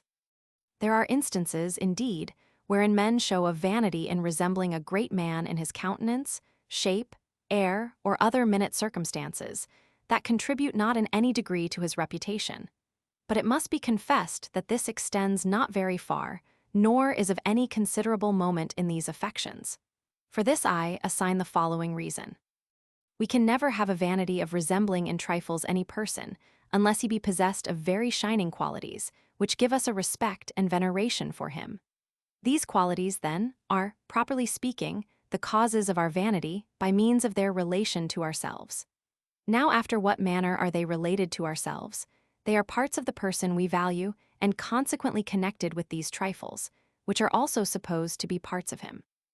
These trifles are connected with the resembling qualities in us, and these qualities in us, being parts, are connected with the whole, and by that means form a chain of several links of the person we resemble. But besides that this multitude of relations must weaken the connection, it is evident the mind, in passing from the shining qualities to the trivial ones, must by that contrast the better perceive the minuteness of the latter, and be in some measure ashamed of the comparison and resemblance. The relation, therefore, of contiguity, or that of causation, betwixt the cause and object of pride and humility, is alone requisite to give rise to these passions, and these relations are nothing else but qualities, by which the imagination is conveyed from one idea to another. Now let us consider what effect these can possibly have upon the mind, and by what means they become so requisite to the production of the passions. It is evident that the association of ideas operates in so silent and imperceptible a manner that we are scarce sensible of it, and discover it more by its effects than by any immediate feeling or perception. It produces no emotion, and gives rise to no new impression of any kind, but only modifies those ideas, of which the mind was formerly possessed, and which it could recall upon occasion. From this reasoning, as well as from undoubted experience, we may conclude that an association of ideas, however necessary, is not alone sufficient to give rise to any passion. It is evident, then, that when the mind feels the passion either of pride or humility upon the appearance of related object, there is, beside the relation or transition of thought, an emotion or original impression produced by some other principle. The question is, whether the emotion first produced be the passion itself, or some other impression related to it. This question we cannot be long in deciding, for besides all the other arguments, with which this subject abounds, it must evidently appear that the relation of ideas, which experience shows to be so requisite a circumstance to the production of the passion, would be entirely superfluous, were it not to second a relation of affections and facilitate the transition from one impression to another. If nature produced immediately the passion of pride or humility, it would be completed in itself, and would require no farther addition or increase from any other affection. But supposing the first emotion to be only related to pride or humility, it is easily conceived to what purpose the relation of objects may serve, and how the two different associations of impressions and ideas, by uniting their forces, may assist each other's operation. This is not only easily conceived, but I will venture to affirm it is the only manner in which we can conceive this subject. An easy transition of ideas, which of itself causes no emotion, can never be necessary or even useful to the passions, but by forwarding the transition betwixt some related impressions. Not to mention that the same object causes a greater or smaller degree of pride, not only in proportion to the increase or decrease of its qualities, but also to the distance or nearness of the relation, which is a clear argument for the transition of affections along the relation of ideas, since every change in the relation produces a proportionable change in the passion. Thus, one part of the preceding system, concerning the relations of ideas, is a sufficient proof of the other, concerning that of impressions, and is itself so evidently founded on experience that it would be lost time to endeavor farther to prove it. This will appear still more evidently in particular instances. Men are vain of the beauty of their country, of their county, of their parish. Here the idea of beauty plainly produces a pleasure. This pleasure is related to pride. The object or cause of this pleasure is, by the supposition, related to self or the object of pride. By this double relation of impressions and ideas, a transition is made from the one impression to the other. Men are also vain of the temperature of the climate in which they were born, of the fertility of their native soil, of the goodness of the wines, fruits, or victuals produced by it, of the softness or force of their language, with other particulars of that kind. These objects have plainly a reference to the pleasures of the senses, and are originally considered as agreeable to the feeling, taste, or hearing. How is it possible they could ever become objects of pride, except by means of that transition above explained? There are some that discover a vanity of an opposite kind, and affect to depreciate their own country in comparison of those to which they have traveled. These persons find, when they are at home and surrounded with their countrymen, that the strong relation betwixt them and their own nation is shared with so many that it is in a manner lost to them, whereas their distant relation to a foreign country, which is formed by their having seen it and lived in it, is augmented by their considering how few there are who have done the same. For this reason, they always admire the beauty, utility, and rarity of what is abroad, above what is at home. Since we can be vain of a country, climate, or any inanimate object which bears a relation to us, it is no wonder we are vain of the qualities of those who are connected with us by blood or friendship. Accordingly, we find that the very same qualities which in ourselves produce pride produce also in a lesser degree the same affection, when discovered in persons related to us. The beauty, address, merit, credit, and honors of their kindred are carefully displayed by the proud, as some of their most considerable sources of their vanity. As we are proud of riches in ourselves, so to satisfy our vanity we desire that everyone who has any connection with us should likewise be possessed of them, and are ashamed of anyone that is mean or poor among our friends and relations. For this reason, we remove the poor as far from us as possible.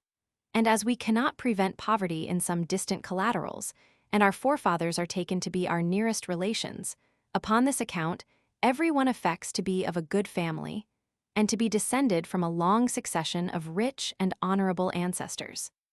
I have frequently observed that those who boast of the antiquity of their families are glad when they can join this circumstance, that their ancestors for many generations have been uninterrupted proprietors of the same portion of land, and that their family has never changed its possessions or been transplanted into any other county or province. I have also observed that it is an additional subject of vanity, when they can boast, that these possessions have been transmitted through a descent composed entirely of males, and that the honor and fortune have never passed through any female. Let us endeavor to explain these phenomena by the foregoing system. It is evident that when any one boasts of the antiquity of his family, the subjects of his vanity are not merely the extent of time and number of ancestors, but also their riches and credit, which are supposed to reflect a luster on himself on account of his relation to them. He first considers these objects, is affected by them in an agreeable manner, and then returning back to himself, through the relation of parent and child, is elevated with the passion of pride by means of the double relation of impressions and ideas. Since therefore the passion depends on these relations, whatever strengthens any of the relations must also increase the passion, and whatever weakens the relations must diminish the passion. Now it is certain the identity of the Piscean strengthens the relation of ideas arising from blood and kindred, and conveys the fancy with greater facility from one generation to another, from the remote ancestors to their posterity, who are both their heirs and their descendants. By this facility, the impression is transmitted more entire, and excites a greater degree of pride and vanity. The case is the same with the transmission of the honors and fortune through a succession of males without their passing through any female. It is a quality of human nature, which we shall consider afterwards, that the imagination naturally turns to whatever is important and considerable. And where two objects are presented to it, a small and a great one usually leaves the former and dwells entirely upon the latter. As in the society of marriage, the male sex has the advantage above the female. The husband first engages our attention, and whether we consider him directly or reach him by passing through related objects, the thought both rests upon him with greater satisfaction and arrives at him with greater facility than his consort. It is easy to see that this property must strengthen the child's relation to the father and weaken that to the mother. For as all relations are nothing but a propensity to pass from one idea to another, whatever strengthens the propensity strengthens the relation. And as we have a stronger propensity to pass from the idea of the children to that of the father, then from the same idea to that of the mother, we ought to regard the former relation as the closer and more considerable. This is the reason why children commonly bear their father's name, and are esteemed to be of nobler or baser birth, according to his family. And though the mother should be possessed of a superior spirit and genius to the father, as often happens, the general rule prevails, notwithstanding the exception, according to the doctrine above explained. Nay, even when a superiority of any kind is so great, or when any other reasons have such an effect, as to make the children rather represent the mother's family than the father's, the general rule still retains such an efficacy that it weakens the relation, and makes a kind of break in the line of ancestors. The imagination runs not along them with facility, nor is able to transfer the honor and credit of the ancestors to their posterity of the same name and family so readily, as when the transition is conformable to the general rules, and passes from father to son, or from brother to brother. Part 2, Sect 2. Sect, X of property and riches. But the relation, which is esteemed the closest, and which of all others produces most commonly the passion of pride, is that of property. This relation it will be impossible for me fully to explain before I come to treat of justice and the other moral virtues.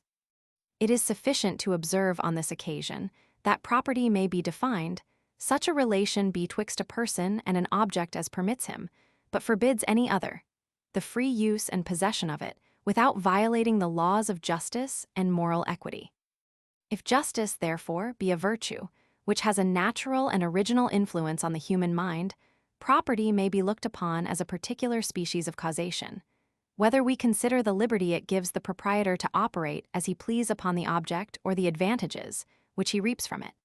It is the same case, if justice, according to the system of certain philosophers, should be esteemed an artificial and not a natural virtue. For then honor and custom and civil laws supply the place of natural conscience, and produce, in some degree, the same effects. This in the meantime is certain, that the mention of the property naturally carries our thought to the proprietor, and of the proprietor to the property, which being a proof of a perfect relation of ideas is all that is requisite to our present purpose. A relation of ideas, joined to that of impressions, always produces a transition of affections, and therefore, whenever any pleasure or pain arises from an object, connected with us by property, we may be certain that either pride or humility must arise from this conjunction of relations, if the foregoing system be solid and satisfactory. And whether it be so or not, we may soon satisfy ourselves by the most cursory view of human life. Everything belonging to a vain man is the best that is anywhere to be found. His houses, equipage, furniture, doths, horses, hounds, excel all others in his conceit, and it is easy to observe that from the least advantage in any of these, he draws a new subject of pride and vanity. His wine, if you'll believe him, has a finer flavor than any other. His cookery is more exquisite, his table more orderly, his servants more expert, the air in which he lives more healthful, the soil he cultivates more fertile, his fruits ripen earlier and to greater perfection. Such a thing is remarkable for its novelty, such another for its antiquity. This is the workmanship of a famous artist, that belonged once to such a prince or great man. All objects, in a word, that are useful, beautiful, or surprising, or are related to such may, by means of property, give rise to this passion. These agree in giving pleasure, and agree in nothing else. This alone is common to them, and therefore must be the quality that produces the passion, which is their common effect. As every new instance is a new argument, and as the instances are here without number, I may venture to affirm that scarce any system was ever so fully proved by experience as that which I have here advanced. If the property of anything, that gives pleasure either by its utility, beauty, or novelty, produces also pride by a double relation of impressions and ideas, we need not be surprised that the power of acquiring this property should have the same effect. Now riches are to be considered as the power of acquiring the property of what pleases, and it is only in this view they have any influence on the passions. Paper will, on many occasions, be considered as riches, and that because it may convey the power of acquiring money. And money is not riches, as it is a metal endowed with certain qualities of solidity, weight, and fusibility, but only as it has a relation to the pleasures and conveniences of life. Taking then this for granted, which is in itself so evident, we may draw from it one of the strongest arguments I have yet employed to prove the influence of the double relations on pride and humility. It has been observed in treating of the understanding that the distinction, which we sometimes make betwixt a power and the exercise of it, is entirely frivolous, and that neither man nor any other being ought ever to be thought possessed of any ability, unless it be exerted and put in action. But though this be strictly true in a just and philosophical way of thinking, it is certain it is not the philosophy of our passions, but that many things operate upon them by means of the idea and supposition of power, independent of its actual exercise. We are pleased when we acquire an ability of procuring pleasure, and are displeased when another acquires a power of giving pain. This is evident from experience, but in order to give a just explication of the matter, and account for this satisfaction and uneasiness, we must weigh the following reflections. It is evident the error of distinguishing power from its exercise proceeds not entirely from the scholastic doctrine of free will, which indeed enters very little into common life, and has but small influence on our vulgar and popular ways of thinking. According to that doctrine, motives deprive us not of free will, nor take away our power of performing or forbearing any action. But according to common notions, a man has no power, where very considerable motives lie betwixt him and the satisfaction of his desires, and determine him to forbear what he wishes to perform. I do not think I have fallen into my enemy's power, when I see him pass me in the streets with a sword by his side, while I am unprovided of any weapon. I know that the fear of the civil magistrate is as strong a restraint as any of iron, and that I am in as perfect safety as if he were chained or imprisoned. But when a person acquires such an authority over me, that not only there is no external obstacle to his actions, but also that he may punish or reward me as he pleases, without any dread of punishment in his turn, I then attribute a full power to him, and consider myself as his subject or vassal.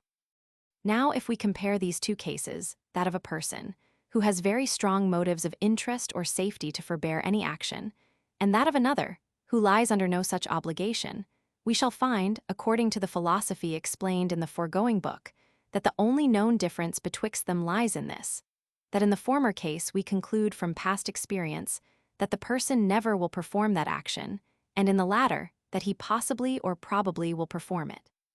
Nothing is more fluctuating and inconstant on many occasions than the will of man, nor is there anything but strong motives, which can give us an absolute certainty in pronouncing concerning any of his future actions.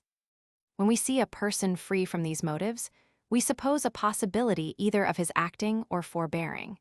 And though in general we may conclude him to be determined by motives and causes, yet this removes not the uncertainty of our judgment concerning these causes, nor the influence of that uncertainty on the passions.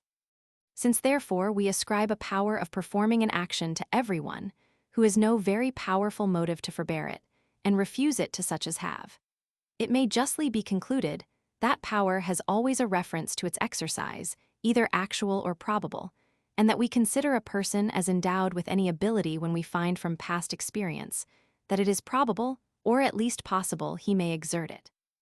And indeed, as our passions always regard the real existence of objects, and we always judge of this reality from past instances, nothing can be more likely of itself, without any farther reasoning, than that power consists in the possibility or probability of any action, as discovered by experience and the practice of the world.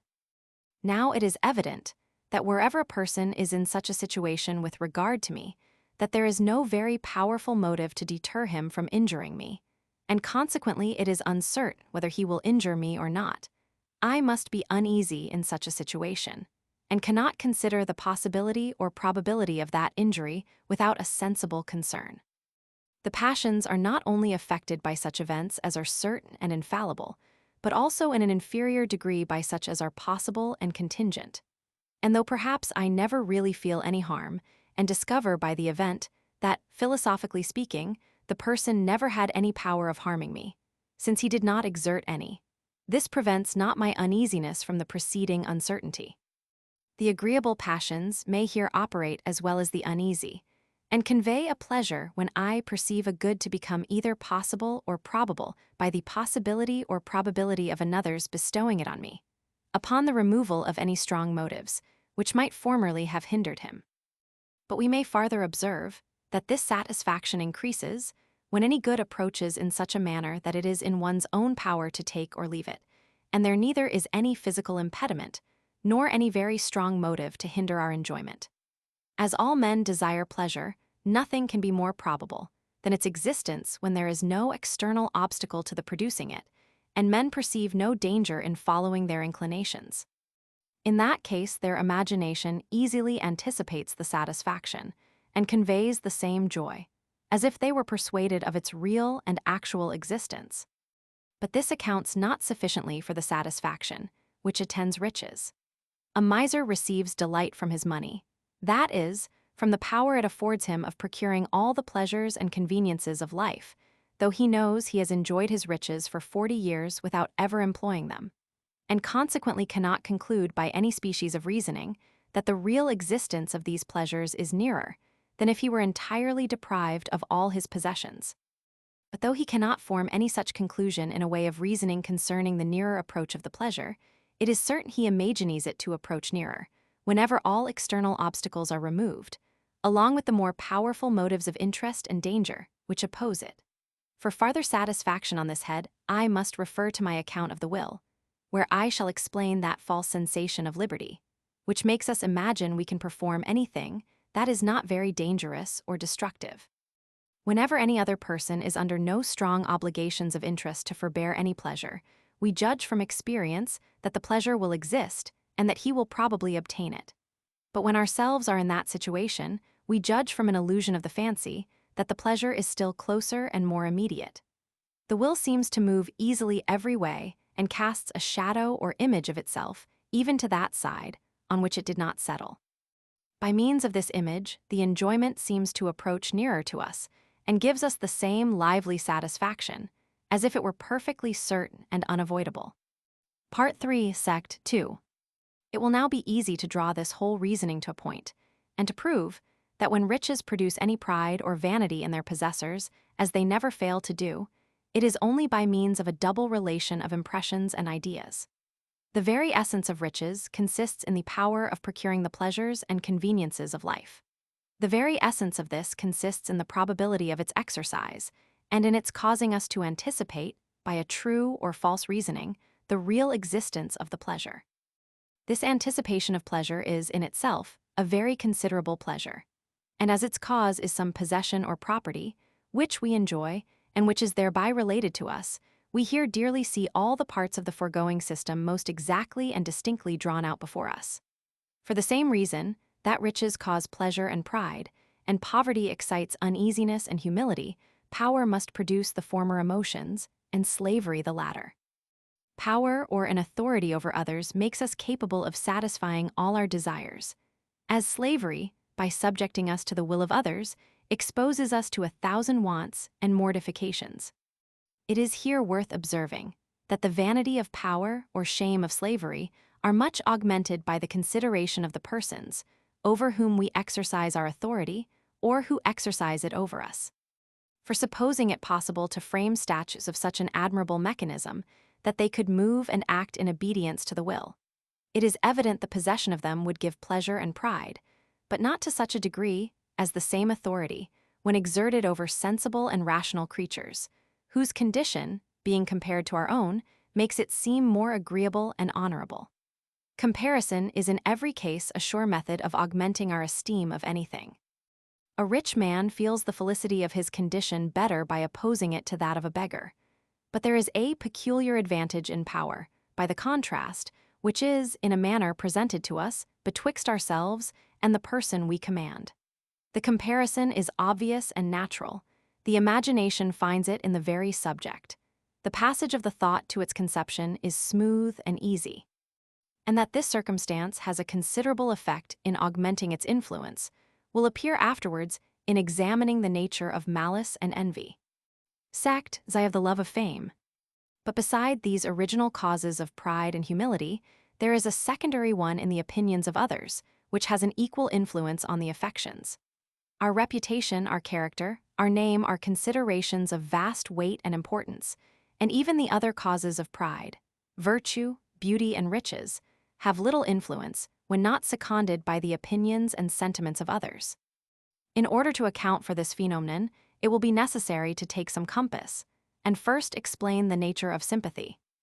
No quality of human nature is more remarkable, both in itself and in its consequences, than that propensity we have to sympathize with others, and to receive by communication their inclinations and sentiments, however different from or even contrary to our own.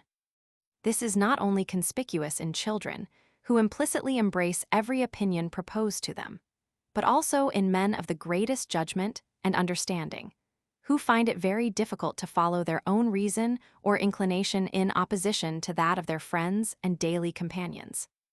To this principle, we ought to ascribe the great uniformity we may observe in the humors and turn of thinking of those of the same nation, and it is much more probable that this resemblance arises from sympathy than from any influence of the soil and climate, which, though they continue invariably the same, are not able to preserve the character of a nation the same for a century together. A good-natured man finds himself in an instant of the same humor with his company, and even the proudest and most surly take a tincture from their countrymen and acquaintance. A cheerful countenance infuses a sensible complacency and serenity into my mind, as an angry or sorrowful one throws a sudden dump upon me. Hatred, resentment, esteem, love, courage, mirth, and melancholy, all these passions I feel more from communication than from my own natural temper and disposition. So remarkable a phenomenon merits our attention, and must be traced up to its first principles. When any affection is infused by sympathy, it is at first known only by its effects, and by those external signs in the countenance and conversation, which convey an idea of it.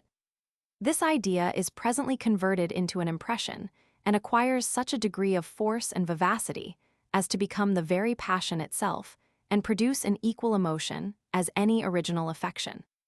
However instantaneous this change of the idea into an impression may be, it proceeds from certain views and reflections which will not escape the strict scrutiny of a philosopher, though they may the person himself who makes them. It is evident that the idea, or rather impression of ourselves, is always intimately present with us, and that our consciousness gives us so lively a conception of our own person that it is not possible to imagine that anything can in this particular go beyond it. Whatever object, therefore, is related to ourselves must be conceived with a little vivacity of conception, according to the foregoing principles, and though this relation should not be so strong as that of causation, it must still have a considerable influence. Resemblance and contiguity are relations not to be neglected, especially when by an inference from cause and effect, and by the observation of external signs, we are informed of the real existence of the object, which is resembling or contiguous.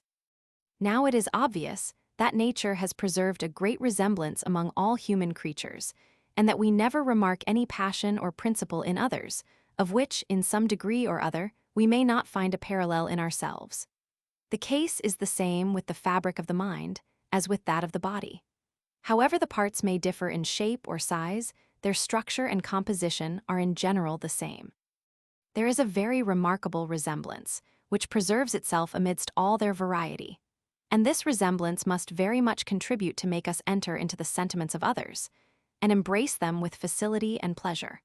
Accordingly, we find that where, beside the general resemblance of our natures, there is any peculiar similarity in our manners, or character, or country, or language, it facilitates the sympathy.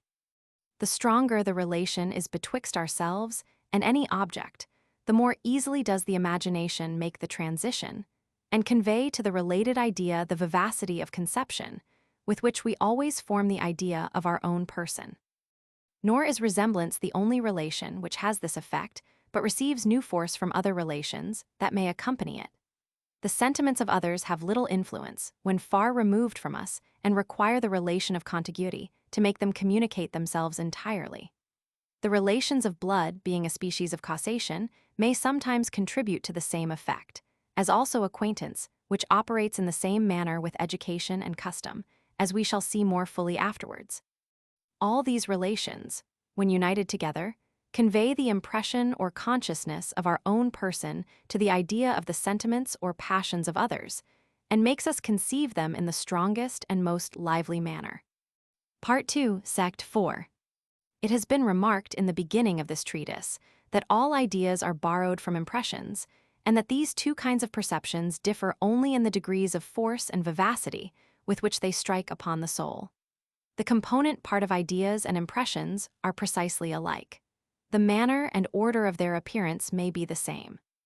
The different degrees of their force and vivacity are, therefore, the only particulars that distinguish them. And as this difference may be removed, in some measure, by a relation betwixt the impressions and ideas, it is no wonder an idea of a sentiment or passion may by this means be enlivened as to become the very sentiment or passion. The lively idea of any object always approaches is impression, and it is cert we may feel sickness and pain from the mere force of imagination, and make a malady real by often thinking of it. But this is most remarkable in the opinions and affections, and it is there principally that a lively idea is converted into an impression. Our affections depend more upon ourselves and the internal operations of the mind than any other impressions, for which reason they arise more naturally from the imagination and from every lively idea we form of them. This is the nature and cause of sympathy, and it is after this manner we enter so deep into the opinions and affections of others whenever we discover them. What is principally remarkable in this whole affair is the strong confirmation these phenomena give to the foregoing system concerning the understanding, and consequently to the present one concerning the passions, since these are analogous to each other.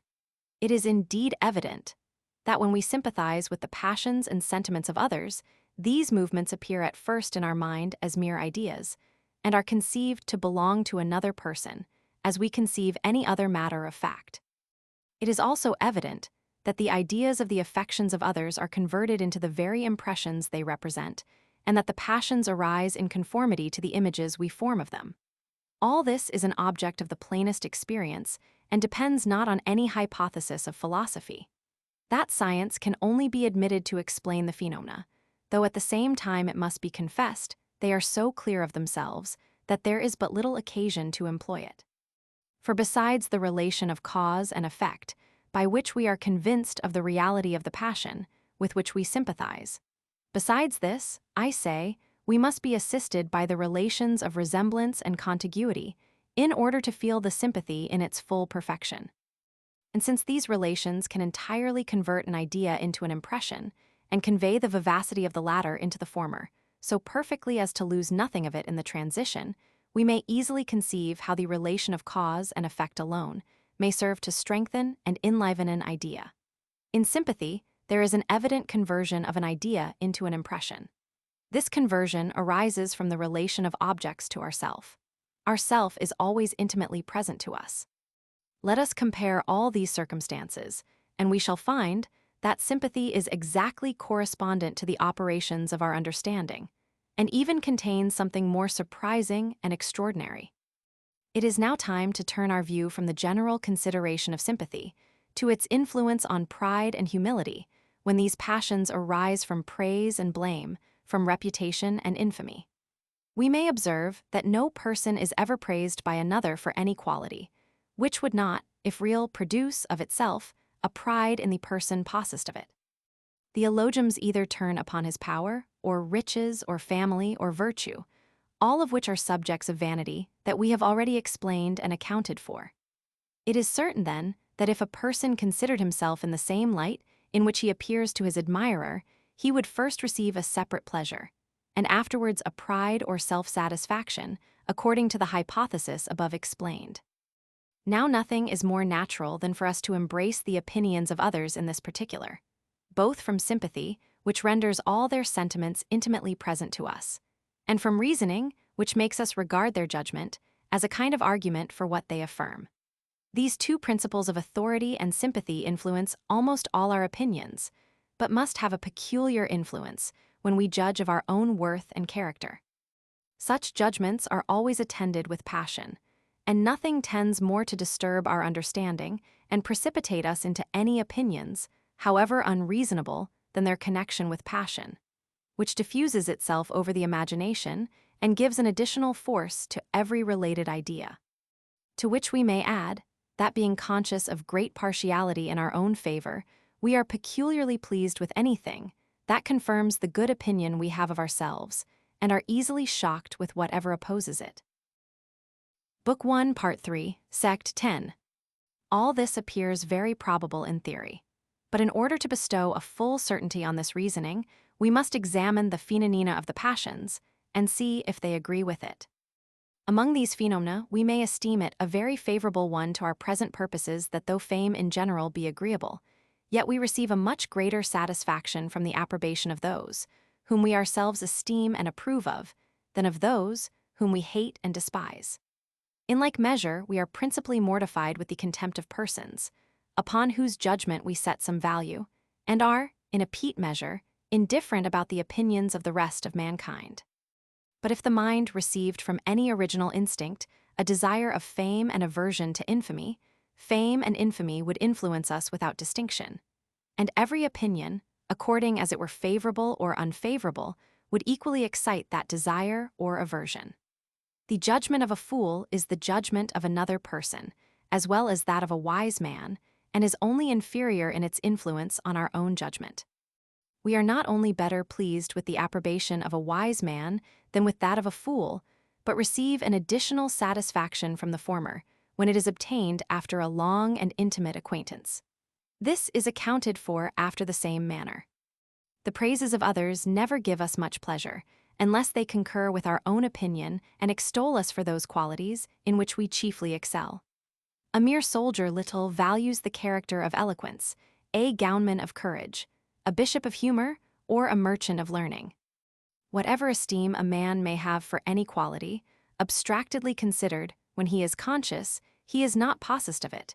The opinions of the whole world will give him little pleasure in that particular, and that because they never will be able to draw his own opinion after them.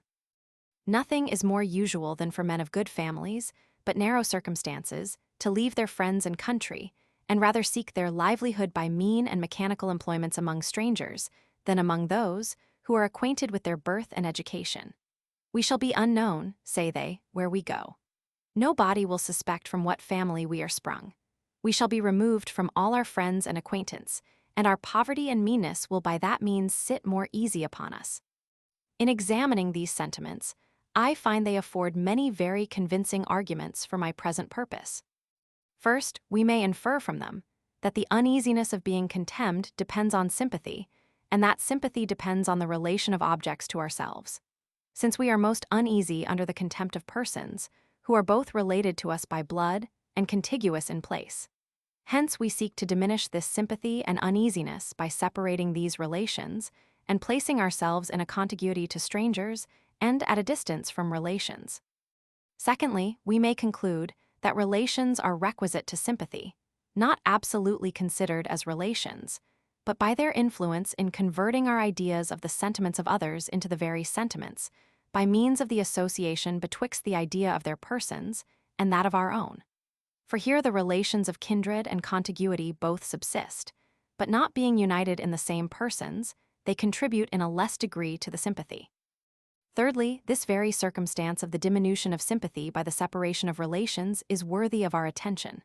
Suppose I am placed in a poor condition among strangers, and consequently am but lightly treated. I yet find myself easier in that situation than when I was every day exposed to the contempt of my kindred and countrymen. Here I feel a double contempt, from my relations, but they are absent, from those about me, but they are strangers. This double contempt is likewise strengthened by the two relations of kindred and contiguity. But as the persons are not the same, who are connected with me by those two relations, this difference of ideas separates the impressions arising from the contempt and keeps them from running into each other. The contempt of my neighbors has a certain influence, as has also that of my kindred, but these influences are distinct and never unite, as when the contempt proceeds from persons who are at once both my neighbors and kindred. This phenomenon is analogous to the system of pride and humility above explained, which may seem so extraordinary to vulgar apprehensions. Fourthly, a person in these circumstances naturally conceals his birth from those among whom he lives, and is very uneasy if anyone suspects him to be of a family much superior to his present fortune and way of living. Everything in this world is judged of by comparison. What is an immense fortune for a private gentleman is beggary for a prince. A peasant would think himself happy in what cannot afford necessaries for a gentleman. When a man has either been accustomed to a more splendid way of living, or thinks himself entitled to it by his birth and quality, everything below is disagreeable and even shameful, and it is with the greatest industry he conceals his pretensions to a better fortune. Here he himself knows his misfortunes, but as those with whom he lives are ignorant of them, he has the disagreeable reflection and comparison suggested only by his own thoughts, and never receives it by a sympathy with others, which must contribute very much to his ease and satisfaction. If there be any objections to this hypothesis, that the pleasure which we receive from praise arises from a communication of sentiments, we shall find, upon examination, that these objections, when taken in a proper light, will serve to confirm it. Popular fame may be agreeable even to a man who despises the vulgar, but it is because their multitude gives them additional weight and authority. Plagiaries are delighted with praises, which they are conscious they do not deserve, but this is a kind of castle building, where the imagination amuses itself with its own fictions and strives to render them firm and stable by a sympathy with the sentiments of others. Proud men are most shocked with contempt should they do not most readily assent to it, but it is because of the opposition betwixt the passion, which is natural to them, and that received by sympathy. A violent lover in like manner is very much displeased when you blame and condemn his love, though it is evident your opposition can have no influence, but by the hold it takes of himself, and by his sympathy with you. If he despises you, or perceives you are in jest, whatever you say has no effect upon him. Sect, Roman 12, of the pride and humility of animals. Thus, in whatever light we consider this subject, we may still observe that causes of pride and humility correspond exactly to our hypothesis, and that nothing can excite either of these passions, unless it be both related to ourselves and produces a pleasure or pain independent of the passion. We have not only proved that a tendency to produce pleasure or pain is common to all the causes of pride or humility, but also that it is the only thing which is common, and consequently is the quality by which they operate. We have farther proved that the most considerable causes of these passions are really nothing but the power of producing either agreeable or uneasy sensations, and therefore that all their effects, and amongst the rest, pride and humility, are derived solely from that origin. Such simple and natural principles, founded on such solid proofs, cannot fail to be received by philosophers, unless opposed by some objections that have escaped me. It is usual with anatomists to join their observations and experiments on human bodies to those on beasts, and from the agreement of these experiments to derive an additional argument for any particular hypothesis. It is indeed certain that where the structure of parts in brutes is the same as in men, and the operation of these parts also the same, the causes of that operation cannot be different, and that whatever we discover to be true of the one species may be concluded without hesitation to be certain of the other. Thus, though the mixture of humors and the composition of minute parts may justly be presumed, so be somewhat different in men from what it is in mere animals. And therefore any experiment we make upon the one concerning the effects of medicines will not always apply to the other. Yet as the structure of the veins and muscles, the fabric and situation of the heart, of the lungs, the stomach, the liver, and other parts, are the same or nearly the same in all animals, the very same hypothesis, which in one species explains muscular motion, the progress of the chyle, the circulation of the blood, must be applicable to every one. And according as it agrees or disagrees with the experiments we may make in any species of creatures, we may draw a proof of its truth or falsehood on the whole. Let us, therefore, apply this method of inquiry, which is found so just and useful in reasonings concerning the body, to our present anatomy of the mind, and see what discoveries we can make by it. In order to this, we must first show the correspondence of passions in men and animals, and afterwards compare the causes which produce these passions. It is plain that almost in every species of creatures, but especially of the nobler kind, there are many evident marks of pride and humility. The very port and gait of a swan, or turkey, or peacock show the high idea he has entertained of himself, and his contempt of all others. This is the more remarkable, that in the two last species of animals, the pride always attends the beauty, and is discovered in the male only. The vanity and emulation of nightingales in singing have been commonly remarked, as likewise that of horses in swiftness, of hounds in sagacity and smell, of the bull and cock in strength, and of every other animal in his particular excellency. Add to this, that every species of creatures, which approach so often to man as to familiarize themselves with him, show an evident pride in his approbation, and are pleased with his praises and caresses, independent of every other consideration. Nor are they the caresses of every one without distinction, which give them this vanity, but those principally of the persons they know and love, in the same manner as that passion is excited in mankind. All these are evident proofs that pride and humility are not merely human passions, but extend themselves over the whole animal creation. The causes of these passions are likewise much the same in beasts as in us, making a just allowance for our superior knowledge and understanding. Thus animals have little or no sense of virtue or vice, they quickly lose sight of the relations of blood, and are incapable of that of right and property, for which reason the causes of their pride and humility must lie solely in the body, and can never be placed either in the mind or external objects.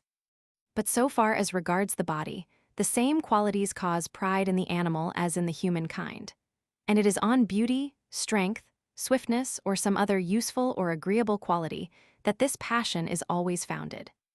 The next question is, whether, since those passions are the same, and arise from the same causes through the whole creation, the manner in which the causes operate be also the same. According to all rules of analogy, this is justly to be expected, and if we find upon trial that the explication of these phenomena, which we make use of in one species, will not apply to the rest, we may presume that that explication, however specious, is in reality without foundation. In order to decide this question, let us consider that there is evidently the same relation of ideas, and derived from the same causes, in the minds of animals as in those of men. A dog that has hit a bone often forgets the place, but when brought to it, his thought passes easily to what he formerly concealed by means of the contiguity, which produces a relation among his ideas. In like manner, when he has been heartily beat in any place, he will tremble on his approach to it, even though he discover no signs of any present danger.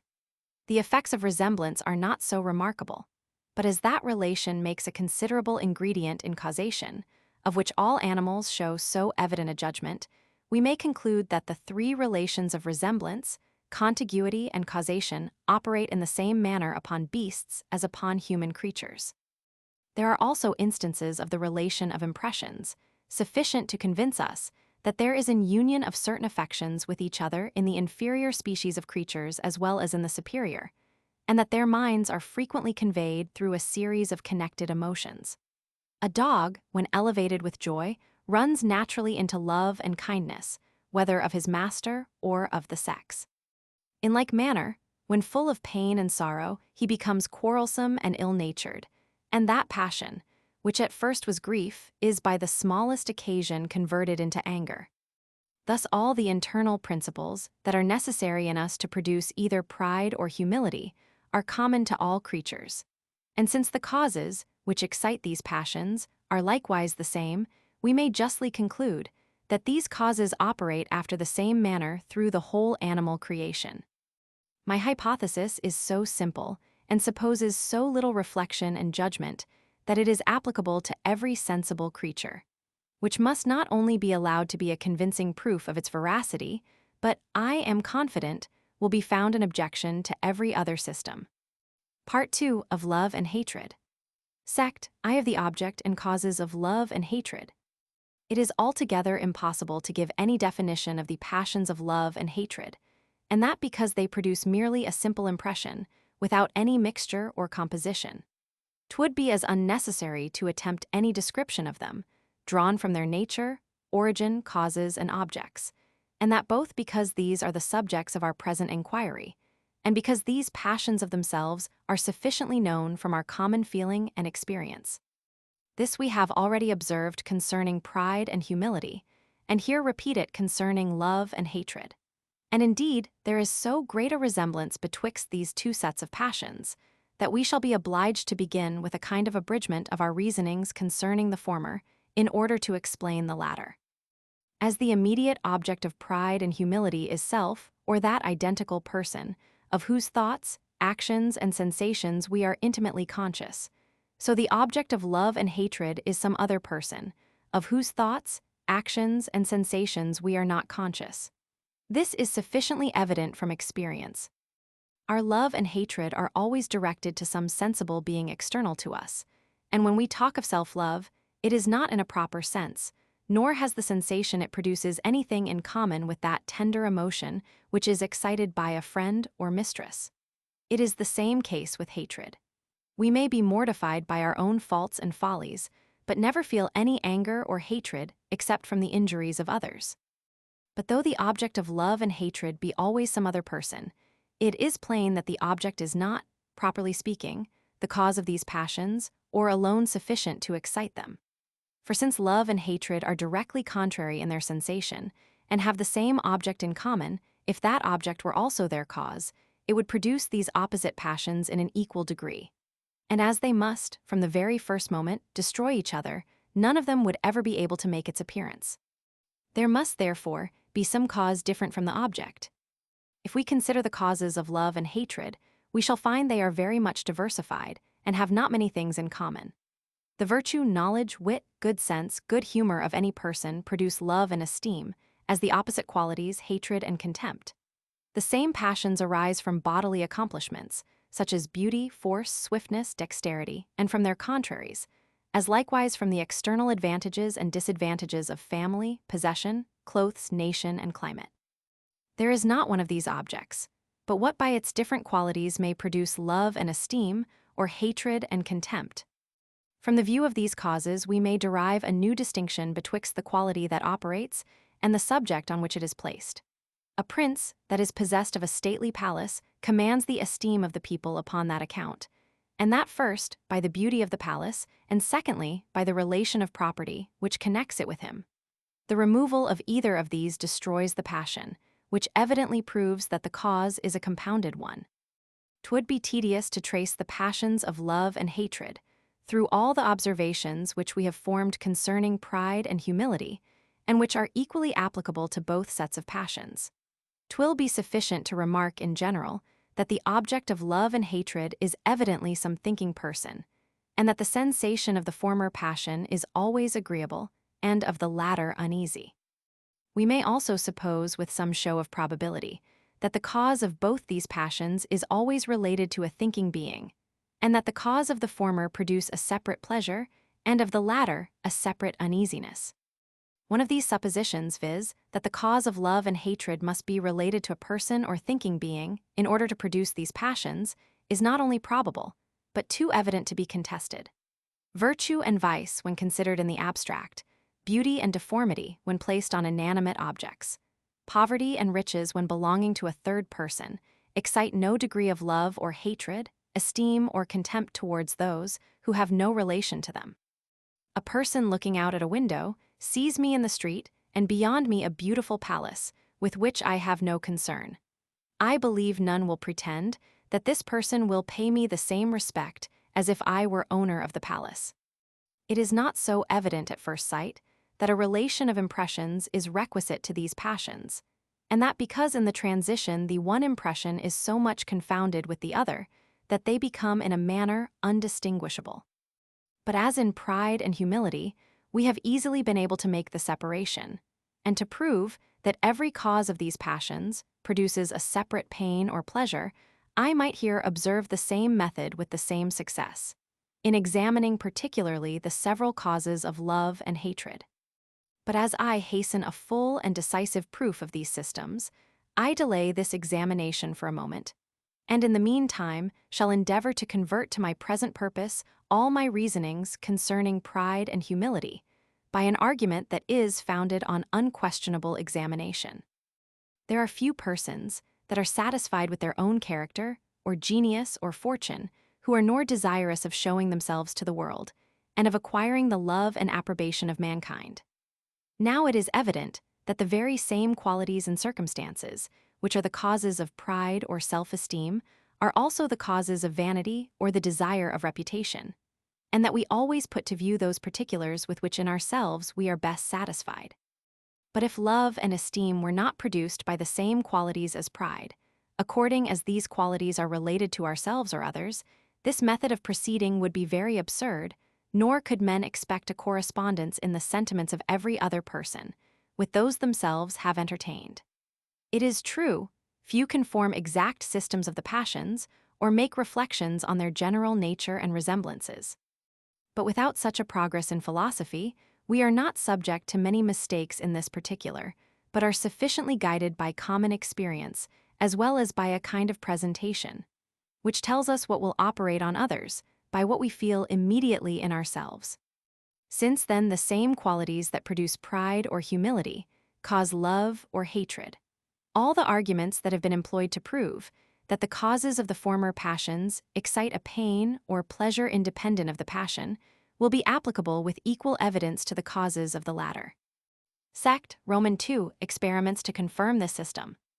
Upon duly weighing these arguments, no one will make any scruple to assent to that conclusion I draw from them, concerning the transition along related impressions and ideas, especially as it is a principle, in itself, so easy and natural. But that we may place this system beyond doubt both with regard to love and hatred, pride and humility, it will be proper to make some new experiments upon all these passions, as well as to recall a few of these observations, which I have formerly touched upon. In order to make these experiments, let us suppose I am in company with a person, whom I formerly regarded without any sentiments either of friendship or enmity. Here I have the natural and ultimate object of all these four passions placed before me. Myself am the proper object of pride or humility, the other person of love or hatred. Regard now with attention the nature of these passions, and their situation with respect to each other. It is evident here are four affections, placed, as it were, in a square or regular connection with and distance from each other. The passions of pride and humility, as well as those of love and hatred, are connected together by the identity of their object, which to the first set of passions is self, to the second some other person. These two lines of communication or connection form two opposite sides of the square.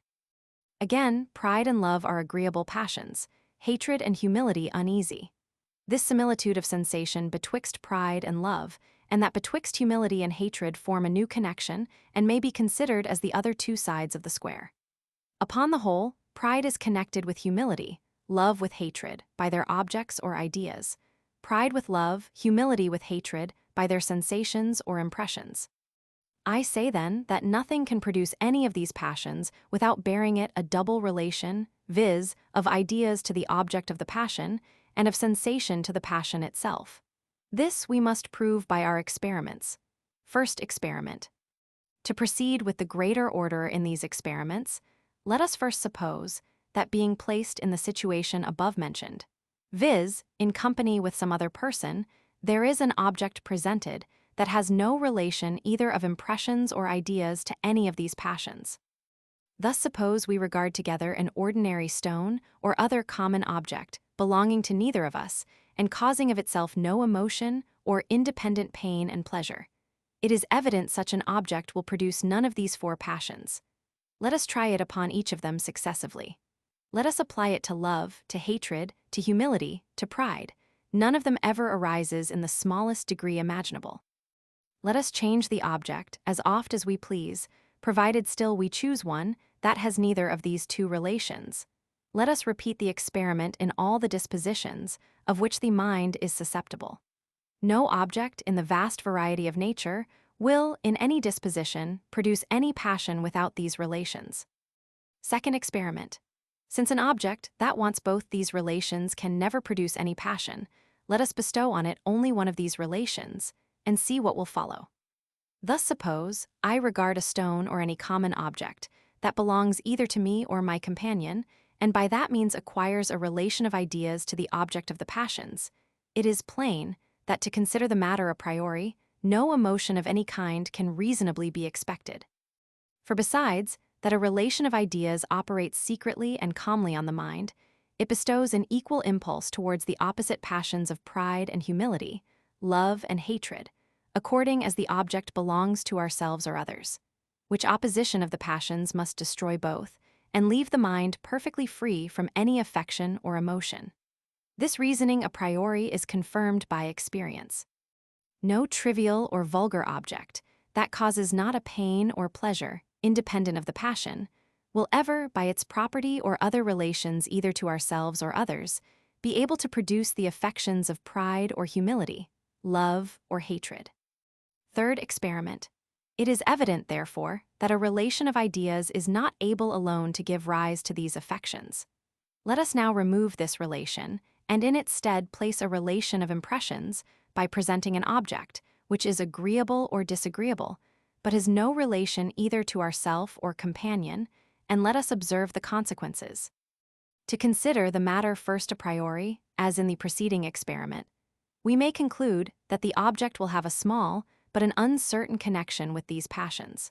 For besides that this relation is not a cold and imperceptible one, it has not the inconvenience of the relation of ideas, nor directs us with equal force to two contrary passions, which by their opposition destroy each other. But if we consider, on the other hand, that this transition from the sensation to the affection is not forwarded by any principle, that produces a transition of ideas. But, on the contrary, that though the one impression be easily transfused into the other, yet the change of objects is supposed contrary to all the principles that cause a transition of that kind.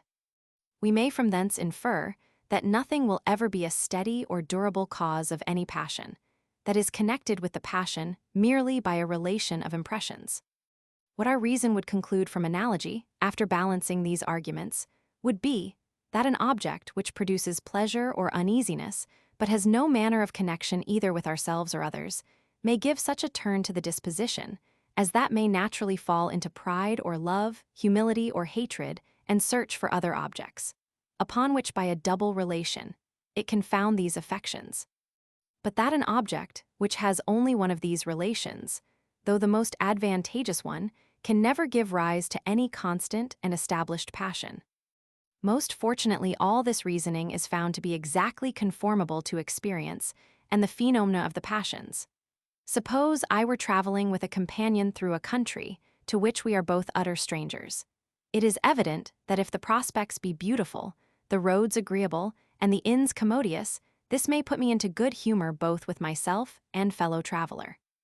But as we suppose that this country has no relation either to myself or friend, it can never be the immediate cause of pride or love. And therefore, if I found not the passion on some other object, that bears either of us a closer relation, my emotions are rather to be considered as the overflowings of an elevate or humane disposition than as an established passion. The case is the same where the object produces uneasiness. Fourth experiment. Having found that neither an object without any relation of ideas or impressions, nor an object that has only one relation, can ever cause pride or humility, love or hatred. Reason alone may convince us, without any farther experiment, that whatever has a double relation must necessarily excite these passions, since it is evident they must have some cause. But to leave as little room for doubt as possible, let us renew our experiments and see whether the event in this case answers our expectation. I choose an object, such as virtue, that causes a separate satisfaction. On this object I bestow a relation to self, and find that from this disposition of affairs there immediately arises a passion. But what passion? That very one of pride, to which this object bears a double relation. Its idea is related to that of self, the object of the passion. The sensation it causes resembles the sensation of the passion. That I may be sure I am not mistaken in this experiment, I remove first one relation, then another, and find that each removal destroys the passion and leaves the object perfectly indifferent. But I am not content with this. I make a still farther trial, and instead of removing the relation, I only change it for one of a different kind. I suppose the virtue to belong to my companion, not to myself, and observe what follows from this alteration. I immediately perceive the affections wheel to about, and leaving pride, where there is only one relation, viz. Of impressions, fall to the side of love, where they are attracted by a double relation of impressions and ideas. By repeating the same experiment, in changing anew the relation of ideas, I bring the affections back to pride, and by a new repetition I again place them at love or kindness. Being fully convinced of the influence of this relation, I try the effects of the other, and by changing virtue for vice, convert the pleasant impression, which arises from the former, into the disagreeable one, which proceeds from the latter. The effect still answers expectation. Vice, when placed on another, excites, by means of its double relations, the passion of hatred instead of love, which for the same reason arises from virtue. To continue the experiment, I change anew the relation of ideas and suppose the vice to belong to myself.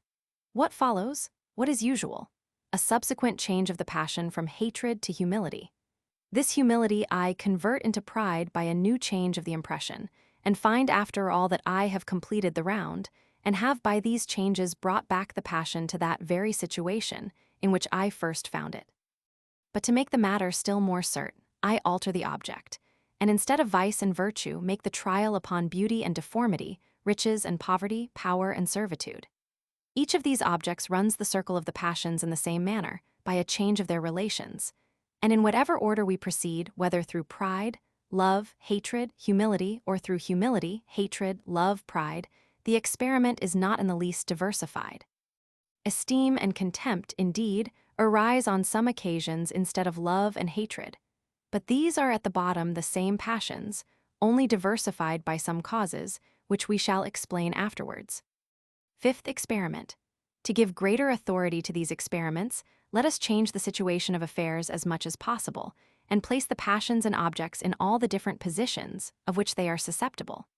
Let us suppose, beside the relations above mentioned, that the person, along with whom I make all these experiments, is closely connected with me either by blood or friendship. He is, we shall suppose, my son or brother, or is united to me by a long and familiar acquaintance. Let us next suppose that the cause of the passion acquires a double relation of impressions and ideas to this person, and let us see what the effects are of all these complicated attractions and relations. Before we consider what they are in fact, let us determine what they ought to be, conformable to my hypothesis.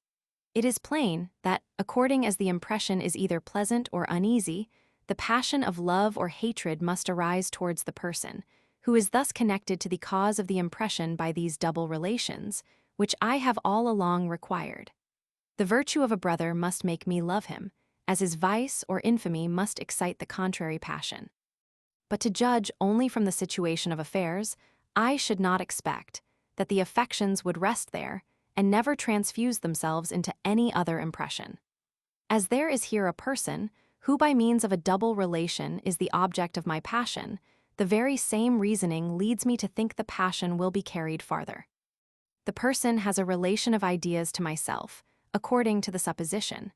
The passion, of which he is the object, by being either agreeable or uneasy, has a relation of impressions to pride or humility. It is evident, then, that one of these passions must arise from the love or hatred. This is the reasoning I form in conformity to my hypothesis, and am pleased to find upon trial that everything answers exactly to my expectation.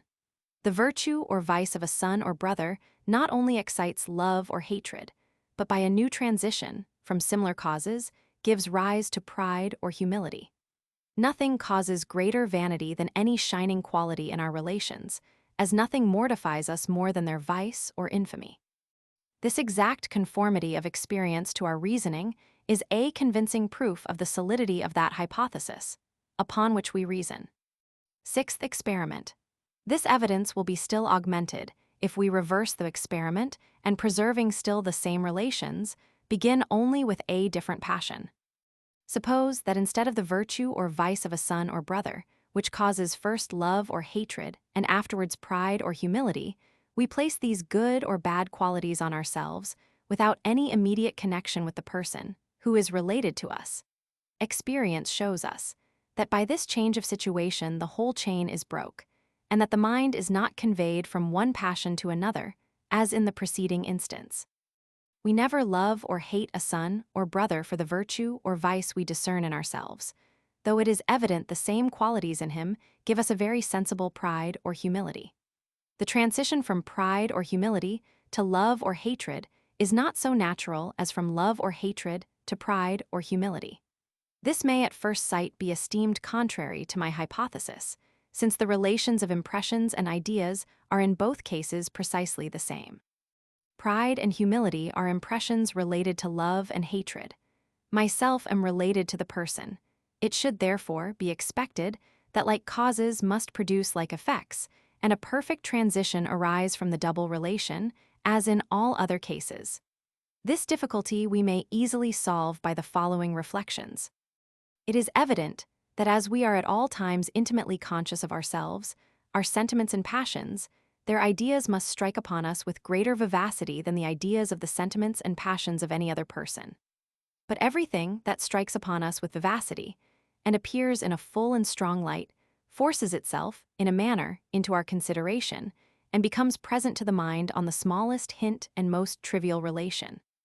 For the same reason, when it is once present, it engages the attention, and keeps it from wandering to other objects, however strong may be their relation to our first object.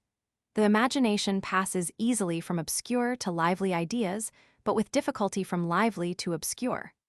In the one case the relation is aided by another principle, in the other case it is opposed by it. Now I have observed that those two faculties of the mind, the imagination and passions, assist each other in their operations when their propensities are similar, and when they act upon the same object. The mind has always a propensity to pass from a passion to any other related to it, and this propensity is forwarded when the object of the one passion is related to that of the other. The two impulses concur with each other and render the whole transition more smooth and easy. But if it should happen that while the relation of ideas, strictly speaking, continues the same, its influence, in causing a transition of the imagination, should no longer take place, it is evident its influence on the passions must also cease, as being dependent entirely on that transition. This is the reason why pride or humility is not transfused into love or hatred with the same ease, that the latter passions are changed into the former. If a person be my brother, I am his likewise, but though the relations be reciprocal, they have very different effects on the imagination. The passage is smooth and open from the consideration of any person related to us to that of ourself, of whom we are every moment conscious. But when the affections are once directed to ourself, the fancy passes not with the same facility from that object to any other person, how closely soever connected with us. This easy or difficult transition of the imagination operates upon the passions, and facilitates or retards their transition, which is a clear proof that these two faculties of the passions and imagination are connected together, and that the relations of ideas have an influence upon the affections.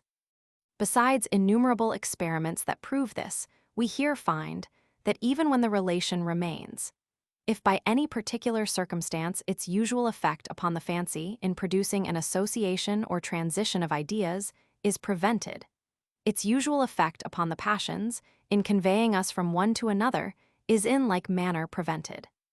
Some may, perhaps, find a contradiction betwixt this phenomenon and that of sympathy, where the mind passes easily from the idea of ourselves to that of any other object related to us.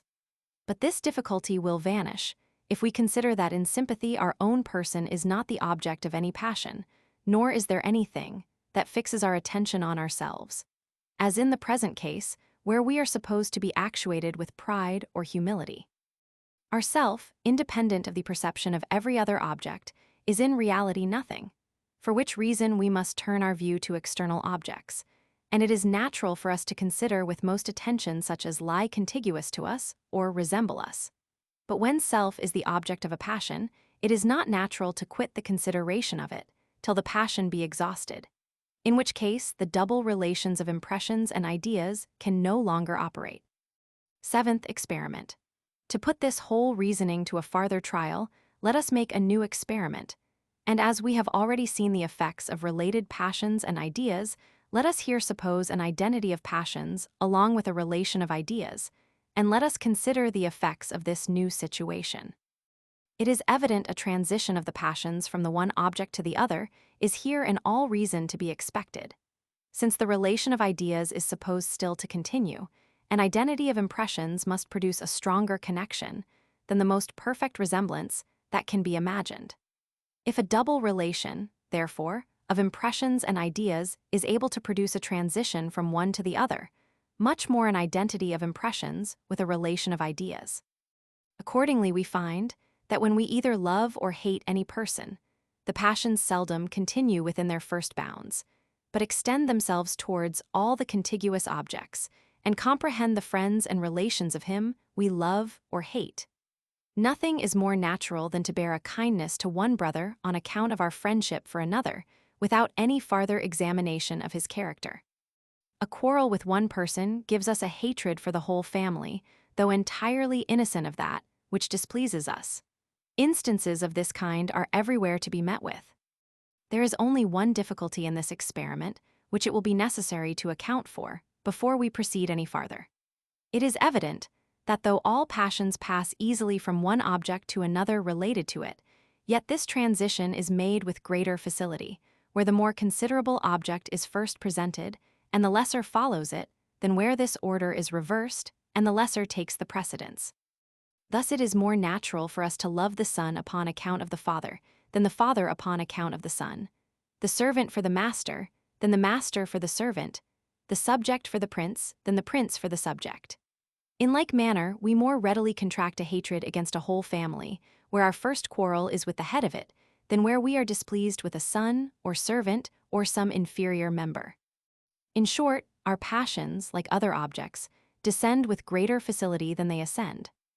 That we may comprehend wherein consists the difficulty of explaining this phenomenon, we must consider that the very same reason which determines the imagination to pass from remote to contiguous objects, with more facility than from contiguous to remote, causes it likewise to change with more ease, the less for the greater, than the greater for the less. Whatever has the greatest influence is most taken notice of, and whatever is most taken notice of presents itself most readily to the imagination. We are more apt to overlook in any subject what is trivial than what appears of considerable moment, but especially if the latter takes the precedence and first engages our attention. Thus, if any accident makes us consider the satellites of Jupiter, our fancy is naturally determined to form the idea of that planet. But if we first reflect on the principal planet, it is more natural for us to overlook its attendants. The mention of the provinces of any empire conveys our thought to the seat of the empire, but the fancy returns not with the same facility to the consideration of the provinces. The idea of the servant makes us think of the master, that of the subject carries our view to the prince, but the same relation has not an equal influence in conveying us back again. And on this is founded that reproach of Cornelia to her sons, that they ought to be ashamed she should be more known by the title of the daughter of Scipio than by that of the mother of the Gracchi. This was, in other words, exhorting them to render themselves as illustrious and famous as their grandfather, otherwise the imagination of the people, passing from her who was intermediate, and placed in an equal relation to both, would always leave them, and denominate her by what was more considerable and of greater moment. On the same principle is founded that common custom of making wives bear the name of their husbands, rather than husbands that of their wives, as also the ceremony of giving the precedency to those whom we honor and respect. We might find many other instances to confirm this principle, were it not already sufficiently evident. Now, since the fancy finds the same facility in passing from the lesser to the greater, as from remote to contiguous, why does not this easy transition of ideas assist the transition of passions in the former case, as well as in the latter?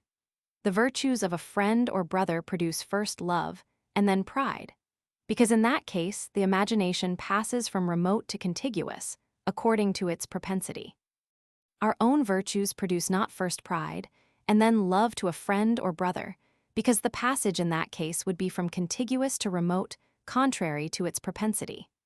But the love or hatred of an inferior causes not readily any passion to the superior, though that be the natural propensity of the imagination, while the love or hatred of a superior causes a passion to the inferior, contrary to its propensity.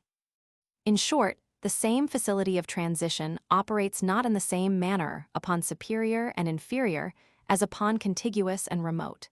These two phenomena appear contradictory and require some attention to be reconciled. As the transition of ideas is here made contrary to the natural propensity of the imagination, that faculty must be overpowered by some stronger principle of another kind. And as there is nothing ever present to the mind but impressions and ideas, this principle must necessarily lie in the impressions. Now it has been observed that impressions or passions are connected only by their resemblance, and that where any two passions place the mind in the same or in similar dispositions, it very naturally passes from the one to the other. As, on the contrary, a repugnance in the dispositions produces a difficulty in the transition of the passions. But it is observable that this repugnance may arise from a difference of degree as well as of kind. Nor do we experience a greater difficulty in passing suddenly from a small degree of love to a small degree of hatred, than from a small to a great degree of either of these affections. A man, when calm or only moderately agitated, is so different in every respect from himself, when disturbed with a violent passion, that no two persons can be more unlike. Nor is it easy to pass from the one extreme to the other without a considerable interval betwixt them. The difficulty is not less, if it be not rather greater, in passing from the strong passion to the weak, than in passing from the weak to the strong, provided the one passion upon its appearance destroys the other, and they do not both of them exist at once. But the case is entirely altered when the passions unite together and actuate the mind at the same time. A weak passion, when added to a strong, makes not so considerable a change in the disposition, as a strong when added to a weak, for which reason there is a closer connection betwixt the great degree and the small, than betwixt the small degree and the great. The degree of any passion depends upon the nature of its object, and an affection directed to a person, who is considerable in our eyes, fills and possesses the mind much more than one, which has for its object a person we esteem of less consequence. Here then the contradiction betwixt the propensities of the imagination and passion displays itself. When we turn our thought to a great and a small object, the imagination finds more facility in passing from the small to the great than from the great to the small. But the affections find a greater difficulty, and as the affections are a more powerful principle than the imagination, no wonder they prevail over it and draw the mind to their side. In spite of the difficulty of passing from the idea of great to that of little, a passion directed to the former produces always a similar passion towards the latter, when the great and little are related together. The idea of the servant conveys our thought most readily to the master, but the hatred or love of the master produces with greater facility anger or goodwill to the servant. The strongest passion in this case takes the precedence, and the addition of the weaker making no considerable change on the disposition, the passage is by that means rendered more easy and natural betwixt them. As in the foregoing experiment we found, that a relation of ideas, which, by any particular circumstance, ceases to produce its usual effect of facilitating the transition of ideas, ceases likewise to operate on the passions. So, in the present experiment, we find the same property of the impressions. Two different degrees of the same passion are surely related together, but if the smaller be first present, it has little or no tendency to introduce the greater. And that because the addition of the great to the little produces a more sensible alteration on the temper than the addition of the little to the great. These phenomena, when duly weighed, will be found convincing proofs of this hypothesis. And these proofs will be confirmed if we consider the manner in which the mind here reconciles the contradiction I have observed betwixt the passions and the imagination. The fancy passes with more facility from the less to the greater than from the greater to the less. But on the contrary, a violent passion produces more easily a feeble than that does a violent. In this opposition, the passion in the end prevails over the imagination, but it is commonly by complying with it, and by seeking another quality, which may counterbalance that principle from whence the opposition arises. When we love the father or master of a family, we little think of his children or servants. But when these are present with us, or when it lies any ways in our power to serve them, the nearness and contiguity in this case increases their magnitude, or at least removes that opposition, which the fancy makes to the transition of the affections. If the imagination finds a difficulty in passing from greater to less, it finds an equal facility in passing from remote to contiguous, which brings the matter to an equality, and leaves the way open from the one passion to the other. Eighth experiment. I have observed that the transition from love or hatred to pride or humility is more easy than from pride or humility to love or hatred, and that the difficulty, which the imagination finds in passing from contiguous to remote, is the cause why we scarce have any instance of the latter transition of the affections. I must, however, make one exception, viz., when the very cause of the pride and humility is placed in some other person. For in that case, the imagination is necessitated to consider the person, nor can it possibly confine its view to ourselves. Thus nothing more readily produces kindness and affection to any person than his approbation of our conduct and character, as on the other hand, nothing inspires us with a stronger hatred than his blame or contempt.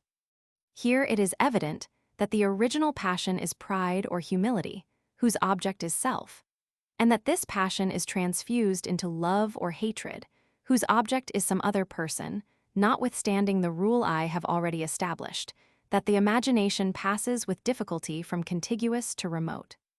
But the transition in this case is not made merely on account of the relation betwixt ourselves and the person, but because that very person is the real cause of our first passion, and of consequence is intimately connected with it. It is his approbation that produces pride, and disapprobation, humility. No wonder, then, the imagination returns back again, attended with the related passions of love and hatred. This is not a contradiction, but an exception to the rule, and an exception that arises from the same reason with the rule itself. Such an exception as this is, therefore, rather a confirmation of the rule. And indeed, if we consider all the 8 experiments I have explained, we shall find that the same principle appears in all of them, and that it is by means of a transition arising from a double relation of impressions and ideas, pride and humility, love and hatred are produced. An object without a relation, or with but one, never produces either of these passions, and it is found that the passion always varies in conformity to the relation. Nay, we may observe that where the relation, by any particular circumstance, has not its usual effect of producing a transition either of ideas or of impressions, it ceases to operate upon the passions, and gives rise neither to pride nor love, humility nor hatred. This rule we find still to hold good, even under the appearance of its contrary, and as relation is frequently experienced to have no effect, which upon examination is found to proceed from some particular circumstance that prevents the transition. So even in instances where that circumstance, though present, prevents not the transition, it is found to arise from some other circumstance which counterbalances it. Thus, not only the variations resolve themselves into the general principle, but even the variations of these variations. First experiment, second and third experiments, fourth experiment, sixth experiment, seventh and eighth experiments. Sect, Roman 3 difficulties solved. After so many and such undeniable proofs drawn from daily experience and observation, it may seem superfluous to enter into a particular examination of all the causes of love and hatred. I shall, therefore, employ the sequel of this part, first, in removing some difficulties concerning particular causes of these passions. Secondly, in examining the compound affections, which arise from the mixture of love and hatred with other emotions. Nothing is more evident than that any person acquires our kindness or is exposed to our ill will in proportion to the pleasure or uneasiness we receive from him, and that the passions keep pace exactly with the sensations in all their changes and variations. Whoever can find the means either by his services, his beauty, or his flattery to render himself useful or agreeable to us is sure of our affections. As on the other hand, whoever harms or displeases us never fails to excite our anger or hatred. When our own nation is at war with any other, we detest them under the character of cruel, perfidious, unjust, and violent, but always esteem ourselves and allies equitable, moderate, and merciful. If the general of our enemies be successful, it is with difficulty we allow him the figure and character of a man. He is a sorcerer. He has a communication with demons, as is reported of Oliver Cromwell and the Duke of Luxembourg. He is bloody-minded and takes a pleasure in death and destruction. But if the success be on our side, our commander has all the opposite good qualities and is a pattern of virtue, as well as of courage and conduct. His treachery we call policy. His cruelty is an evil inseparable from war. In short, every one of his faults we either endeavor to extenuate or dignify it with the name of that virtue which approaches it. It is evident the same method of thinking runs through common life. There are some who add another condition and require not only that the pain and pleasure arise from the person, but likewise that it arise knowingly and with a particular design and intention. A man who wounds and harms us by accident becomes not our enemy upon that account, nor do we think ourselves bound by any ties of gratitude to one who does us any service after the same manner. By the intention we judge of the actions, and according as that is good or bad, they become causes of love or hatred. But here we must make a distinction. If that quality in another, which pleases or displeases, be constant and inherent in his person and character, it will cause love or hatred independent of the intention, but otherwise a knowledge and design is requisite in order to give rise to these passions. One that is disagreeable by his deformity or folly is the object of our aversion, though nothing be more certain than that he has not the least intention of displeasing us by these qualities. But if the uneasiness proceed not from a quality, but an action, which is produced and annihilated in a moment, it is necessary, in order to produce some relation, and connect this action sufficiently with the person, that it be derived from a particular forethought and design. It is not enough that the action arise from the person, and have him for its immediate cause and author. This relation alone is too feeble and inconstant to be a foundation for these passions. It reaches not the sensible and thinking part, and neither proceeds from anything durable in him, nor leaves anything behind it, but passes in a moment, and is as if it had never been. On the other hand, an intention shows certain qualities, which remaining after the action is performed, connect it with the person, and facilitate the transition of ideas from one to the other. We can never think of him without reflecting on these qualities, unless repentance and a change of life have produced an alteration in that respect, in which case the passion is likewise altered. This, therefore, is one reason why an intention is requisite to excite either love or hatred. But we must farther consider that an intention, besides its strengthening the relation of ideas, is often necessary to produce a relation of impressions and give rise to pleasure and uneasiness. For it is observable that the principal part of an injury is the contempt and hatred which it shows in the person that injures us. And without that, the mere harm gives us a less sensible uneasiness. In like manner, a good office is agreeable, chiefly because it flatters our vanity, and is a proof of the kindness and esteem of the person who performs it. The removal of the intention removes the mortification in the one case and vanity in the other, and must of course cause a remarkable diminution in the passions of love and hatred. I grant that these effects of the removal of design, in diminishing the relations of impressions and ideas, are not entire, nor able to remove every degree of these relations. But then I ask, if the removal of design be able entirely to remove the passion of love and hatred, experience, I am sure, informs us of the contrary, nor is there anything more certain than that men often fall into a violent anger for injuries, which they themselves must own to be entirely involuntary and accidental. This emotion, indeed, cannot be of long continuance, but still is sufficient to show that there is a natural connection betwixt uneasiness and anger, and that the relation of impressions will operate upon a very small relation of ideas. But when the violence of the impression is once a little abated, the defect of the relation begins to be better felt. And as the character of a person is no wise interested in such injuries as are casual and involuntary, it seldom happens that, on their account, we entertain a lasting enmity. To illustrate this doctrine by a parallel instance, we may observe that not only the uneasiness, which proceeds from another by accident, has but little force to excite our passion, but also that which arises from an acknowledged necessity and duty. One that has a real design of harming us, proceeding not from hatred and ill will, but from justice and equity, draws not upon him our anger, if we be in any degree reasonable, notwithstanding he is both the cause and the knowing cause of our sufferings. Let us examine a little this phenomenon. It is evident in the first place that this circumstance is not decisive, and though it may be able to diminish the passions, it is seldom it can entirely remove them. How few criminals are there who have no ill will to the person that accuses them, or to the judge that condemns them, even though they be conscious of their own deserts.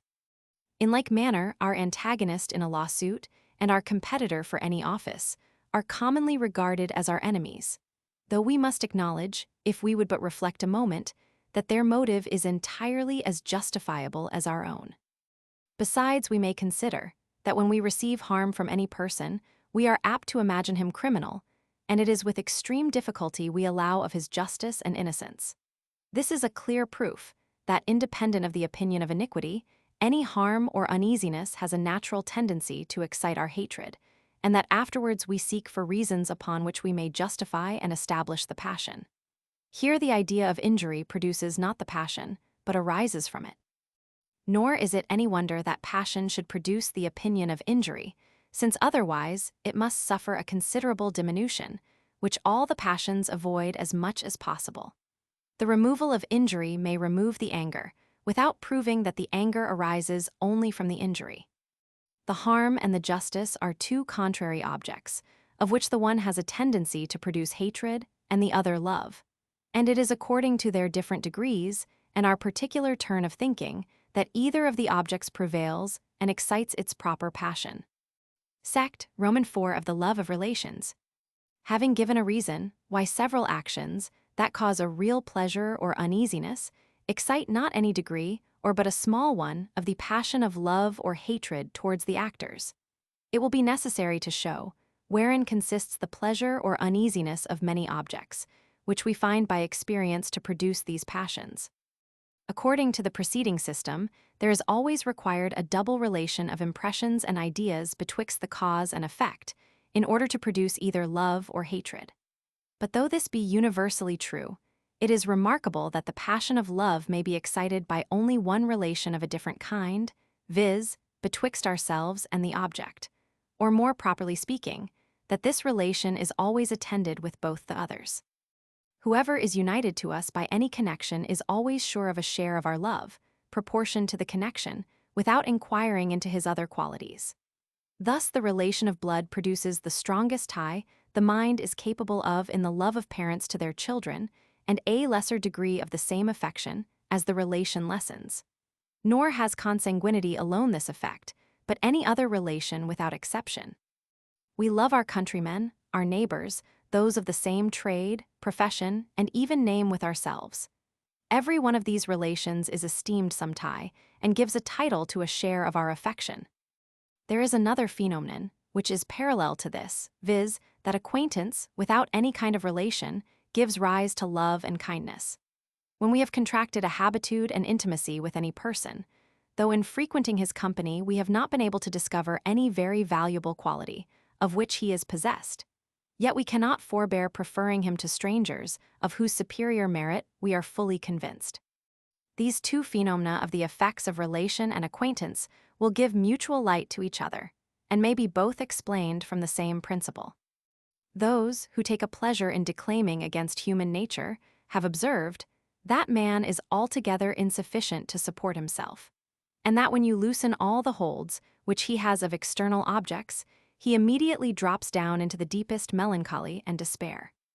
From this, say they, proceeds that continual search after amusement in gaming, in hunting, in business, by which we endeavor to forget ourselves and excite our spirits from the languid state into which they fall when not sustained by some brisk and lively emotion. To this method of thinking I so far agree that I own the mind to be insufficient of itself to its own entertainment, and that it naturally seeks after foreign objects, which may produce a lively sensation and agitate the spirits. On the appearance of such an object it awakes, as it were, from a dream, the blood flows with a new tide, the heart is elevated, and the whole man acquires a vigor which he cannot command in his solitary and calm moments. Hence company is naturally so rejoicing, as presenting the liveliest of all objects, viz., a rational and thinking being like ourselves, who communicates to us all the actions of his mind, makes us privy to his inmost sentiments and affections, and lets us see, in the very instant of their production, all the emotions which are caused by any object. Every lively idea is agreeable, but especially that of a passion, because such an idea becomes a kind of passion and gives a more sensible agitation to the mind than any other image or conception. This being once admitted, all the rest is easy. For as the company of strangers is agreeable to us for a short time by enlivening our thought, so the company of our relations and acquaintance must be peculiarly agreeable, because it has this effect in a greater degree and is of more durable influence. Whatever is related to us is conceived in a lively manner by the easy transition from ourselves to the related object. Custom also, or acquaintance, facilitates the entrance and strengthens the conception of any object. The first case is parallel to our reasonings from cause and effect, the second to education. And as reasoning and education concur only in producing a lively and strong idea of any object, so is this the only particular which is common to relation and acquaintance. This must therefore be the influencing quality by which they produce all their common effects, and love or kindness being one of these effects, it must be from the force and liveliness of conception that the passion is derived. Such a conception is peculiarly agreeable and makes us have an affectionate regard for everything that produces it, when the proper object of kindness and goodwill. It is obvious that people associate together according to their particular tempers and dispositions, and that men of gay tempers naturally love the gay, as the serious bear an affection to the serious. This not only happens where they remark this resemblance betwixt themselves and others, but also by the natural course of the disposition, and by a certain sympathy, which always arises betwixt similar characters. Where they remark the resemblance, it operates after the manner of a relation, by producing a connection of ideas. Where they do not remark it, it operates by some other principle, and if this latter principle be similar to the former, it must be received as a confirmation of the foregoing reasoning. The idea of ourselves is always intimately present to us, and conveys a sensible degree of vivacity to the idea of any other object, to which we are related. This lively idea changes by degrees into a real impression, these two kinds of perception being in a great measure the same, and differing only in their degrees of force and vivacity. But this change must be produced with the greater ease, that our natural temper gives us a propensity to the same impression, which we observe in others, and makes it arise upon any slight occasion.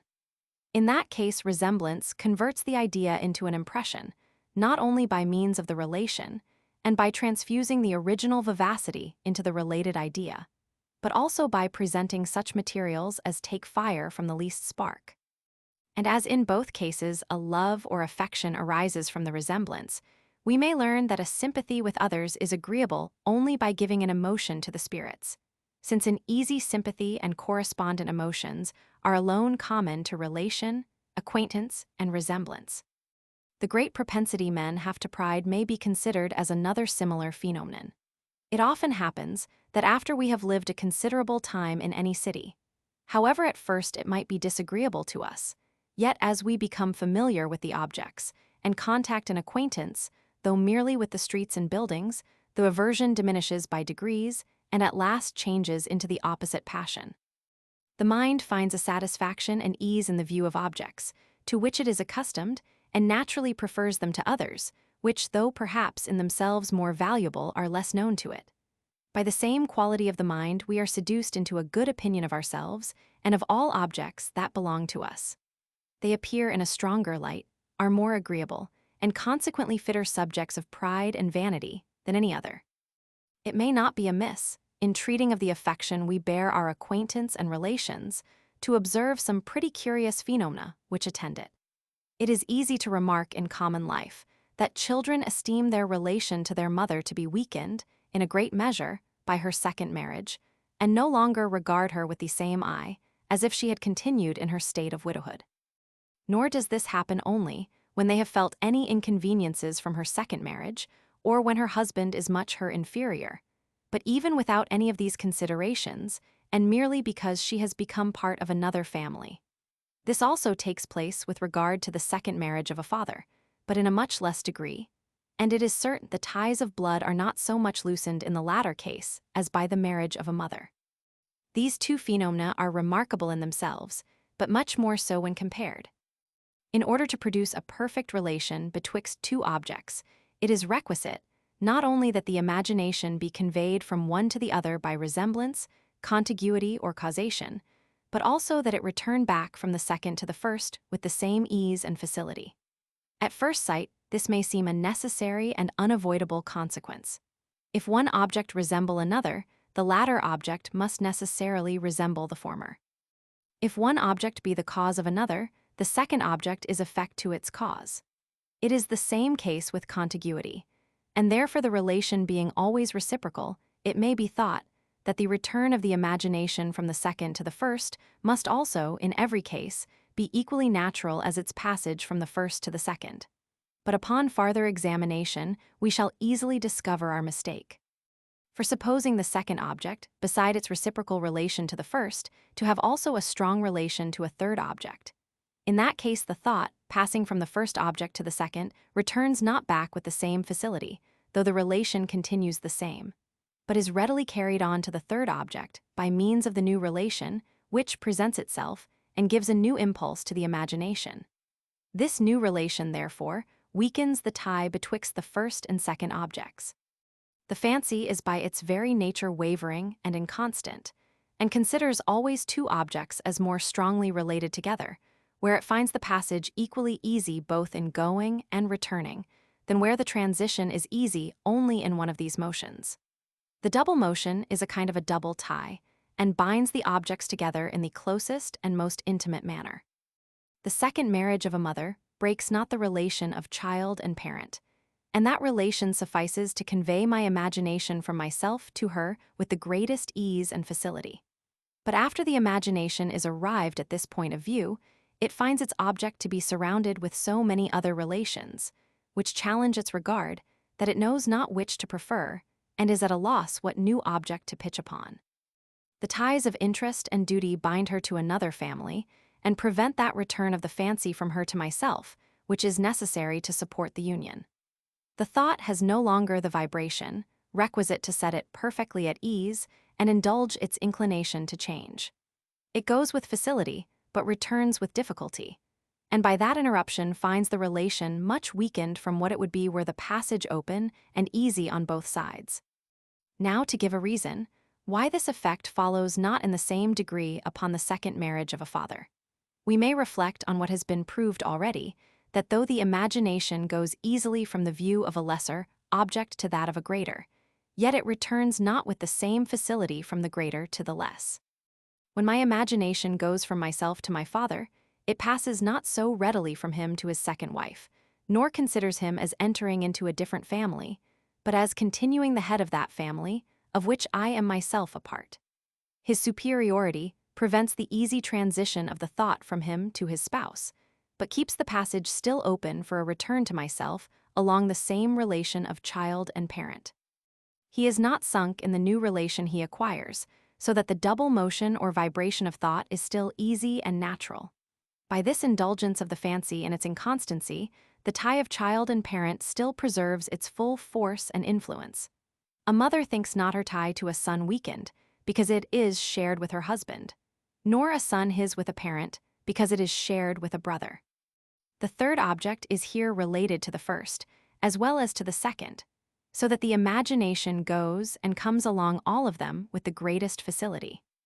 Sect, v of our esteem for the rich and powerful. Nothing has a greater tendency to give us an esteem for any person than his power and riches, or a contempt than his poverty and meanness. And as esteem and contempt are to be considered as species of love and hatred, it will be proper in this place to explain these phenomena. Here it happens most fortunately that the greatest difficulty is not to discover a principle capable of producing such an effect, but to choose the chief and predominant among several that present themselves. The satisfaction we take in the riches of others and the esteem we have for the possessors may be ascribed to three different causes. First, to the objects they possess, such as houses, gardens, equipages, which, being agreeable in themselves, necessarily produce a sentiment of pleasure in everyone that either considers or surveys them.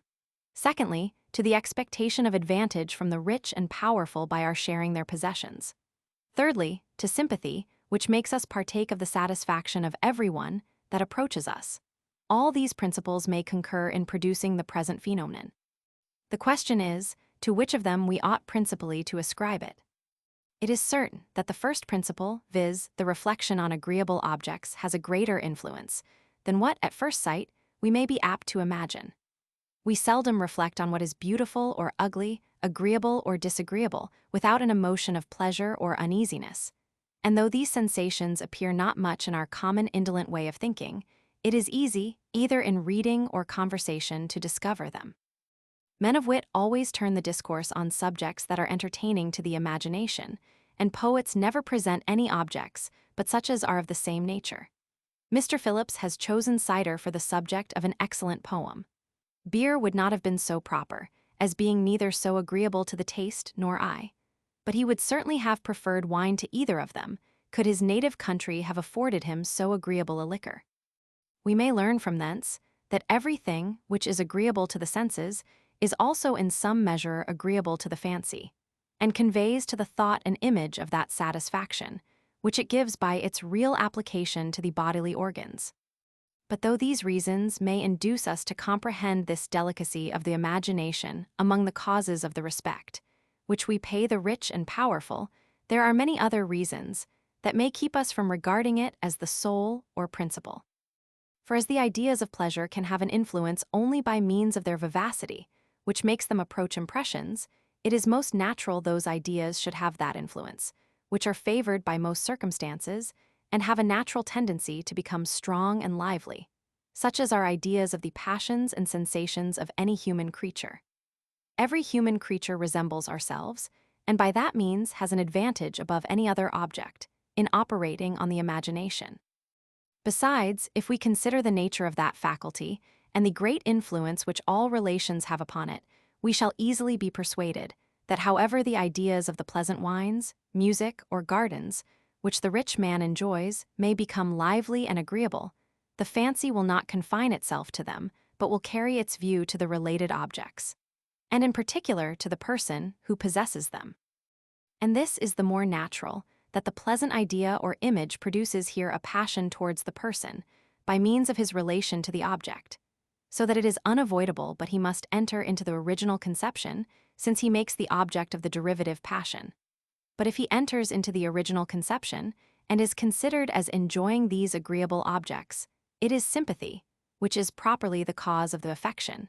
And the third principle is more powerful and universal than the first. Add to this that riches and power alone, even though unemployed, naturally cause esteem and respect, and consequently these passions arise not from the idea of any beautiful or agreeable objects. It is true, money implies a kind of representation of such objects, by the power it affords of obtaining them, and for that reason may still be esteemed proper to convey those agreeable images which may give rise to the passion. But as this prospect is very distant, it is more natural for us to take a contiguous object, viz., the satisfaction, which this power affords the person who is possessed of it. And of this we shall be farther satisfied if we consider that riches represent the goods of life only by means of the will, which employs them, and therefore imply in their very nature an idea of the person, and cannot be considered without a kind of sympathy with his sensations and enjoyments. This we may confirm by a reflection, which to some will, perhaps, appear too subtle and refined.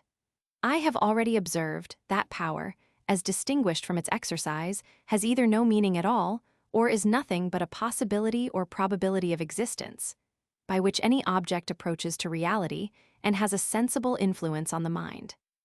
I have also observed that this approach by an illusion of the fancy appears much greater when we ourselves are possessed of the power than when it is enjoyed by another, and that in the former case the objects seem to touch upon the very verge of reality and convey almost an equal satisfaction, as if actually in our possession.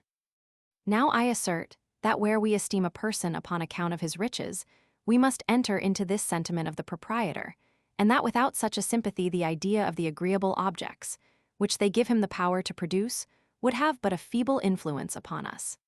An avaricious man is respected for his money, though he scarce is possessed of a power. That is, there scarce is a probability or even possibility of his employing it in the acquisition of the pleasures and conveniences of life. To himself alone, this power seems perfect and entire, and therefore we must receive his sentiments by sympathy before we can have a strong, intense idea of these enjoyments or esteem him upon account of them. Thus we have found that the first principle, viz., the agreeable idea of those objects, which riches afford the enjoyment of, resolves itself in a great measure into the third, and becomes a sympathy with the person we esteem or love.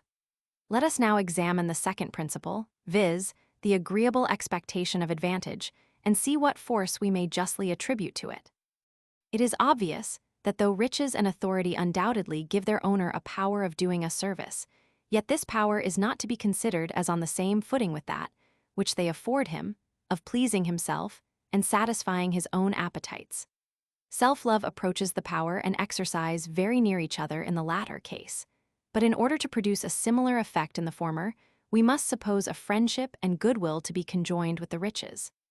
Without that circumstance, it is difficult to conceive on what we can found our hope of advantage from the riches of others, though there is nothing more certain than that we naturally esteem and respect the rich, even before we discover in them any such favorable disposition towards us. But I carry this farther, and observe, not only that we respect the rich and powerful, where they show no inclination to serve us, but also when we lie so much out of the sphere of their activity that they cannot even be supposed to be endowed with that power. Prisoners of war are always treated with a respect suitable to their condition, and it is certain riches go very far towards fixing the condition of any person. If birth and quality enter for a share, this still affords us an argument of the same kind. For what is it we call a man of birth, but one who is descended from a long succession of rich and powerful ancestors, and who acquires our esteem by his relation to persons whom we esteem? His ancestors, therefore, though dead, are respected, in some measure, on account of their riches, and consequently without any kind of expectation. But not to go so far as prisoners of war and the dead to find instances of this disinterested esteem for riches, let us observe with a little attention those phenomena that occur to us in common life and conversation. A man who is himself of a competent fortune, upon coming into a company of strangers, naturally treats them with different degrees of respect and deference, as he is informed of their different fortunes and conditions, though it is impossible he can ever propose, and perhaps would not accept of any advantage from them. A traveler is always admitted into company, and meets with civility, in proportion as his train and equipage speak him a man of great or moderate fortune. In short, the different ranks of men are, in a great measure, regulated by riches, and that with regard to superiors as well as inferiors, strangers as well as acquaintance. There is, indeed, an answer to these arguments, drawn from the influence of general rules. It may be pretended that being accustomed to expect succor and protection from the rich and powerful, and to esteem them upon that account, we extend the same sentiments to those who resemble them in their fortune, but from whom we can never hope for any advantage. The general rule still prevails, and by giving a bent to the imagination draws along the passion, in the same manner as if its proper object were real and existent. But that this principle does not here take place will easily appear if we consider that in order to establish a general rule and extend it beyond its proper bounds, there is required a certain uniformity in our experience and a great superiority of those instances which are conformable to the rule above the contrary. But here the case is quite otherwise. Of 100 men of credit and fortune I meet with, there is not, perhaps, one from whom I can expect advantage, so that it is impossible any custom can ever prevail in the present case. Upon the whole, there remains nothing which can give us an esteem for power and riches and a contempt for meanness and poverty, except the principle of sympathy, by which we enter into the sentiments of the rich and poor and partake of their pleasure and uneasiness. Riches give satisfaction to their possessor, and this satisfaction is conveyed to the beholder by the imagination, which produces an idea resembling the original impression in force and vivacity. This agreeable idea or impression is connected with love, which is an agreeable passion. It proceeds from a thinking conscious being, which is the very object of love. From this relation of impressions and identity of ideas, the passion arises, according to my hypothesis. The best method of reconciling us to this opinion is to take a general survey of the universe and observe the force of sympathy through the whole animal creation and the easy communication of sentiments from one thinking being to another. In all creatures that prey not upon others and are not agitated with violent passions, there appears a remarkable desire of company, which associates them together, without any advantages they can ever propose to reap from their union. This is still more conspicuous in man, as being the creature of the universe, who has the most ardent desire of society, and is fitted for it by the most advantages. We can form no wish which has not a reference to society. A perfect solitude is, perhaps, the greatest punishment we can suffer. Every pleasure languishes when enjoyed apart from company, and every pain becomes more cruel and intolerable.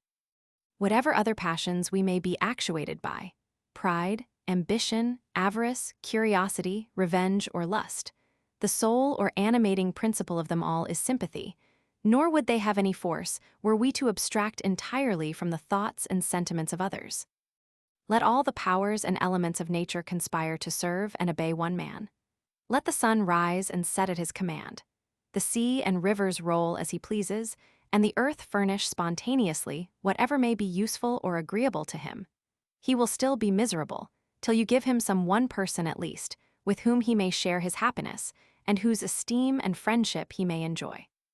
This conclusion from a general view of human nature we may confirm by particular instances, wherein the force of sympathy is very remarkable. Most kinds of beauty are derived from this origin, and though our first object be some senseless inanimate piece of matter, it is seldom we rest there, and carry not our view to its influence on sensible and rational creatures. A man who shows us any house or building takes particular care among other things to point out the convenience of the apartments, the advantages of their situation, and the little room lost in the stairs, antechambers, and passages, and indeed it is evident the chief part of the beauty consists in these particulars. The observation of convenience gives pleasure, since convenience is a beauty. But after what manner does it give pleasure? It is certain our own interest is not in the least concerned, and as this is a beauty of interest, not of form, so to speak, it must delight us merely by communication, and by our sympathizing with the proprietor of the lodging. We enter into his interest by the force of imagination, and feel the same satisfaction that the objects naturally occasion in him. This observation extends to tables, chairs, scritwars, chimneys, coaches, saddles, plows, and indeed to every work of art, it being an universal rule that their beauty is chiefly derived from their utility, and from their fitness for that purpose to which they are destined. But this is an advantage that concerns only the owner, nor is there anything but sympathy which can interest the spectator. It is evident that nothing renders a field more agreeable than its fertility, and that scarce any advantages of ornament or situation will be able to equal this beauty. It is the same case with particular trees and plants, as with the field on which they grow. I know not but a plain, overgrown with furze and broom, may be, in itself, as beautiful as a hill covered with vines or olive trees, though it will never appear so to one who is acquainted with the value of each. But this is a beauty merely of imagination, and has no foundation in what appears to the senses. Fertility and value have a plain reference to use, and that to riches, joy, and plenty, in which though we have no hope of partaking, yet we enter into them by the vivacity of the fancy, and share them, in some measure, with the proprietor. There is no rule in painting more reasonable than that of balancing the figures, and placing them with the greatest exactness on their proper centers of gravity. A figure, which is not justly balanced, is disagreeable, and that because it conveys the ideas of its fall, of harm, and of pain, which ideas are painful, when by sympathy they acquire any degree of force and vivacity. Add to this that the principal part of personal beauty is an air of health and vigor, and such a construction of members as promises strength and activity. This idea of beauty cannot be accounted for but by sympathy. In general, we may remark that the minds of men are mirrors to one another, not only because they reflect each other's emotions, but also because those rays of passions, sentiments, and opinions may be often reverberated and may decay away by insensible degrees. Thus the pleasure, which a rich man receives from his possessions, being thrown upon the beholder, causes a pleasure and esteem, which sentiments again, being perceived and sympathized with, increase the pleasure of the possessor, and being once more reflected, become a new foundation for pleasure and esteem in the beholder. There is certainly an original satisfaction in riches derived from that power, which they bestow, of enjoying all the pleasures of life. And as this is their very nature and essence, it must be the first source of all the passions, which arise from them.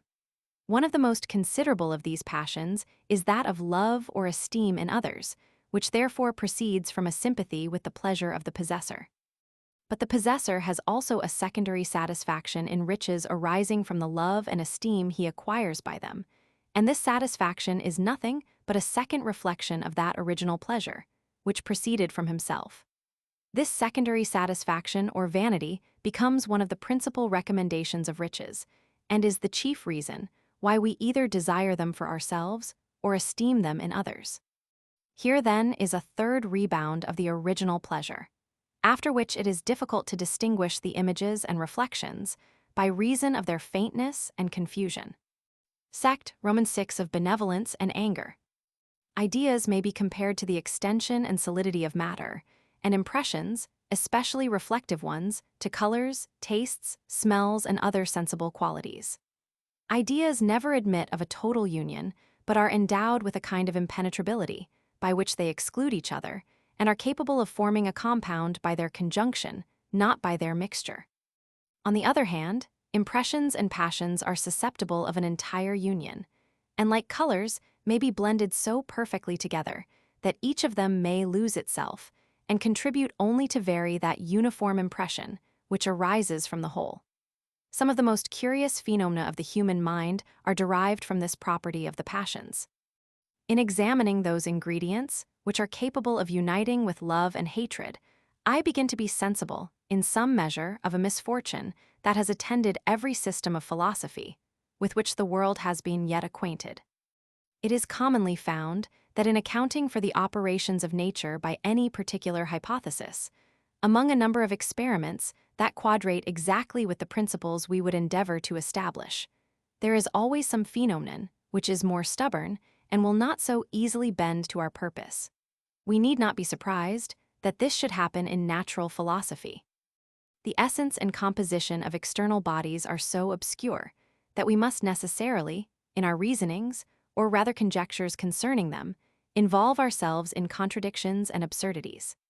But as the perceptions of the mind are perfectly known, and I have used all imaginable caution in forming conclusions concerning them, I have always hoped to keep clear of those contradictions, which have attended every other system. Accordingly, the difficulty, which I have at present in my eye, is nowise contrary to my system, but only departs a little from that simplicity, which has been hitherto its principal force and beauty. The passions of love and hatred are always followed by, or rather conjoined with benevolence and anger. It is this conjunction which chiefly distinguishes these affections from pride and humility. For pride and humility are pure emotions in the soul, unattended with any desire, and not immediately exciting us to action. But love and hatred are not completed within themselves, nor rest in that emotion, which they produce, but carry the mind to something farther. Love is always followed by a desire of the happiness of the person beloved and an aversion to his misery. As hatred produces a desire of the misery and an aversion to the happiness of the person hated. So remarkable a difference betwixt these two sets of passions of pride and humility, love and hatred, which in so many other particulars correspond to each other, merits our attention. The conjunction of this desire and aversion with love and hatred may be accounted for by two different hypotheses. The first is that love and hatred have not only a cause, which excites them, viz., pleasure and pain, and an object to which they are directed, viz., a person or thinking being, but likewise an end, which they endeavor to attain, viz., the happiness or misery of the person beloved or hated, all which views, mixing together, make only one passion. According to this system, love is nothing but the desire of happiness to another person, and hatred that of misery. The desire and aversion constitute the very nature of love and hatred. They are not only inseparable but the same. But this is evidently contrary to experience. For though it is certain we never love any person without desiring his happiness, nor hate any without wishing his misery, yet these desires arise only upon the ideas of the happiness or misery of our friend or enemy being presented by the imagination, and are not absolutely essential to love and hatred. They are the most obvious and natural sentiments of these affections, but not the only ones.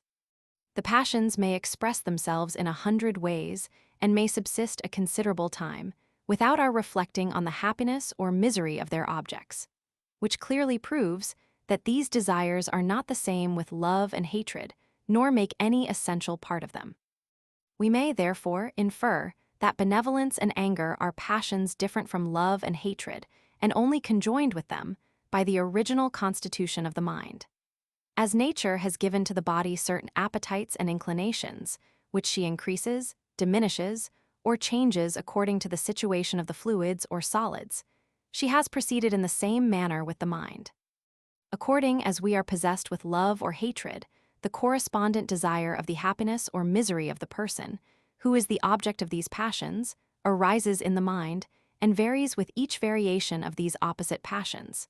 This order of things, abstractedly considered, is not necessary. Love and hatred might have been unattended with any such desires, or their particular connection might have been entirely reversed. If nature had so pleased, love might have had the same effect as hatred, and hatred as love.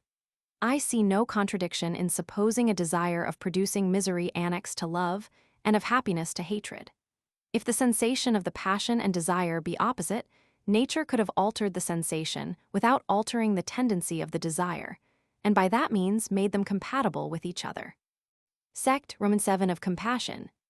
But though the desire of the happiness or misery of others, according to the love or hatred we bear them, be an arbitrary and original instinct implanted in our nature, we find it may be counterfeited on many occasions, and may arise from secondary principles.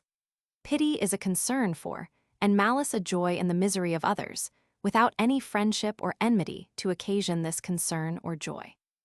We pity even strangers, and such as are perfectly indifferent to us.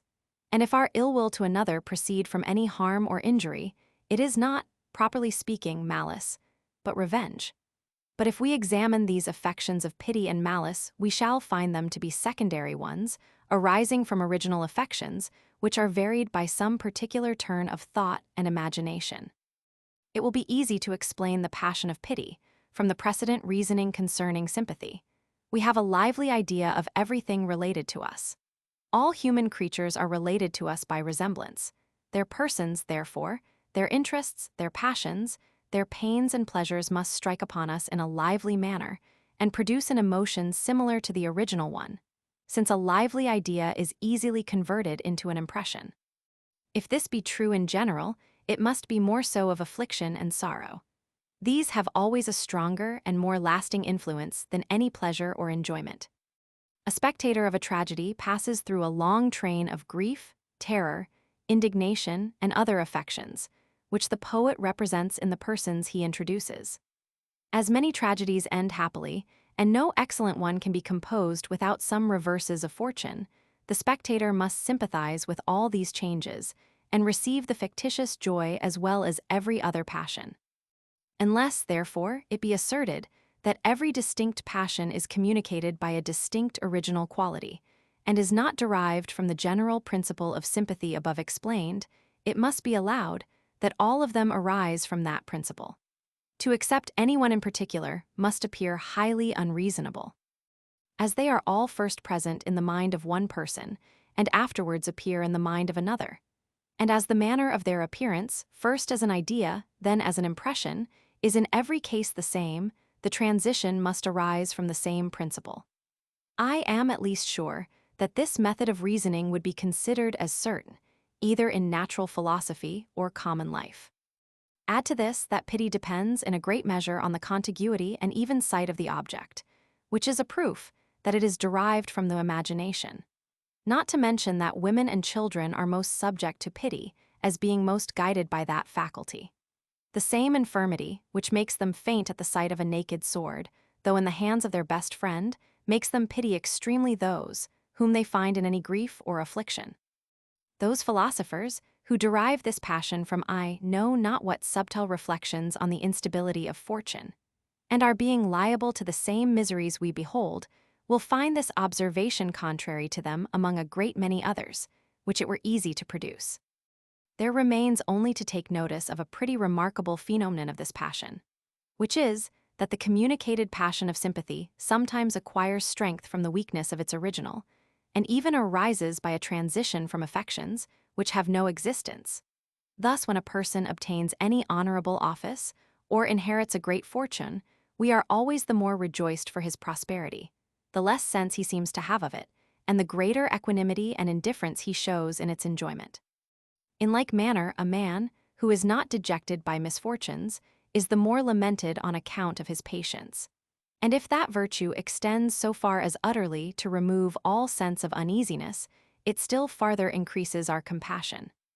When a person of merit falls into what is vulgarly esteemed a great misfortune, we form a notion of his condition, and carrying our fancy from the cause to the usual effect, first conceive a lively idea of his sorrow, and then feel an impression of it, entirely overlooking that greatness of mind, which elevates him above such emotions, or only considering it so far as to increase our admiration, love, and tenderness for him.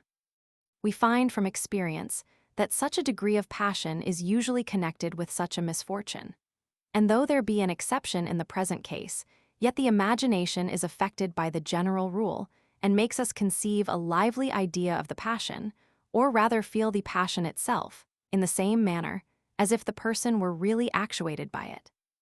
From the same principles we blush for the conduct of those who behave themselves foolishly before us, and that though they show no sense of shame, nor seem in the least conscious of their folly.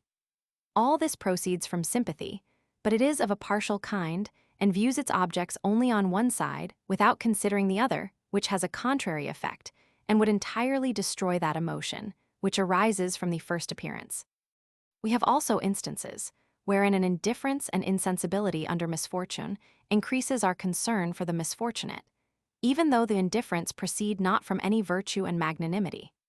It is an aggravation of a murder, that it was committed upon persons asleep and in perfect security, as historians readily observe of any infant prince, who is captive in the hands of his enemies, that he is the more worthy of compassion the less sensible he is of his miserable condition. As we ourselves are here acquainted with the wretched situation of the person, it gives us a lively idea and sensation of sorrow, which is the passion that generally attends it, and this idea becomes still more lively, and the sensation more violent by a contrast with that security and indifference which we observe in the person himself. A contrast of any kind never fails to affect the imagination, especially when presented by the subject, and it is on the imagination that pity entirely depends. To prevent all ambiguity, I must observe that where I oppose the imagination to the memory, I mean in general the faculty that presents our fainter ideas. In all other places, and particularly when it is opposed to the understanding, I understand the same faculty, excluding only our demonstrative and probable reasonings. Sect, ruminate of malice and envy. We must now proceed to account for the passion of malice, which imitates the effects of hatred, as pity does those of love, and gives us a joy in the sufferings and miseries of others without any offense or injury on their part. So little are men governed by reason in their sentiments and opinions that they always judge more of objects by comparison than from their intrinsic worth and value. When the mind considers, or is accustomed to, any degree of perfection, whatever falls short of it, though really estimable, has notwithstanding the same effect upon the passions, as what is defective and ill. This is an original quality of the soul, and similar to what we have everyday experience of in our bodies. Let a man heat one hand and cool the other. The same water will, at the same time, seem both hot and cold, according to the disposition of the different organs. A small degree of any quality succeeding a greater produces the same sensation, as if less than it really is, and even sometimes as the opposite quality. Any gentle pain that follows a violent one seems as nothing, or rather becomes a pleasure, as on the other hand a violent pain succeeding a gentle one is doubly grievous and uneasy. This no one can doubt of with regard to our passions and sensations. But there may arise some difficulty with regard to our ideas and objects. When an object augments or diminishes to the eye or imagination from a comparison with others, the image and idea of the object are still the same, and are equally extended in the retina and in the brain or organ of perception. The eyes refract the rays of light, and the optic nerves convey the images to the brain in the very same manner, whether a great or small object has preceded. Nor does even the imagination alter the dimensions of its object on account of a comparison with others. The question then is, how from the same impression and the same idea we can form such different judgments concerning the same object, and at one time admire its bulk, and at another despise its littleness. This variation in our judgments must certainly proceed from a variation in some perception. But as the variation lies not in the immediate impression or idea of the object, it must lie in some other impression that accompanies it. In order to explain this matter, I shall just touch upon two principles, one of which shall be more fully explained in the progress of this treatise. The other has been already accounted for.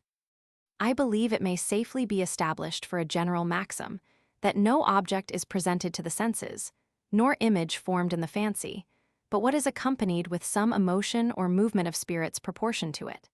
And however custom may make us insensible of this sensation and cause us to confound it with the object or idea, it will be easy, by careful and exact experiments, to separate and distinguish them.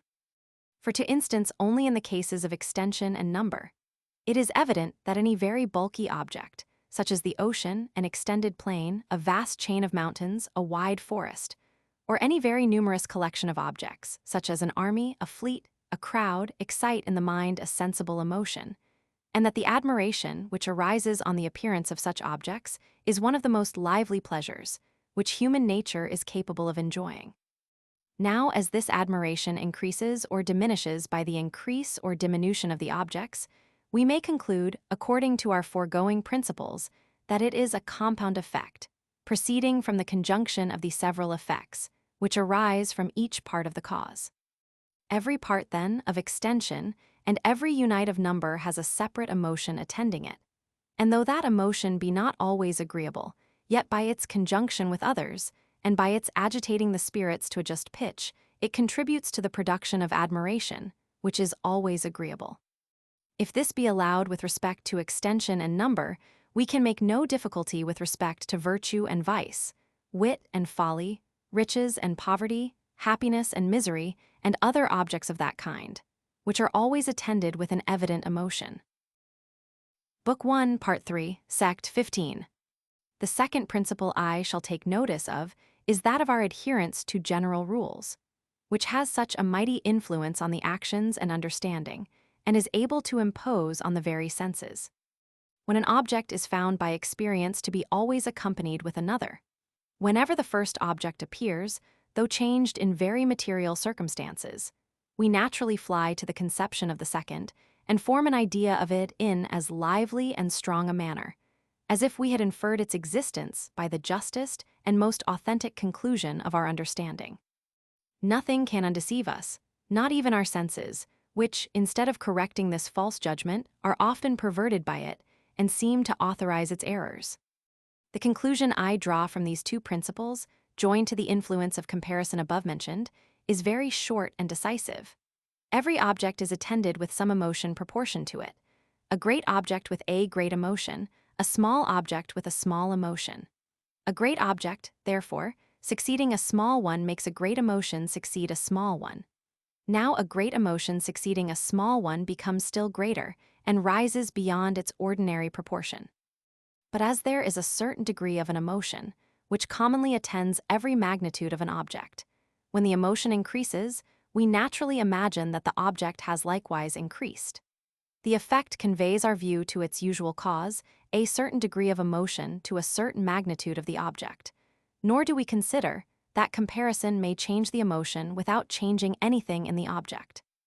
Those who are acquainted with the metaphysical part of optics and know how we transfer the judgments and conclusions of the understanding to the senses will easily conceive this whole operation. But leaving this new discovery of an impression that secretly attends every idea, we must at least allow of that principle, from whence the discovery arose, that objects appear greater or less by a comparison with others. We have so many instances of this that it is impossible we can dispute its veracity, and it is from this principle I derive the passions of malice and envy. It is evident we must receive a greater or less satisfaction or uneasiness from reflecting on our own condition and circumstances, in proportion as they appear more or less fortunate or unhappy in proportion to the degrees of riches and power and merit and reputation, which we think ourselves possessed of. Now, as we seldom judge of objects from their intrinsic value, but form our notions of them from a comparison with other objects, it follows that according as we observe a greater or less share of happiness or misery in others, we must make an estimate of our own and feel a consequent pain or pleasure. The misery of another gives us a more lively idea of our happiness, and his happiness of our misery. The former, therefore, produces delight, and the latter uneasiness. Here, then, is a kind of pity reversed, or contrary sensations arising in the beholder, from those which are felt by the person whom he considers. In general, we may observe that in all kinds of comparison an object makes us always receive from another, to which it is compared, a sensation contrary to what arises from itself in its direct and immediate survey. A small object makes a great one appear still greater. A great object makes a little one appear less. Deformity of itself produces uneasiness, but makes us receive new pleasure by its contrast with a beautiful object, whose beauty is augmented by it. As on the other hand, beauty, which of itself produces pleasure, makes us receive a new pain by the contrast with anything ugly, whose deformity it augments. The case, therefore, must be the same with happiness and misery. The direct survey of another's pleasure naturally gives us pleasure, and therefore produces pain when compared with our own. His pain, considered in itself, is painful to us, but augments the idea of our own happiness and gives us pleasure. Nor will it appear strange that we may feel a reversed sensation from the happiness and misery of others, since we find the same comparison may give us a kind of malice against ourselves, and make us rejoice for our pains and grieve for our pleasures. Thus the prospect of past pain is agreeable when we are satisfied with our present condition, as on the other hand our past pleasures give us uneasiness when we enjoy nothing at present equal to them. The comparison being the same, as when we reflect on the sentiments of others, must be attended with the same effects. Nay, a person may extend this malice against himself, even to his present fortune, and carry it so far as designedly to seek affliction, and increase his pains and sorrows. This may happen upon two occasions. First, upon the distress and misfortune of a friend or person dear to him. Secondly, upon the feeling any remorses for a crime of which he has been guilty. It is from the principle of comparison that both these irregular appetites for evil arise. A person who indulges himself in any pleasure, while his friend lies under affliction, feels the reflected uneasiness from his friend more sensibly by a comparison with the original pleasure, which he himself enjoys.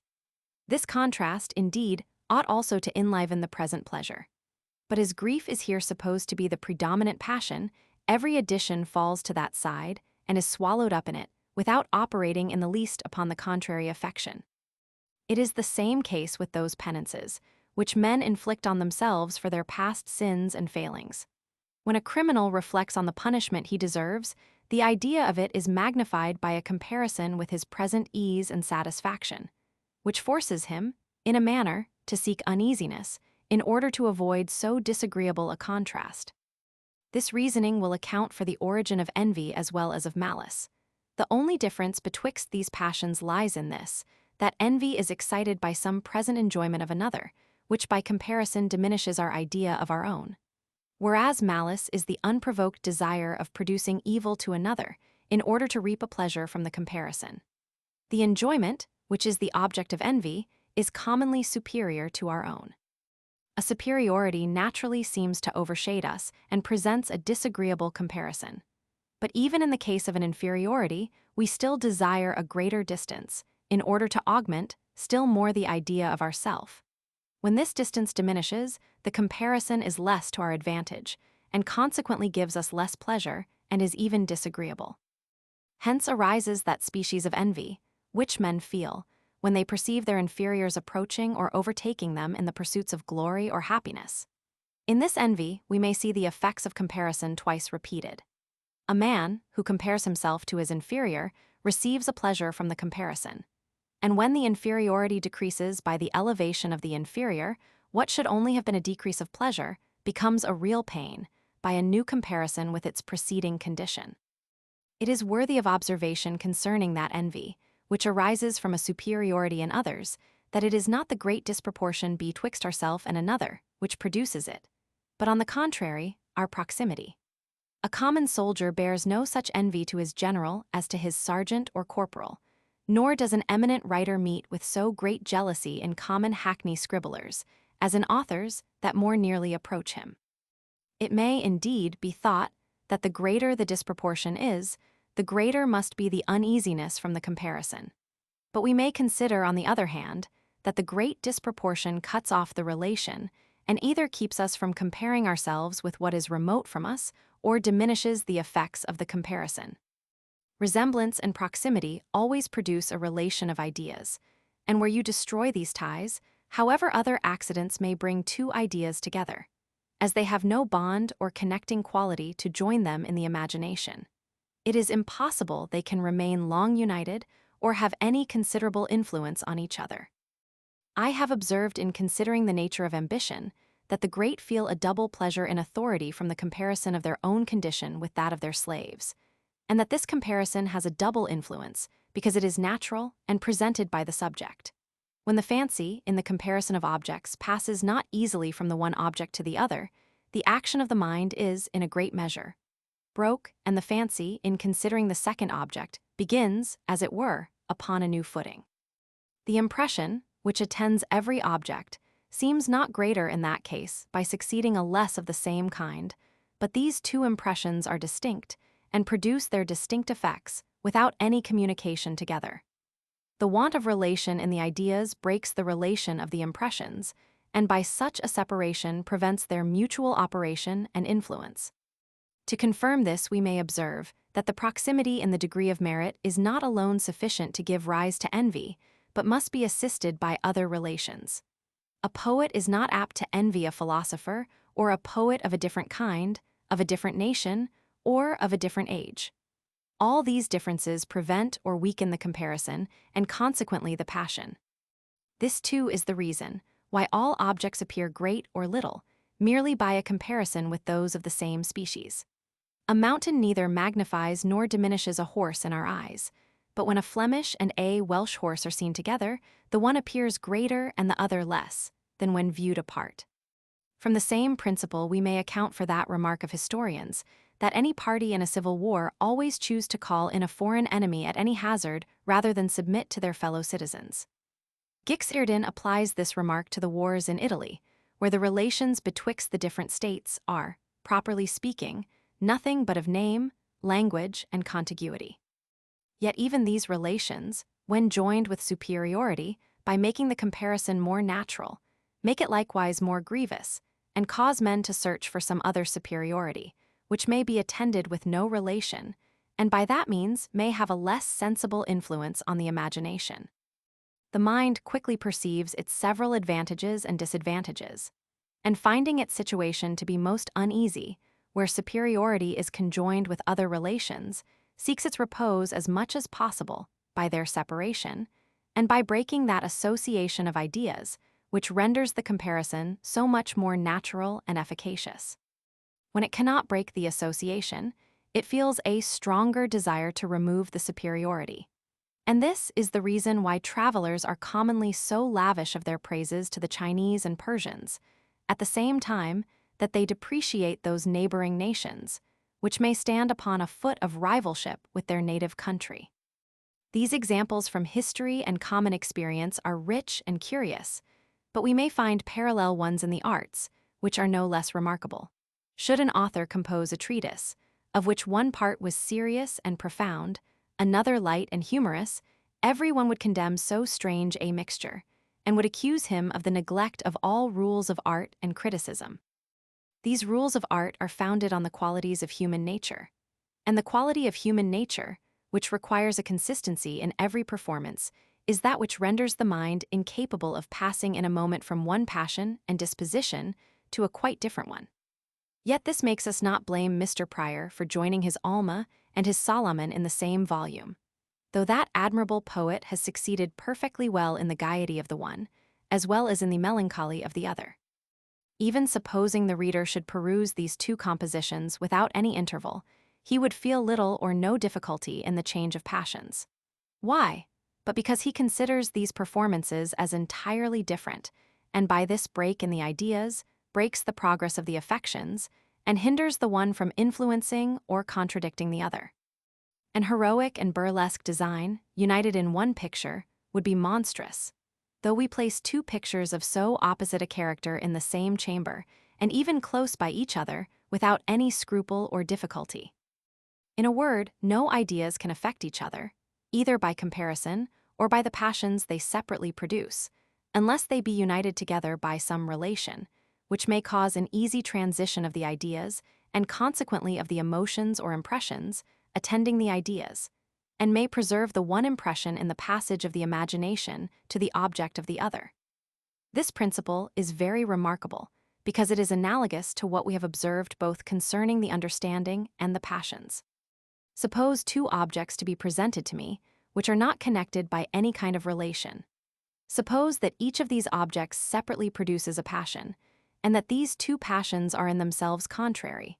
We find from experience that the want of relation in the objects or ideas hinders the natural contrariety of the passions, and that the break in the transition of the thought removes the affections from each other and prevents their opposition.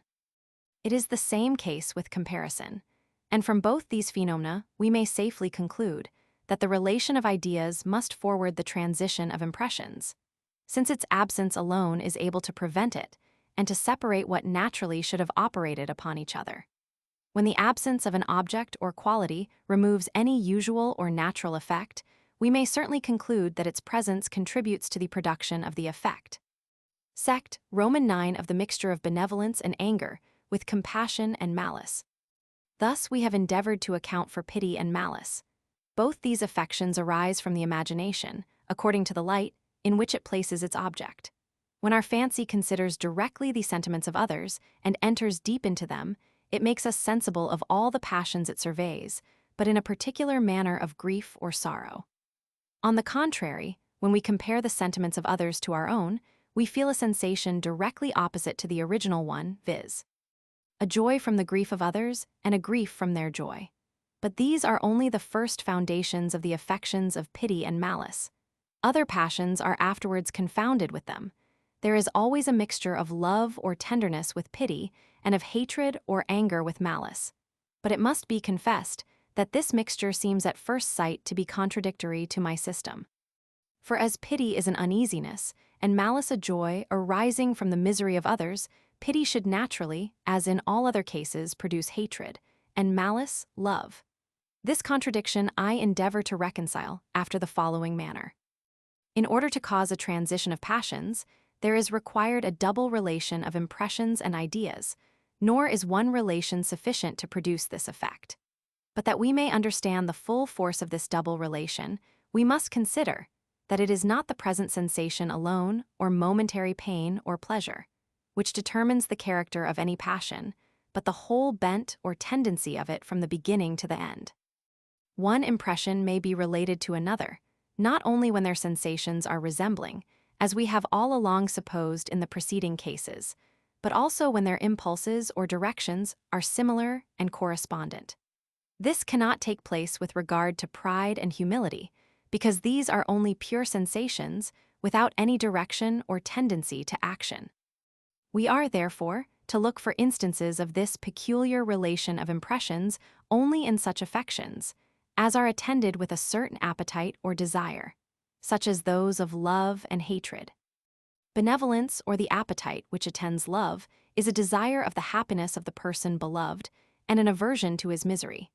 As anger, or the appetite which attends hatred, is a desire of the misery of the person hated and an aversion to his happiness. A desire, therefore, of the happiness of another and aversion to his misery are similar to benevolence, and a desire of his misery and aversion to his happiness are correspondent to anger. Now pity is a desire of happiness to another and aversion to his misery. As malice is the contrary appetite, pity, then, is related to benevolence, and malice to anger, and as benevolence has been already found to be connected with love by a natural and original quality, and anger with hatred, it is by this chain the passions of pity and malice are connected with love and hatred. This hypothesis is founded on sufficient experience. A man who from any motives has entertained a resolution of performing an action naturally runs into every other view or motive, which may fortify that resolution and give it authority and influence on the mind. To confirm us in any design, we search for motives drawn from interest, from honor, from duty. What wonder, then, that pity and benevolence, malice and anger, being the same desires arising from different principles, should so totally mix together as to be undistinguishable. As to the connection betwixt benevolence and love, anger and hatred, being original and primary, it admits of no difficulty. We may add to this another experiment, viz., that benevolence and anger, and consequently love and hatred, arise when our happiness or misery have any dependence on the happiness or misery of another person, without any farther relation. I doubt not but this experiment will appear so singular as to excuse us for stopping a moment to consider it. Suppose that two persons of the same trade should seek employment in a town that is not able to maintain both. It is plain the success of one is perfectly incompatible with that of the other, and that whatever is for the interest of either is contrary to that of his rival, and so vice versa. Suppose again that two merchants, though living in different parts of the world, should enter into copartnership together. The advantage or loss of one becomes immediately the advantage or loss of his partner, and the same fortune necessarily attends both. Now it is evident that in the first case, hatred always follows upon the contrariety of interests, as in the second, love arises from their union. Let us consider to what principle we can ascribe these passions. It is plain they arise not from the double relations of impressions and ideas, if we regard only the present sensation. For taking the first case of rivalship, though the pleasure and advantage of an antagonist necessarily causes my pain and loss, yet to counterbalance this, his pain and loss causes my pleasure and advantage, and supposing him to be unsuccessful, I may by this means receive from him a superior degree of satisfaction. In the same manner, the success of a partner rejoices me, but then his misfortunes afflict me in an equal proportion, and it is easy to imagine that the latter sentiment may in many cases preponderate. But whether the fortune of a rival or partner be good or bad, I always hate the former and love the latter. This love of a partner cannot proceed from the relation or connection betwixt us, in the same manner as I love a brother or countryman. A rival has almost as close a relation to me as a partner. For as the pleasure of the latter causes my pleasure, and his pain my pain, so the pleasure of the former causes my pain, and his pain my pleasure.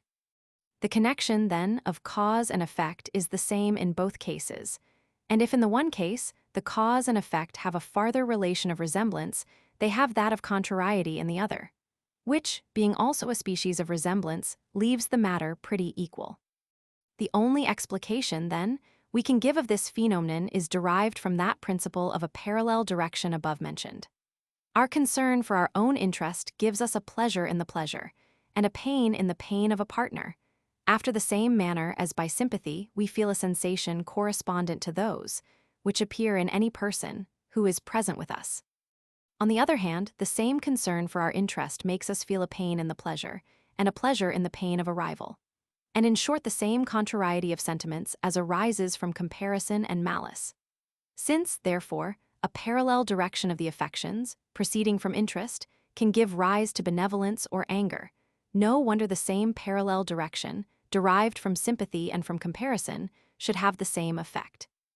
In general, we may observe that it is impossible to do good to others from whatever motive without feeling some touches of kindness and goodwill towards them, as the injuries we do not only cause hatred in the person who suffers them, but even in ourselves. These phenomena, indeed, may in part be accounted for from other principles. But here there occurs a considerable objection, which it will be necessary to examine before we proceed any farther.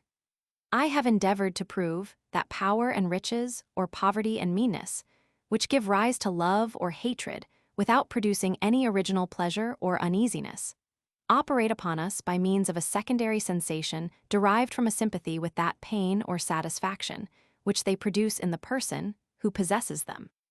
From a sympathy with his pleasure there arises love, from that with his uneasiness, hatred. But it is a maxim which I have just now established, and which is absolutely necessary to the explication of the phenomena of pity and malice, that it is not the present sensation or momentary pain or pleasure which determines the character of any passion, but the general bent or tendency of it from the beginning to the end. For this reason, pity or a sympathy with pain produces love, and that because it interests us in the fortunes of others, good or bad, and gives us a secondary sensation correspondent to the primary, in which it has the same influence with love and benevolence. Since then this rule holds good in one case, why does it not prevail throughout, and why does sympathy and uneasiness ever produce any passion beside good, will, and kindness? Is it becoming a philosopher to alter his method of reasoning, and run from one principle to its contrary, according to the particular phenomenon which he would explain? I have mentioned two different causes from which a transition of passion may arise, viz., a double relation of ideas and impressions, and what is similar to it, a conformity in the tendency and direction of any two desires, which arise from different principles. Now I assert that when a sympathy with uneasiness is weak, it produces hatred or contempt by the former cause. When strong, it produces love or tenderness by the latter. This is the solution of the foregoing difficulty, which seems so urgent. And this is a principle founded on such evident arguments that we ought to have established it, even though it were not necessary to the explication of any phenomenon. It is certain that sympathy is not always limited to the present moment, but that we often feel by communication the pains and pleasures of others, which are not in being, and which we only anticipate by the force of imagination. For supposing I saw a person perfectly unknown to me, who, while asleep in the fields, was in danger of being trod under foot by horses, I should immediately run to his assistance, and in this I should be actuated by the same principle of sympathy, which makes me concerned for the present sorrows of a stranger. The bare mention of this is sufficient. Sympathy being nothing but a lively idea converted into an impression, it is evident that, in considering the future possible or probable condition of any person, we may enter into it with so vivid a conception as to make it our own concern, and by that means be sensible of pains and pleasures, which neither belong to ourselves, nor at the present instant have any real existence. But however we may look forward to the future in sympathizing with any person, the extending of our sympathy depends in a great measure upon our sense of his present condition. It is a great effort of imagination to form such lively ideas even of the present sentiments of others as to feel these very sentiments. But it is impossible we could extend this sympathy to the future, without being aided by some circumstance in the present, which strikes upon us in a lively manner. When the present misery of another has any strong influence upon me, The vivacity of the conception is not confined merely to its immediate object, but diffuses its influence over all the related ideas and gives me a lively notion of all the circumstances of that person, whether past, present, or future, possible, probable, or certain. By means of this lively notion, I am interested in them, take part with them, and feel a sympathetic motion in my breast, conformable to whatever I imagine in his. If I diminish the vivacity of the first conception, I diminish that of the related ideas, as pipes can convey no more water than what arises at the fountain. By this diminution, I destroy the future prospect, which is necessary to interest me perfectly in the fortune of another. I may feel the present impression, but carry my sympathy no farther, and never transfuse the force of the first conception into my ideas of the related objects. If it be another's misery, which is presented in this feeble manner, I receive it by communication, and am affected with all the passions related to it. But as I am not so much interested as to concern myself in his good fortune, as well as his bad, I never feel the extensive sympathy, nor the passions related to it. Now, in order to know what passions are related to these different kinds of sympathy, we must consider that benevolence is an original pleasure arising from the pleasure of the person beloved, and a pain proceeding from his pain. From which correspondence of impressions there arises a subsequent desire of his pleasure, and aversion to his pain. In order, then, to make a passion run parallel with benevolence, it is requisite we should feel these double impressions, correspondent to those of the person whom we consider, nor is any one of them alone sufficient for that purpose. When we sympathize only with one impression, and that a painful one, this sympathy is related to anger and to hatred, upon account of the uneasiness it conveys to us. But as the extensive or limited sympathy depends upon the force of the first sympathy, it follows that the passion of love or hatred depends upon the same principle. A strong impression, when communicated, gives a double tendency of the passions, which is related to benevolence and love by a similarity of direction, however painful the first impression might have been. A weak impression, that is painful, is related to anger and hatred by the resemblance of sensations. Benevolence, therefore, arises from a great degree of misery, or any degree strongly sympathized with. Hatred or contempt from a small degree, or one weakly sympathized with, which is the principle I intended to prove and explain. Nor have we only our reason to trust to for this principle, but also experience. A certain degree of poverty produces contempt, but a degree beyond causes compassion and goodwill. We may undervalue a peasant or servant, but when the misery of a beggar appears very great, or is painted in very lively colors, we sympathize with him in his afflictions, and feel in our heart evident touches of pity and benevolence. The same object causes contrary passions according to its different degrees. The passions, therefore, must depend upon principles that operate in such certain degrees according to my hypothesis. The increase of the sympathy has evidently the same effect as the increase of the misery. A barren or desolate country always seems ugly and disagreeable, and commonly inspires us with contempt for the inhabitants. This deformity, however, proceeds in a great measure from a sympathy with the inhabitants, as has been already observed. But it is only a weak one, and reaches no farther than the immediate sensation, which is disagreeable. The view of a city in ashes conveys benevolent sentiments, because we there enter so deep into the interests of the miserable inhabitants as to wish for their prosperity as well as feel their adversity. But though the force of the impression generally produces pity and benevolence, it is certain that by being carried too far it ceases to have that effect. This, perhaps, may be worth our notice. When the uneasiness is either small in itself or remote from us, it engages not the imagination, nor is able to convey an equal concern for the future and contingent good. As for the present and real evil upon its acquiring greater force, we become so interested in the concerns of the person as to be sensible both of his good and had fortune.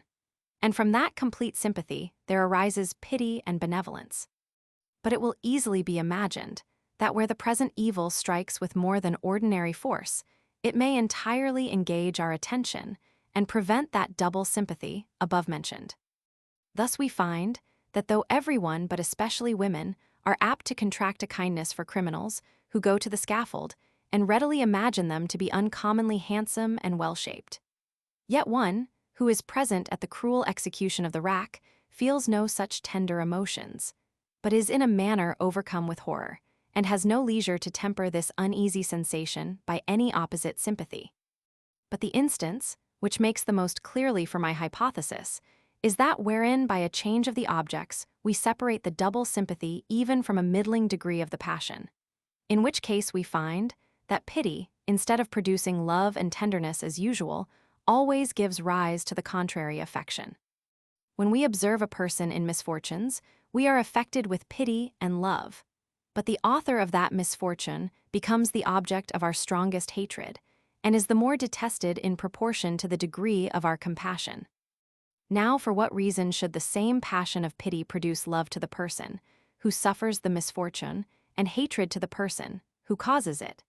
Unless it be because in the latter case the author bears a relation only to the misfortune, whereas in considering the sufferer we carry our view on every side and wish for his prosperity as well as are sensible of his affliction.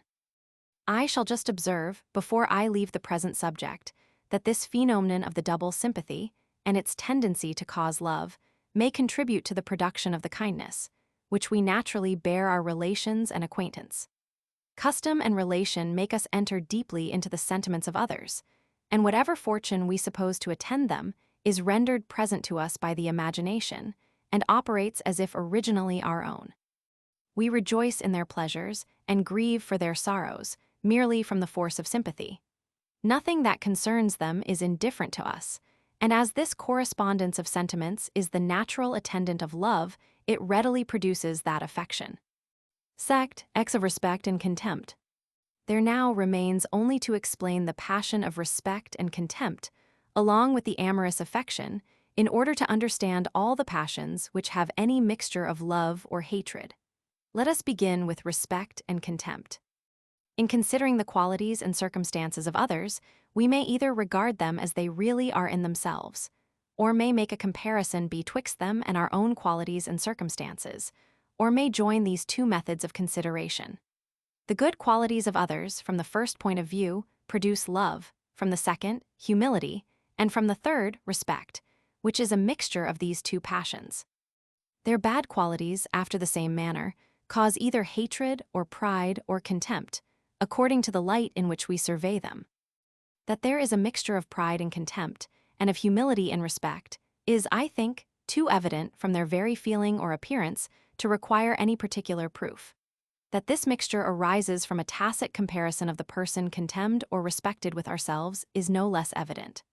The same man may cause either respect, love, or contempt by his condition and talents, according as the person, who considers him, from his inferior becomes his equal or superior. In changing the point of view, though the object may remain the same, its proportion to ourselves entirely alters, which is the cause of an alteration in the passions. These passions, therefore, arise from our observing the proportion, that is, from a comparison. I have already observed that the mind has a much stronger propensity to pride than to humility, and have endeavored, from the principles of human nature, to assign a cause for this phenomenon. Whether my reasoning be received or not, the phenomenon is undisputed, and appears in many instances. Among the rest, it is the reason why there is a much greater mixture of pride and contempt than of humility and respect, and why we are more elevated with the view of one below us than mortified with the presence of one above us. Contempt or scorn has so strong a tincture of pride that there scarce is any other passion discernible, whereas in esteem or respect, love makes a more considerable ingredient than humility. The passion of vanity is so prompt that it ruses at the least call, while humility requires a stronger impulse to make it exert itself. But here it may reasonably be asked, why this mixture takes place only in some cases and appears not on every occasion. All those objects which cause love when placed on another person are the causes of pride when transferred to ourselves, and consequently ought to be causes of humility, as well as love, while they belong to others and are only compared to those which we ourselves possess. In like manner, every quality which, by being directly considered, produces hatred, ought always to give rise to pride by comparison, and by a mixture of these passions of hatred and pride ought to excite contempt or scorn. The difficulty then is, why any objects ever cause pure love or hatred and produce not always the mixed passions of respect and contempt.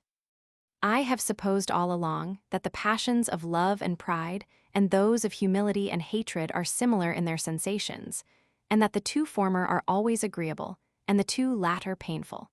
But though this be universally true, it is observable that the two agreeable as well as the two painful passions have some difference, and even contrarieties which distinguish them. Nothing invigorates and exalts the mind equally with pride and vanity, though at the same time love or tenderness is rather found to weaken and enfeeble it. The same difference is observable betwixt the uneasy passions. Anger and hatred bestow a new force on all our thoughts and actions, while humility and shame deject and discourage us. Of these qualities of the passions, it will be necessary to form a distinct idea. Let us remember that pride and hatred invigorate the soul, and love and humility enfeeble it. From this it follows that though the conformity betwixt love and hatred in the agreeableness of their sensation makes them always be excited by the same objects, yet this other contrariety is the reason why they are excited in very different degrees. Genius and learning are pleasant and magnificent objects, and by both these circumstances are adapted to pride and vanity, but have a relation to love by their pleasure only. Ignorance and simplicity are disagreeable and mean, which in the same manner gives them a double connection with humility and a single one with hatred. We may, therefore, consider it as certain that though the same object always produces love and pride, humility and hatred, according to its different situations, yet it seldom produces either the two former or the two latter passions in the same proportion. It is here we must seek for a solution of the difficulty above mentioned, why any object ever excites pure love or hatred, and does not always produce respect or contempt by a mixture of humility or pride. No quality in another gives rise to humility by comparison, unless it would have produced pride by being placed in ourselves, and vice versa no object excites pride by comparison, unless it would have produced humility by the direct survey. This is evident, objects always produce by comparison a sensation directly contrary to their original one. Suppose, therefore, an object to be presented, which is peculiarly fitted to produce love, but imperfectly to excite pride. This object, belonging to another, gives rise directly to a great degree of love, but to a small one of humility by comparison, and consequently that latter passion is scarce felt in the compound, nor is able to convert the love into respect. This is the case with good nature, good humor, facility, generosity, beauty, and many other qualities. These have a peculiar aptitude to produce love in others, but not so great a tendency to excite pride in ourselves, for which reason the view of them, as belonging to another person, produces pure love, with but a small mixture of humility and respect. It is easy to extend the same reasoning to the opposite passions. Before we leave this subject, it may not be amiss to account for a pretty curious phenomenon, viz., why we commonly keep at a distance such as we contemn, and allow not our inferiors to approach too near even in place and situation. It has already been observed that almost every kind of idea is attended with some emotion, even the ideas of number and extension, much more those of such objects as are esteemed of consequence in life and fix our attention. It is not with entire indifference we can survey either a rich man or a poor one, but must feel some faint touches at least, of respect in the former case and of contempt in the latter. These two passions are contrary to each other, but in order to make this contrariety be felt, the objects must be some way related. Otherwise the affections are totally separate and distinct and never encounter. The relation takes place wherever the persons become contiguous, which is a general reason why we are uneasy at seeing such disproportioned objects, as a rich man and a poor one, a nobleman and a porter, in that situation. This uneasiness, which is common to every spectator, must be more sensible to the superior, and that because the near approach of the inferior is regarded as a piece of ill-breeding, and shows that he is not sensible of the disproportion, and is no way affected by it.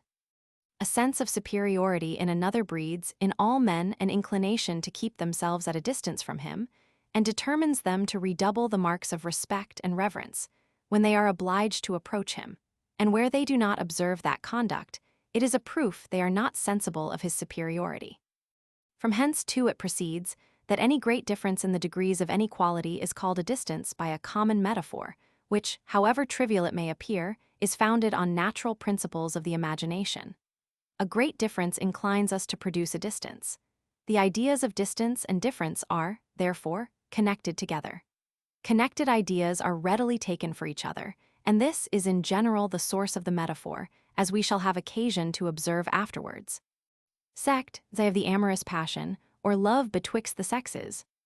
Of all the compound passions, which proceed from a mixture of love and hatred with other affections, no one better deserves our attention than that love which arises betwixt the sexes, as well on account of its force and violence as those curious principles of philosophy, for which it affords us an uncontestable argument.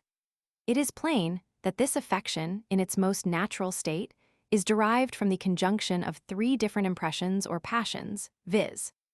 The pleasing sensation arising from beauty, the bodily appetite for generation, and a generous kindness or goodwill. The origin of kindness from beauty may be explained from the foregoing reasoning. The question is how the bodily appetite is excited by it. The appetite of generation, when confined to a certain degree, is evidently of the pleasant kind, and has a strong connection with all the agreeable emotions. Joy, mirth, vanity, and kindness are all incentives to this desire, as well as music, dancing, wine, and good cheer. On the other hand, sorrow, melancholy, poverty, humility are destructive of it. From this quality it is easily conceived why it should be connected with the sense of beauty. But there is another principle that contributes to the same effect. I have observed that the parallel direction of the desires is a real relation, and no less than a resemblance in their sensation, produces a connection among them.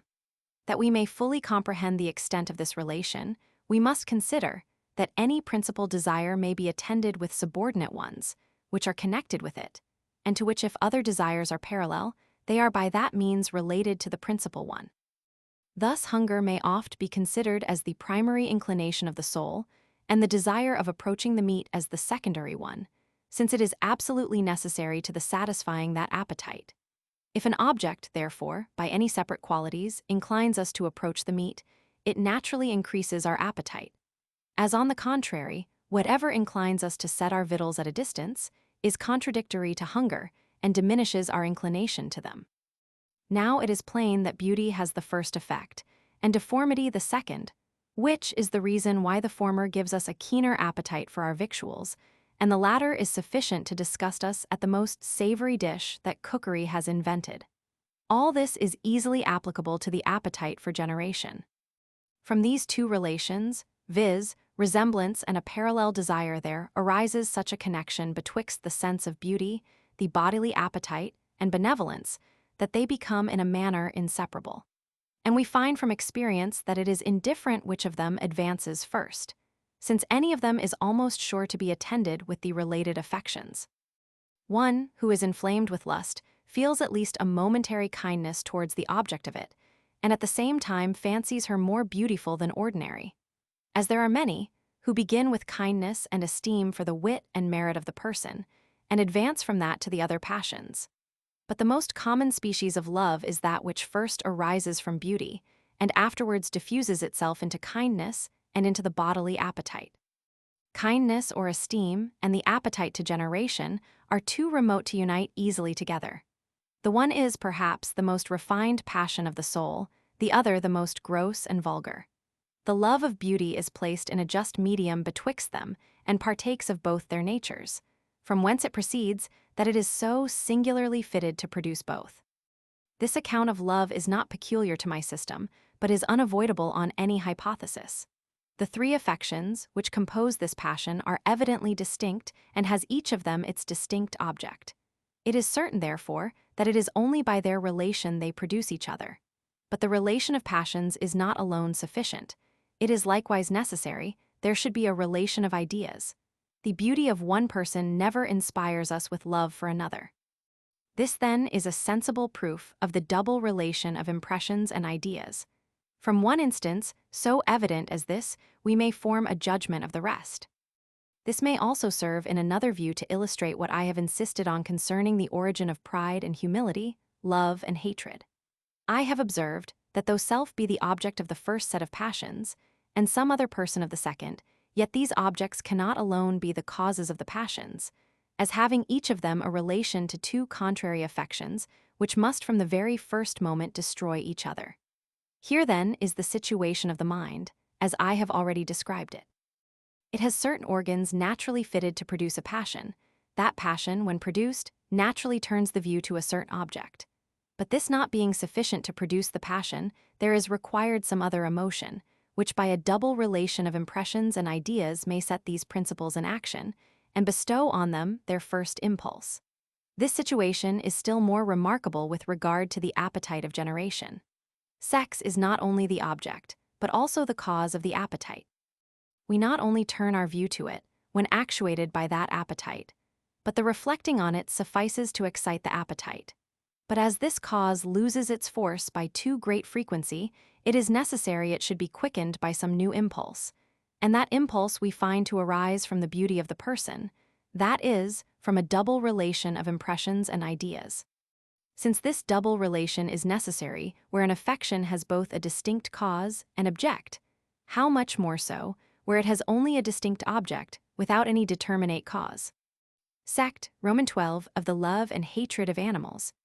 But to pass from the passions of love and hatred, and from their mixtures and compositions, as they appear in man, to the same affections, as they display themselves in brutes, we may observe not only that love and hatred are common to the whole sensitive creation, but likewise that their causes, as above explained, are of so simple a nature that they may easily be supposed to operate on mere animals. There is no force of reflection or penetration required. Everything is conducted by springs and principles which are not peculiar to man or any one species of animals. The conclusion from this is obvious in favor of the foregoing system. Love in animals has not for its only object animals of the same species, but extends itself farther and comprehends almost every sensible and thinking being.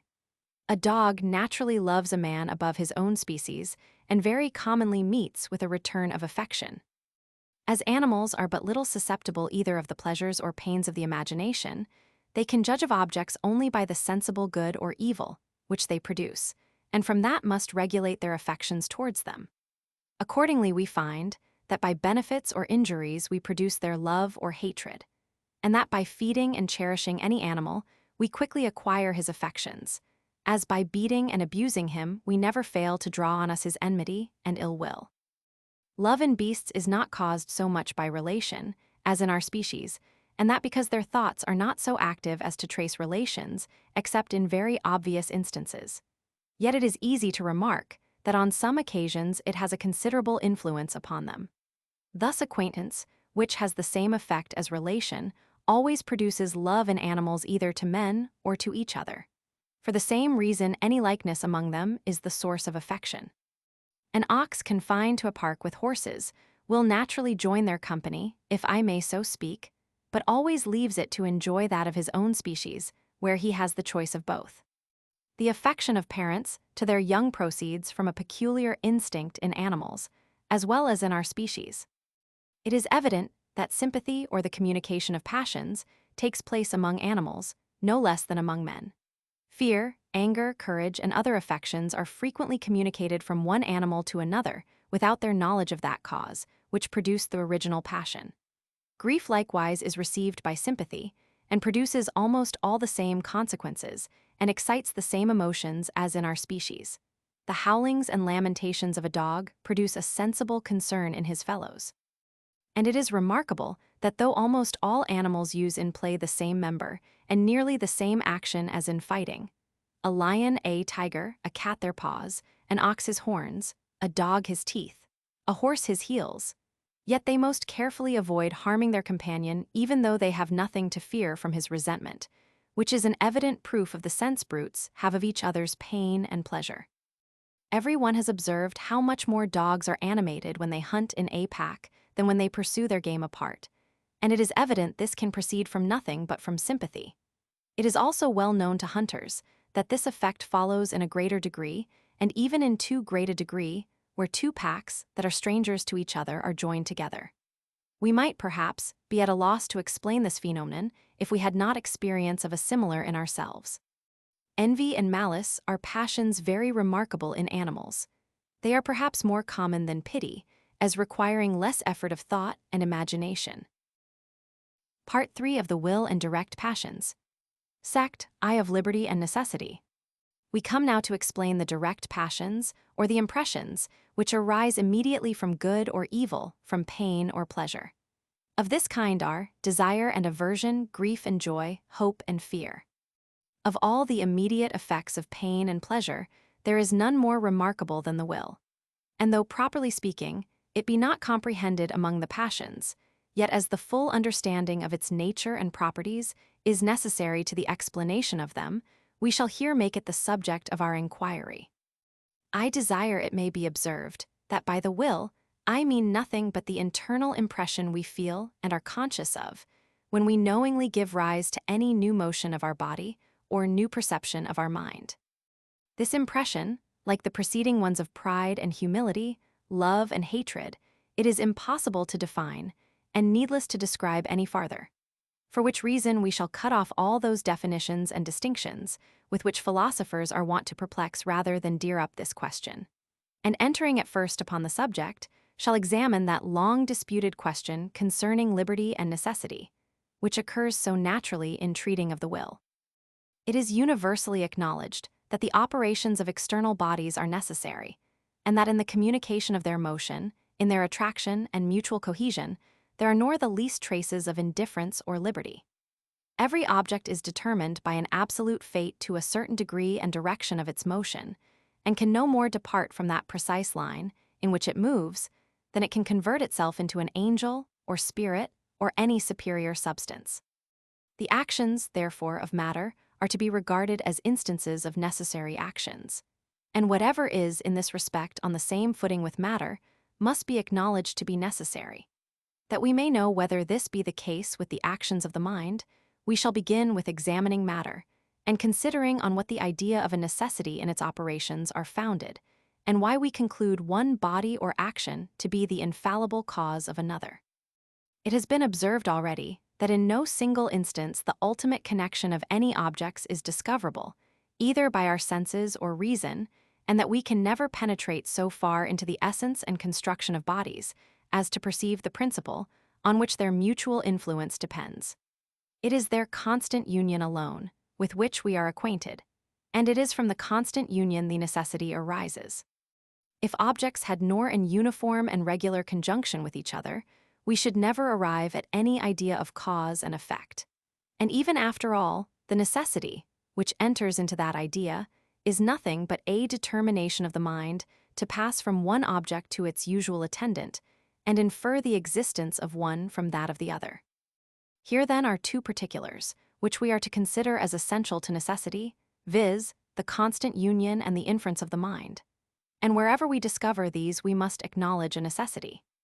As the actions of matter have no necessity, but what is derived from these circumstances, and it is not by any insight into the essence of bodies we discover their connection, the absence of this insight, while the union and inference remain, will never, in any case, remove the necessity.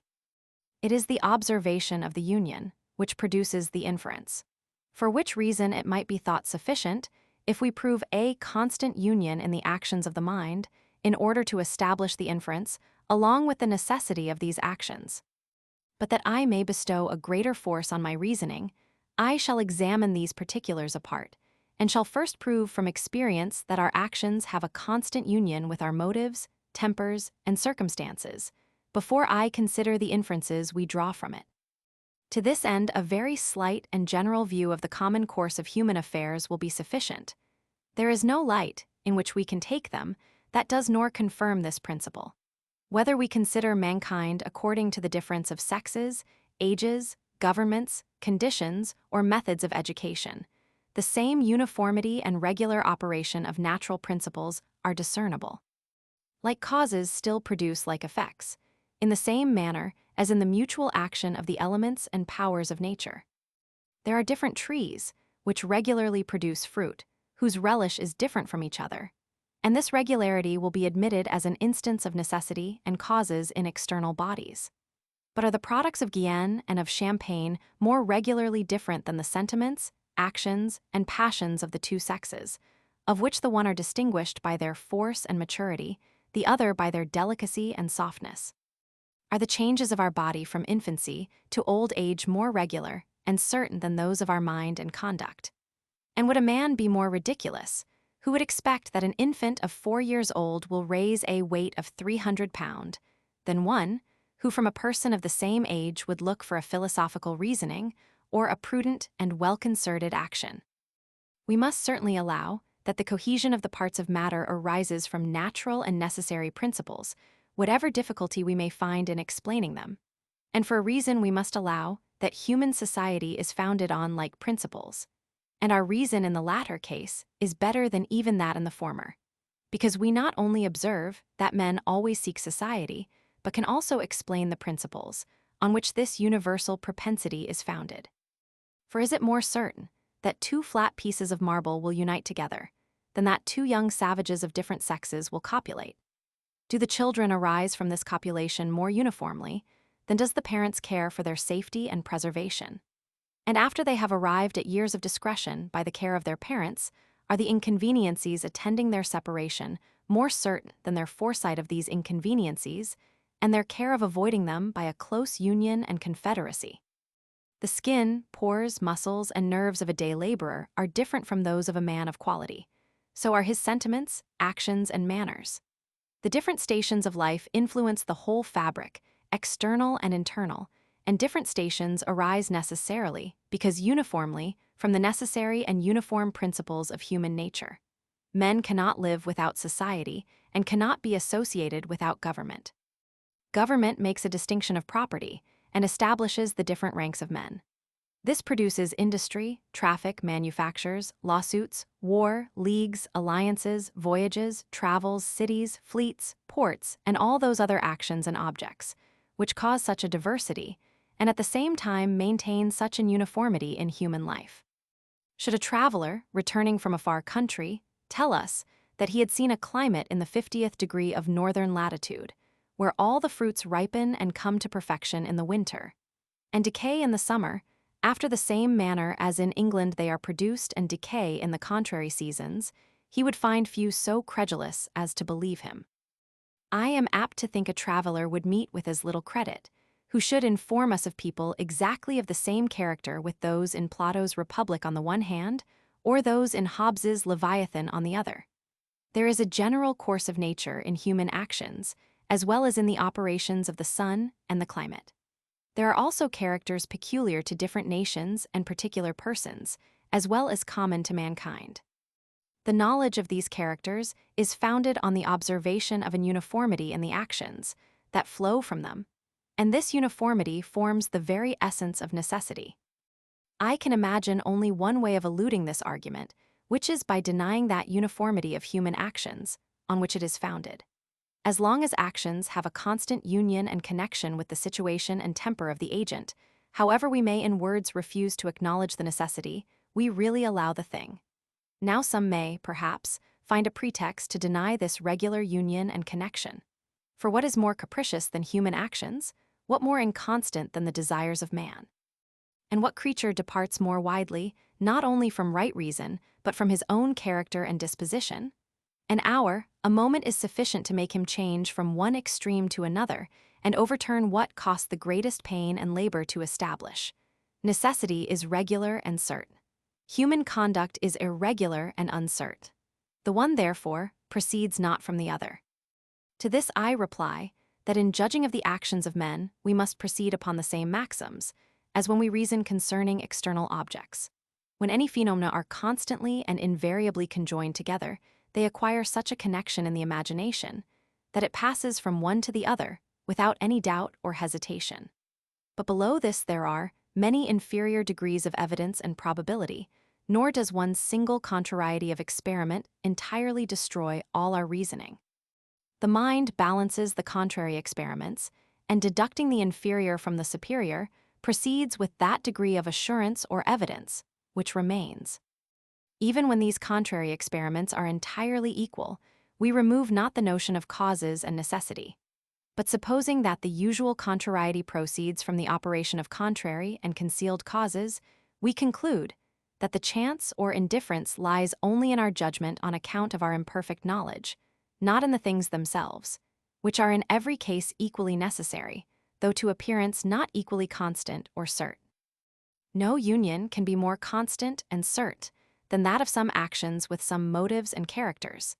And if in other cases the union is uncertain, it is no more than what happens in the operations of body, nor can we conclude anything from the one irregularity, which will not follow equally from the other. It is commonly allowed that madmen have no liberty. But were we to judge by their actions, these have less regularity and constancy than the actions of wise men, and consequently are farther removed from necessity. Our way of thinking in this particular is, therefore, absolutely inconsistent, but is a natural consequence of these confused ideas and undefined terms, which we so commonly make use of in our reasonings, especially on the present subject. We must now show that as the union betwixt motives and actions has the same constancy as that in any natural operations, so its influence on the understanding is also the same, in determining us to infer the existence of one from that of another.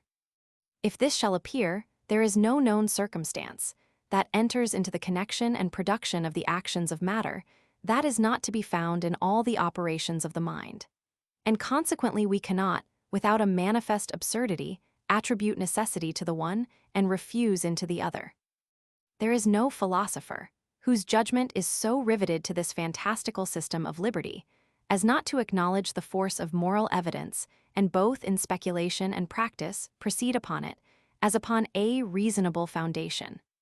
Now moral evidence is nothing but a conclusion concerning the actions of men, derived from the consideration of their motives, temper, and situation. Thus, when we see certain characters or figures described upon paper, we infer that the person who produced them would affirm such facts, the death of Caesar, the success of Augustus, the cruelty of Nero. And remembering many other concurrent testimonies, we conclude that those facts were once really existent, and that so many men, without any interest, would never conspire to deceive us. Especially since they must, in the attempt, expose themselves to the derision of all their contemporaries, when these facts were asserted to be recent and universally known. The same kind of reasoning runs through politics, war, commerce, economy, and indeed mixes itself so entirely in human life that it is impossible to act or subsist a moment without having recourse to it.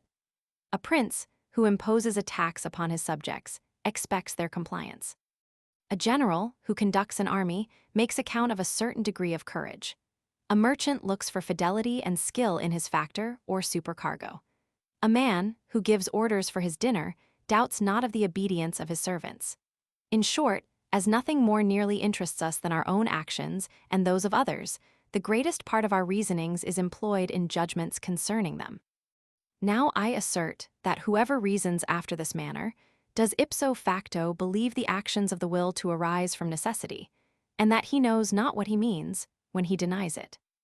All those objects, of which we call the one cause and the other effect, considered in themselves, are as distinct and separate from each other as any two things in nature, nor can we ever, by the most accurate survey of them, infer the existence of the one from that of the other. It is only from experience and the observation of their constant union that we are able to form this inference. And even after all, the inference is nothing but the effects of custom on the imagination. We must not here be content with saying that the idea of cause and effect arises from objects constantly united, but must affirm that it is the very same with the idea of those objects, and that the necessary connection is not discovered by a conclusion of the understanding, but is merely a perception of the mind. Wherever, therefore, we observe the same union, and wherever the union operates in the same manner upon the belief and opinion, we have the idea of causes and necessity, though perhaps we may avoid those expressions. Motion in one body in all past instances that have fallen under our observation is followed upon impulse by motion in another. It is impossible for the mind to penetrate farther. From this constant union, it forms the idea of cause and effect, and by its influence feels the necessity. As there is the same constancy and the same influence in what we call moral evidence, I ask no more. What remains can only be a dispute of words. And indeed, when we consider how aptly natural and moral evidence cement together, and form only one chain of argument betwixt them, we shall make no scruple to allow that they are of the same nature and derived from the same principles.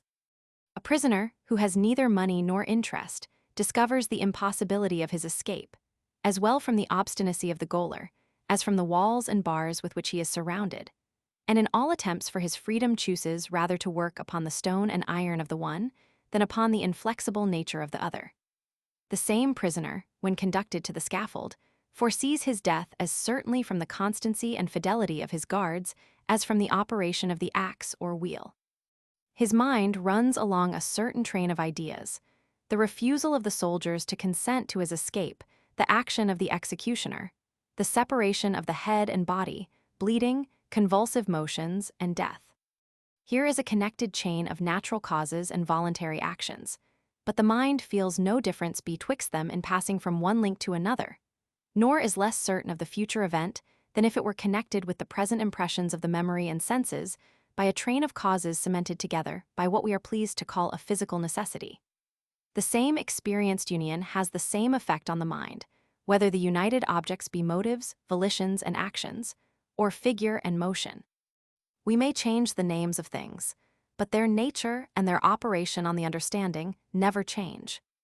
I dare be positive no one will ever endeavor to refute these reasonings otherwise than by altering my definitions and assigning a different meaning to the terms of cause and effect and necessity and liberty and chance. According to my definitions, necessity makes an essential part of causation, and consequently liberty, by removing necessity, removes also causes, and is the very same thing with chance. As chance is commonly thought to imply a contradiction, and is at least directly contrary to experience, there are always the same arguments against liberty or free will. If anyone alters the definitions, I cannot pretend to argue with him until I know the meaning he assigns to these terms. Sect, Roman 2, the same subject continued. I believe we may assign the three following reasons for the prevalence of the doctrine of liberty, however absurd it may be in one sense and unintelligible in any other. First, after we have performed any action, though we confess we were influenced by particular views and motives, it is difficult for us to persuade ourselves we were governed by necessity, and that it was utterly impossible for us to have acted otherwise, the idea of necessity seeming to imply something of force and violence, and constraint of which we are not sensible. Few are capable of distinguishing betwixt the liberty of spontaneity, as it is called in the schools, and the liberty of indifference, betwixt that which is opposed to violence, and that which means a negation of necessity and causes. The first is even the most common sense of the word, and as it is only that species of liberty which it concerns us to preserve, our thoughts have been principally turned towards it, and have almost universally confounded it with the other. Secondly, there is a false sensation or experience even of the liberty of indifference, which is regarded as an argument for its real existence. The necessity of any action, whether of matter or of the mind, is not properly a quality in the agent, but in any thinking or intelligent being who may consider the action, and consists in the determination of his thought to infer its existence from some preceding objects. As liberty or chance, on the other hand, is nothing but the want of that determination and a certain looseness, which we feel in passing or not passing from the idea of one to that of the other. Now we may observe that though in reflecting on human actions we seldom feel such a looseness or indifference, yet it very commonly happens that in performing the actions themselves we are sensible of something like it. And as all related or resembling objects are readily taken for each other, this has been employed as a demonstrative or even an intuitive proof of human liberty. We feel that our actions are subject to our will on most occasions, and imagine we feel that the will itself is subject to nothing, because when by a denial of it we are provoked to try, we feel that it moves easily every way and produces an image of itself even on that side, on which it did not settle. This image or faint motion, we persuade ourselves, could have been completed into the thing itself, because, should that be denied, we find, upon a second trial, that it can. But these efforts are all in vain, and whatever capricious and irregular actions we may perform, as the desire of showing our liberty is the sole motive of our actions, we can never free ourselves from the bonds of necessity. We may imagine we feel a liberty within ourselves, but a spectator can commonly infer our actions from our motives and character. And even where he cannot, he concludes in general that he might, were he perfectly acquainted with every circumstance of our situation and temper, and the most secret springs of our complexion and disposition. Now this is the very essence of necessity, according to the foregoing doctrine. A third reason why the doctrine of liberty has generally been better received in the world than its antagonist proceeds from religion, which has been very unnecessarily interested in this question. There is no method of reasoning more common, and yet none more blamable, than in philosophical debates to endeavor to refute any hypothesis by a pretext of its dangerous consequences to religion and morality. When any opinion leads us into absurdities, it is certainly false, but it is not certain an opinion is false because it is of dangerous consequence. Such topics, therefore, ought entirely to be forborne, as serving nothing to the discovery of truth, but only to make the person of an antagonist odious. This I observe in general, without pretending to draw any advantage from it. I submit myself frankly to an examination of this kind, and dare venture to affirm that the doctrine of necessity, according to my explication of it, is not only innocent, but even advantageous to religion and morality. I define necessity two ways, conformable to the two definitions of cause, of which it makes an essential part. I place it either in the constant union and conjunction of like objects, or in the inference of the mind from the one to the other. Now necessity, in both these senses, has universally, though tacitly, in the schools, in the pulpit, and in common life, been allowed to belong to the will of man, and no one has ever pretended to deny that we can draw inferences concerning human actions, and that those inferences are founded on the experienced union of like actions with like motives and circumstances. The only particular in which anyone can differ from me is either that perhaps he will refuse to call this necessity. But as long as the meaning is understood, I hope the word can do no harm, or that he will maintain there is something else in the operations of matter. Now whether it be so or not is of no consequence to religion, whatever it may be to natural philosophy. I may be mistaken in asserting that we have no idea of any other connection in the actions of body, and shall be glad to be farther instructed on that head. But sure I ascribe nothing to the actions of the mind, but what must readily be allowed of. Let no one, therefore, put an invidious construction on my words by saying simply that I assert the necessity of human actions and place them on the same footing with the operations of senseless matter.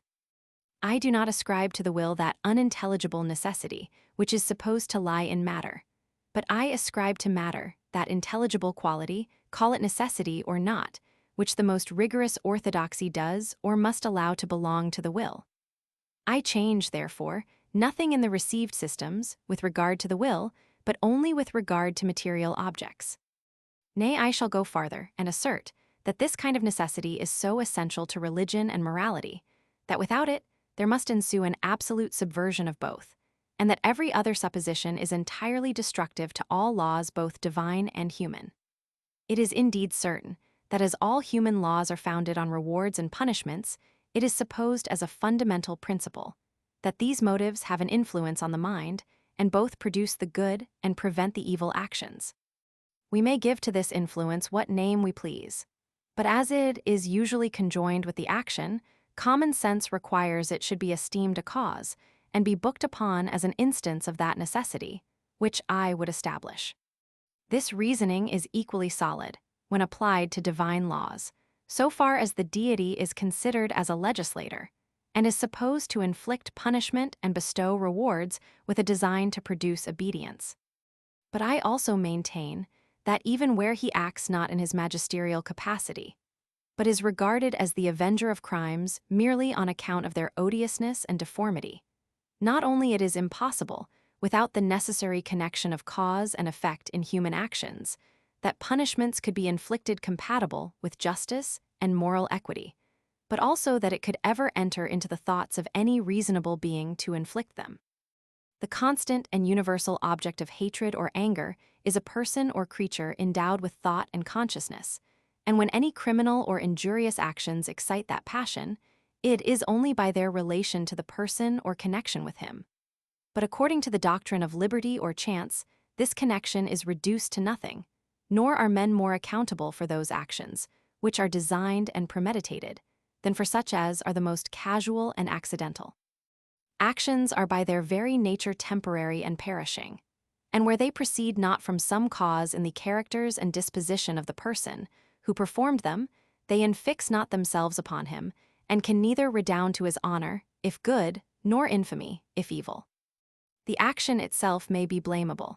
It may be contrary to all the rules of morality and religion, but the person is not responsible for it. And as it proceeded from nothing in him that is durable or constant and leaves nothing of that nature behind it, it is impossible he can, upon its account, become the object of punishment or vengeance. According to the hypothesis of liberty, therefore, a man is as pure and untainted, after having committed the most horrid crimes, as at the first moment of his birth, nor is his character any way concerned in his actions, since they are not derived from it, and the wickedness of the one can never be used as a proof of the depravity of the other. It is only upon the principles of necessity that a person acquires any merit or demerit from his actions, however the common opinion may incline to the contrary. But so inconsistent are men with themselves, that though they often assert that necessity utterly destroys all merit and demerit either towards mankind or superior powers, yet they continue still to reason upon these very principles of necessity in all their judgments concerning this matter. Men are not blamed for such evil actions as they perform ignorantly and casually, whatever may be their consequences. Why? But because the causes of these actions are only momentary and terminate in them alone. Men are less blamed for such evil actions as they perform hastily and unpremeditately than for such as proceed from thought and deliberation. For what reason? But because a hasty temper, though a constant cause in the mind, operates only by intervals and infects not the whole character. Again, repentance wipes off every crime, especially if attended with an evident reformation of life and manners. How is this to be accounted for? But by asserting that actions render a person criminal, merely as they are proofs of criminal passions or principles in the mind. And when by any alteration of these principles they cease to be just proofs, they likewise cease to be criminal. But according to the doctrine of liberty or chance, they never were just proofs, and consequently never were criminal. Here then I turn to my adversary, and desire him to free his own system from these odious consequences before he charge them upon others. Or if he rather chooses, that this question should be decided by fair arguments before philosophers, than by declamations before the people, let him return to what I have advanced to prove that liberty and chance are synonymous, and concerning the nature of moral evidence and the regularity of human actions. Upon a review of these reasonings, I cannot doubt of an entire victory, and therefore having proved that all actions of the will have particular causes, I proceed to explain what these causes are and how they operate. Sect, Roman 3, of the influencing motives of the will. Nothing is more usual in philosophy, and even in common life, than to talk of the combat of passion and reason, to give the preference to reason, and assert that men are only so far virtuous as they conform themselves to its dictates. Every rational creature, it is said, is obliged to regulate his actions by reason, and if any other motive or principle challenge the direction of his conduct, he ought to oppose it, till it be entirely subdued, or at least brought to a conformity with that superior principle. On this method of thinking the greatest part of moral philosophy, antient and modern, seems to be founded.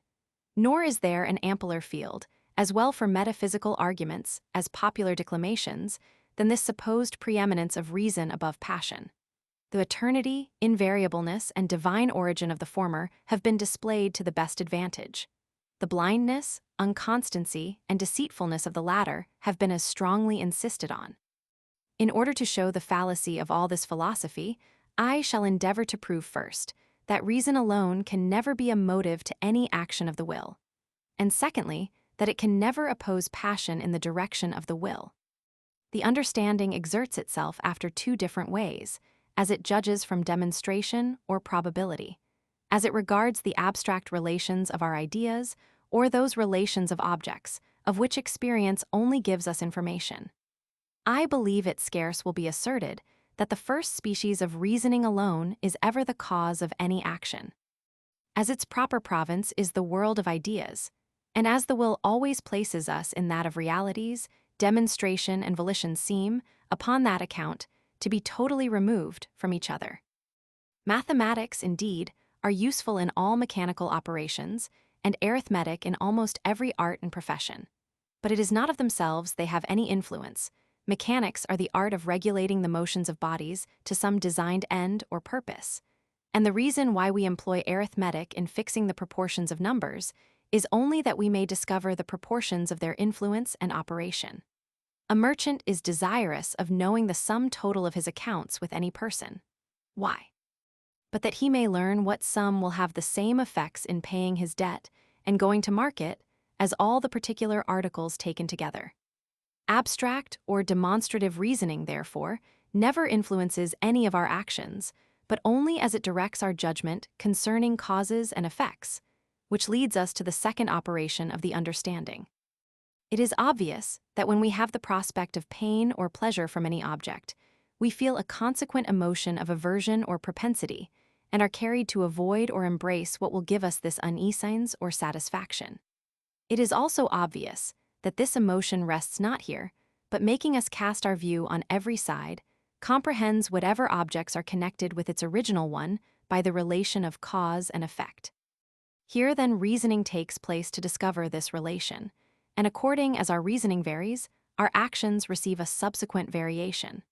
But it is evident in this case that the impulse arises not from reason, but is only directed by it. It is from the prospect of pain or pleasure that the aversion or propensity arises towards any object, and these emotions extend themselves to the causes and effects of that object, as they are pointed out to us by reason and experience. It can never in the least concern us to know that such objects are causes, and such others effects, if both the causes and effects be indifferent to us. Where the objects themselves do not affect us, their connection can never give them any influence. And it is plain that as reason is nothing but the discovery of this connection, it cannot be by its means that the objects are able to affect us. Since reason alone can never produce any action, or give rise to volition, I infer that the same faculty is as incapable of preventing volition, or of disputing the preference with any passion or emotion. This consequence is necessary. It is impossible reason could have the latter effect of preventing volition, but by giving an impulse in a contrary direction to our passion, and that impulse, had it operated alone, would have been able to produce volition. Nothing can oppose or retard the impulse of passion, but a contrary impulse. And if this contrary impulse ever arises from reason, that latter faculty must have an original influence on the will, and must be able to cause, as well as hinder any act of volition. But if reason has no original influence, it is impossible it can withstand any principle, which has such an efficacy, or ever keep the mind in suspense a moment. Thus it appears that the principle which opposes our passion cannot be the same with reason, and is only called so in an improper sense. We speak not strictly and philosophically when we talk of the combat of passion and of reason. Reason is, and ought only to be the slave of the passions, and can never pretend to any other office than to serve and obey them. As this opinion may appear somewhat extraordinary, it may not be improper to confirm it by some other considerations. A passion is an original existence, or, if you will, modification of existence, and contains not any representative quality, which renders it a copy of any other existence or modification. When I am angry, I am actually possessed with the passion, and in that emotion have no more a reference to any other object than when I am thirsty or sick or more than 5 foot high. It is impossible, therefore, that this passion can be opposed by or be contradictory to truth and reason, since this contradiction consists in the disagreement of ideas considered as copies with those objects which they represent.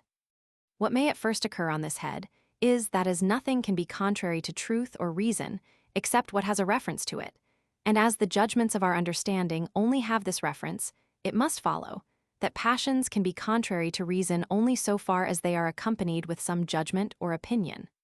According to this principle, which is so obvious and natural, it is only in 2 senses that any affection can be called unreasonable.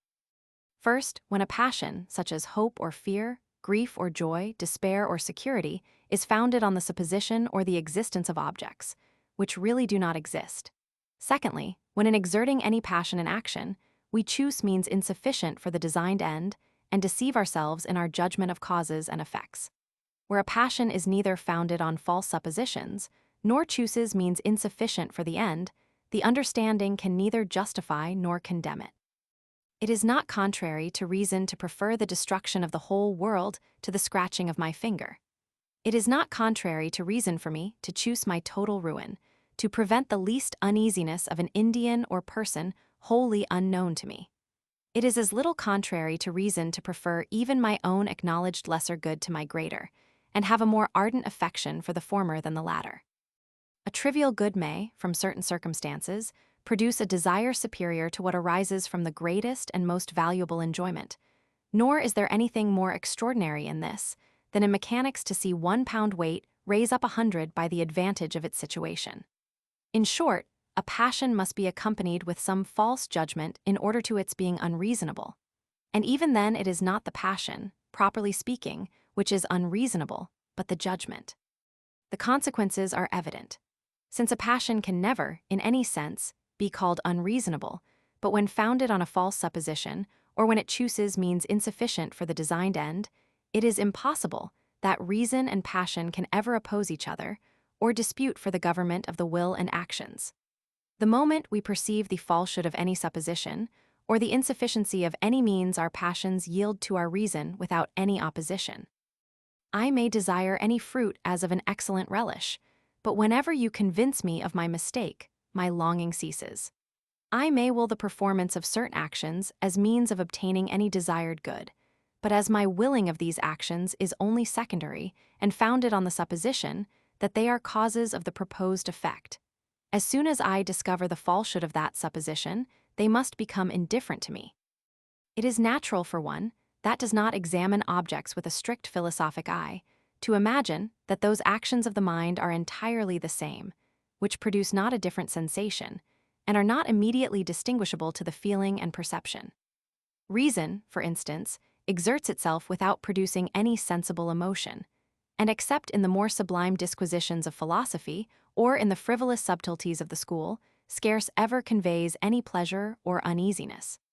Hence it proceeds that every action of the mind, which operates with the same calmness and tranquility, is confounded with reason by all those who judge of things from the first view and appearance. Now it is certain there are certain calm desires and tendencies, which, though they be real passions, produce little emotion in the mind, and are more known by their effects than by the immediate feeling or sensation. These desires are of two kinds: either certain instincts originally implanted in our natures, such as benevolence and resentment, the love of life and kindness to children, or the general appetite to good and aversion to evil, considered merely as such. When any of these passions are calm and cause no disorder in the soul, they are very readily taken for the determinations of reason, and are supposed to proceed from the same faculty, with that which judges of truth and falsehood. Their nature and principles have been supposed the same, because their sensations are not evidently different. Beside these calm passions, which often determine the will, there are certain violent emotions of the same kind, which have likewise a great influence on that faculty. When I receive any injury from another, I often feel a violent passion of resentment, which makes me desire his evil and punishment, independent of all considerations of pleasure and advantage to myself.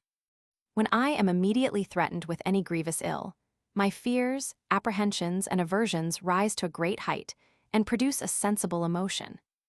The common error of metaphysicians has lain in ascribing the direction of the will entirely to one of these principles and supposing the other to have no influence. Men often act knowingly against their interest, for which reason the view of the greatest possible good does not always influence them. Men often counteract a violent passion in prosecution of their interests and designs. It is not therefore the present uneasiness alone which determines them. In general, we may observe that both these principles operate on the will, and where they are contrary, that either of them prevails, according to the general character or present disposition of the person. What we call strength of mind implies the prevalence of the calm passions above the violent. Though we may easily observe, there is no man so constantly possessed of this virtue as never on any occasion to yield to the solicitations of passion and desire. From these variations of temper proceeds the great difficulty of deciding concerning the actions and resolutions of men, where there is any contrariety of motives and passions. Sect, Roman 4 of the causes of the violent passions. There is not in philosophy a subject of more nice speculation than this of the different causes and effects of the calm and violent passions. It is evident passions influence not the will in proportion to their violence or the disorder they occasion in the temper, but on the contrary, that when a passion has once become a settled principle of action, and is the predominant inclination of the soul, it commonly produces no longer any sensible agitation. As repeated custom and its own force have made everything yield to it, it directs the actions and conduct without that opposition and emotion, which so naturally attend every momentary gust of passion. We must, therefore, distinguish betwixt a calm and a weak passion, betwixt a violent and a strong one. But notwithstanding this, it is certain that when we would govern a man, and push him to any action, it will commonly be better policy to work upon the violent than the calm passions, and rather take him by his inclination than what is vulgarly called his reason. We ought to place the object in such particular situations as are proper to increase the violence of the passion. For we may observe that all depends upon the situation of the object, and that a variation in this particular will be able to change the calm and the violent passions into each other. Both these kinds of passions pursue good and avoid evil, and both of them are increased or diminished by the increase or diminution of the good or evil. But herein lies the difference betwixt them. The same good, when near, will cause a violent passion, which, when remote, produces only a calm one. As this subject belongs very properly to the present question concerning the will, we shall here examine it to the bottom, and shall consider some of those circumstances and situations of objects, which render a passion either calm or violent. It is a remarkable property of human nature that any emotion which attends a passion is easily converted into it, though in their natures they be originally different from and even contrary to each other. It is true. In order to make a perfect union among passions, there is always required a double relation of impressions and ideas, nor is one relation sufficient for that purpose. But though this be confirmed by undoubted experience, we must understand it with its proper limitations, and must regard the double relation as requisite only to make one passion produce another. When two passions are already produced by their separate causes, and are both present in the mind, they readily mingle and unite, though they have but one relation, and sometimes without any. The predominant passion swallows up the inferior and converts it into itself. The spirits, when once excited, easily receive a change in their direction, and it is natural to imagine this change will come from the prevailing affection. The connection is in many respects closer betwixt any two passions than betwixt any passion and indifference. When a person is once heartily in love, the little faults and caprices of his mistress, the jealousies and quarrels to which that commerce is so subject, however unpleasant and related to anger and hatred, are yet found to give additional force to the prevailing passion. It is a common artifice of politicians, when they would affect any person very much by a matter of fact, of which they intend to inform him, first to excite his curiosity, delay as long as possible the satisfying it, and by that means raise his anxiety and impatience to the utmost, before they give him a full insight into the business. They know that his curiosity will precipitate him into the passion they design to raise, and assist the object in its influence on the mind. A soldier advancing to the battle is naturally inspired with courage and confidence when he thinks on his friends and fellow soldiers, and is struck with fear and terror when he reflects on the enemy. Whatever new emotion, therefore, proceeds from the former naturally increases the courage, as the same emotion proceeding from the latter augments the fear, by the relation of ideas and the conversion of the inferior emotion into the predominant. Hence it is that in martial discipline, the uniformity and luster of our habit, the regularity of our figures and motions, with all the pomp and majesty of war, encourage ourselves and allies, while the same objects in the enemy strike terror into us, though agreeable and beautiful in themselves. Since passions, however independent, are naturally transfused into each other, if they are both present at the same time, it follows that when good or evil is placed in such a situation as to cause any particular emotion, beside its direct passion of desire or aversion, that latter passion must acquire new force and violence. This happens, among other cases, whenever any object excites contrary passions. For it is observable that an opposition of passions commonly causes a new emotion in the spirits and produces more disorder than the concurrence of any two affections of equal force. This new emotion is easily converted into the predominant passion and increases its violence beyond the pitch it would have arrived at had it met with no opposition. Hence we naturally desire what is forbid and take a pleasure in performing actions merely because they are unlawful. The notion of duty, when opposite to the passions, is seldom able to overcome them, and when it fails of that effect, is apt rather to increase them by producing an opposition in our motives and principles. The same effect follows whether the opposition arises from internal motives or external obstacles. The passion commonly acquires new force and violence in both cases. The efforts which the mind makes to surmount the obstacle excite the spirits and enliven the passion. Uncertainty has the same influence as opposition.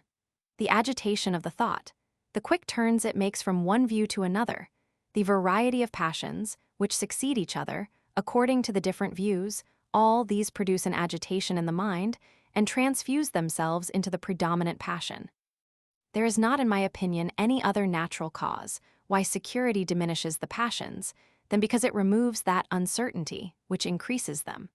The mind, when left to itself, immediately languishes, and in order to preserve its ardor, must be every moment supported by a new flow of passion. For the same reason, despair, though contrary to security, has a like influence.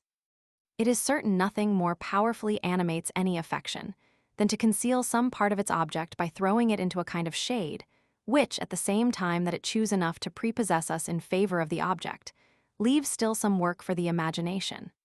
Besides that obscurity is always attended with a kind of uncertainty, the effort, which the fancy makes to complete the idea, ruses the spirits, and gives an additional force to the passion. As despair and security, though contrary to each other, produce the same effects, so absence is observed to have contrary effects, and in different circumstances either increases or diminishes our affections. The Duc de la Rochefoucauld has very well observed that absence destroys weak passions, but increases strong, as the wind extinguishes a candle, but blows up a fire. Long absence naturally weakens our idea and diminishes the passion. But where the idea is so strong and lively as to support itself, the uneasiness, arising from absence, increases the passion and gives it new force and violence. Sect v. of the effects of custom. But nothing has a greater effect both to increase and diminish our passions, to convert pleasure into pain, and pain into pleasure, than custom and repetition.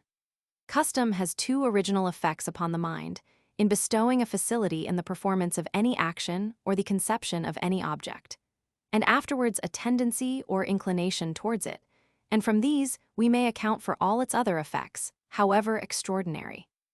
When the soul applies itself to the performance of any action or the conception of any object to which it is not accustomed, there is a certain unpliableness in the faculties, and a difficulty of the spirits moving in their new direction. As this difficulty excites the spirits, it is the source of wonder, surprise, and of all the emotions which arise from novelty, and is in itself very agreeable, like everything, which enlivens the mind to a moderate degree. But though surprise be agreeable in itself, yet as it puts the spirits in agitation, it not only augments our agreeable affections, but also our painful, according to the foregoing principle, that every emotion which precedes or attends a passion is easily converted into it. Hence everything that is new is most affecting and gives us either more pleasure or pain than what, strictly speaking, naturally belongs to it. When it often returns upon us, the novelty wears off, the passions subside, the hurry of the spirits is over, and we survey the objects with greater tranquility. By degrees, the repetition produces a facility of the human mind and an infallible source of pleasure, where the facility goes not beyond a certain degree. And here it is remarkable that the pleasure, which arises from a moderate facility, has not the same tendency with that which arises from novelty, to augment the painful, as well as the agreeable affections. The pleasure of facility does not so much consist in any ferment of the spirits, as in their orderly motion. which will sometimes be so powerful as even to convert pain into pleasure, and give us a relish in time what at first was most harsh and disagreeable. But again, as facility converts pain into pleasure, so it often converts pleasure into pain when it is too great, and renders the actions of the mind so faint and languid that they are no longer able to interest and support it. And indeed, scarce any other objects become disagreeable through custom, but such as are naturally attended with some emotion or affection, which is destroyed by the too frequent repetition. One can consider the clouds, and heavens, and trees, and stones, however frequently repeated, without ever feeling any aversion. But when the fair sex, or music, or good cheer, or anything that naturally ought to be agreeable becomes indifferent, it easily produces the opposite affection. But custom not only gives a facility to perform any action, but likewise an inclination and tendency towards it, where it is not entirely disagreeable and can never be the object of inclination. And this is the reason why custom increases all active habits, but diminishes passive, according to the observation of a late eminent philosopher. The facility takes off from the force of the passive habits by rendering the motion of the spirits faint and languid. But as in the active, the spirits are sufficiently supported of themselves, the tendency of the mind gives them new force and bends them more strongly to the action. Sect, Romans 6, of the influence of the imagination on the passions. It is remarkable that the imagination and affections have close union together, and that nothing which affects the former can be entirely indifferent to the latter. Wherever our ideas of good or evil acquire a new vivacity, the passions become more violent, and keep pace with the imagination in all its variations. Whether this proceeds from the principle above mentioned, that any attendant emotion is easily converted into the predominant, I shall not determine. It is sufficient for my present purpose that we have many instances to confirm this influence of the imagination upon the passions. Any pleasure with which we are acquainted affects us more than any other, which we own to be superior, but of whose nature we are wholly ignorant. Of the one we can form a particular and determinate idea, the other we conceive under the general notion of pleasure. And it is certain that the more general and universal any of our ideas are, the less influence they have upon the imagination. A general idea, though it be nothing but a particular one considered in a certain view, is commonly more obscure. And that because no particular idea, by which we represent a general one, is ever fixed or determinate, but may easily be changed for other particular ones, which will serve equally in the representation.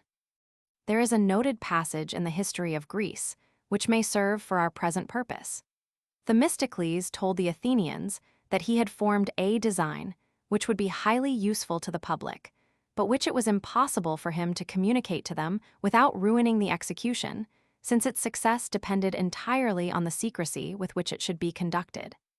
The Athenians, instead of granting him full power to act as he thought fitting, ordered him to communicate his design to Aristides, in whose prudence they had an entire confidence, and whose opinion they were resolved blindly to submit to.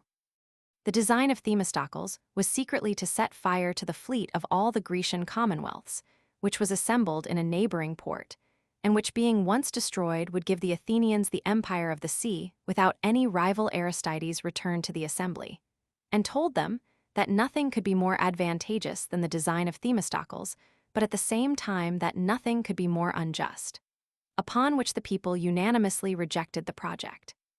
A late celebrated historian admires this passage of antient history as one of the most singular that is anywhere to be met. Mons, Rollin Charles Rollin, Histoire Ancienne, Paris 1730-38. Here, says he, they are not philosophers, to whom it is easy in their schools to establish the finest maxims and most sublime rules of morality, who decide that interest ought never to prevail above justice.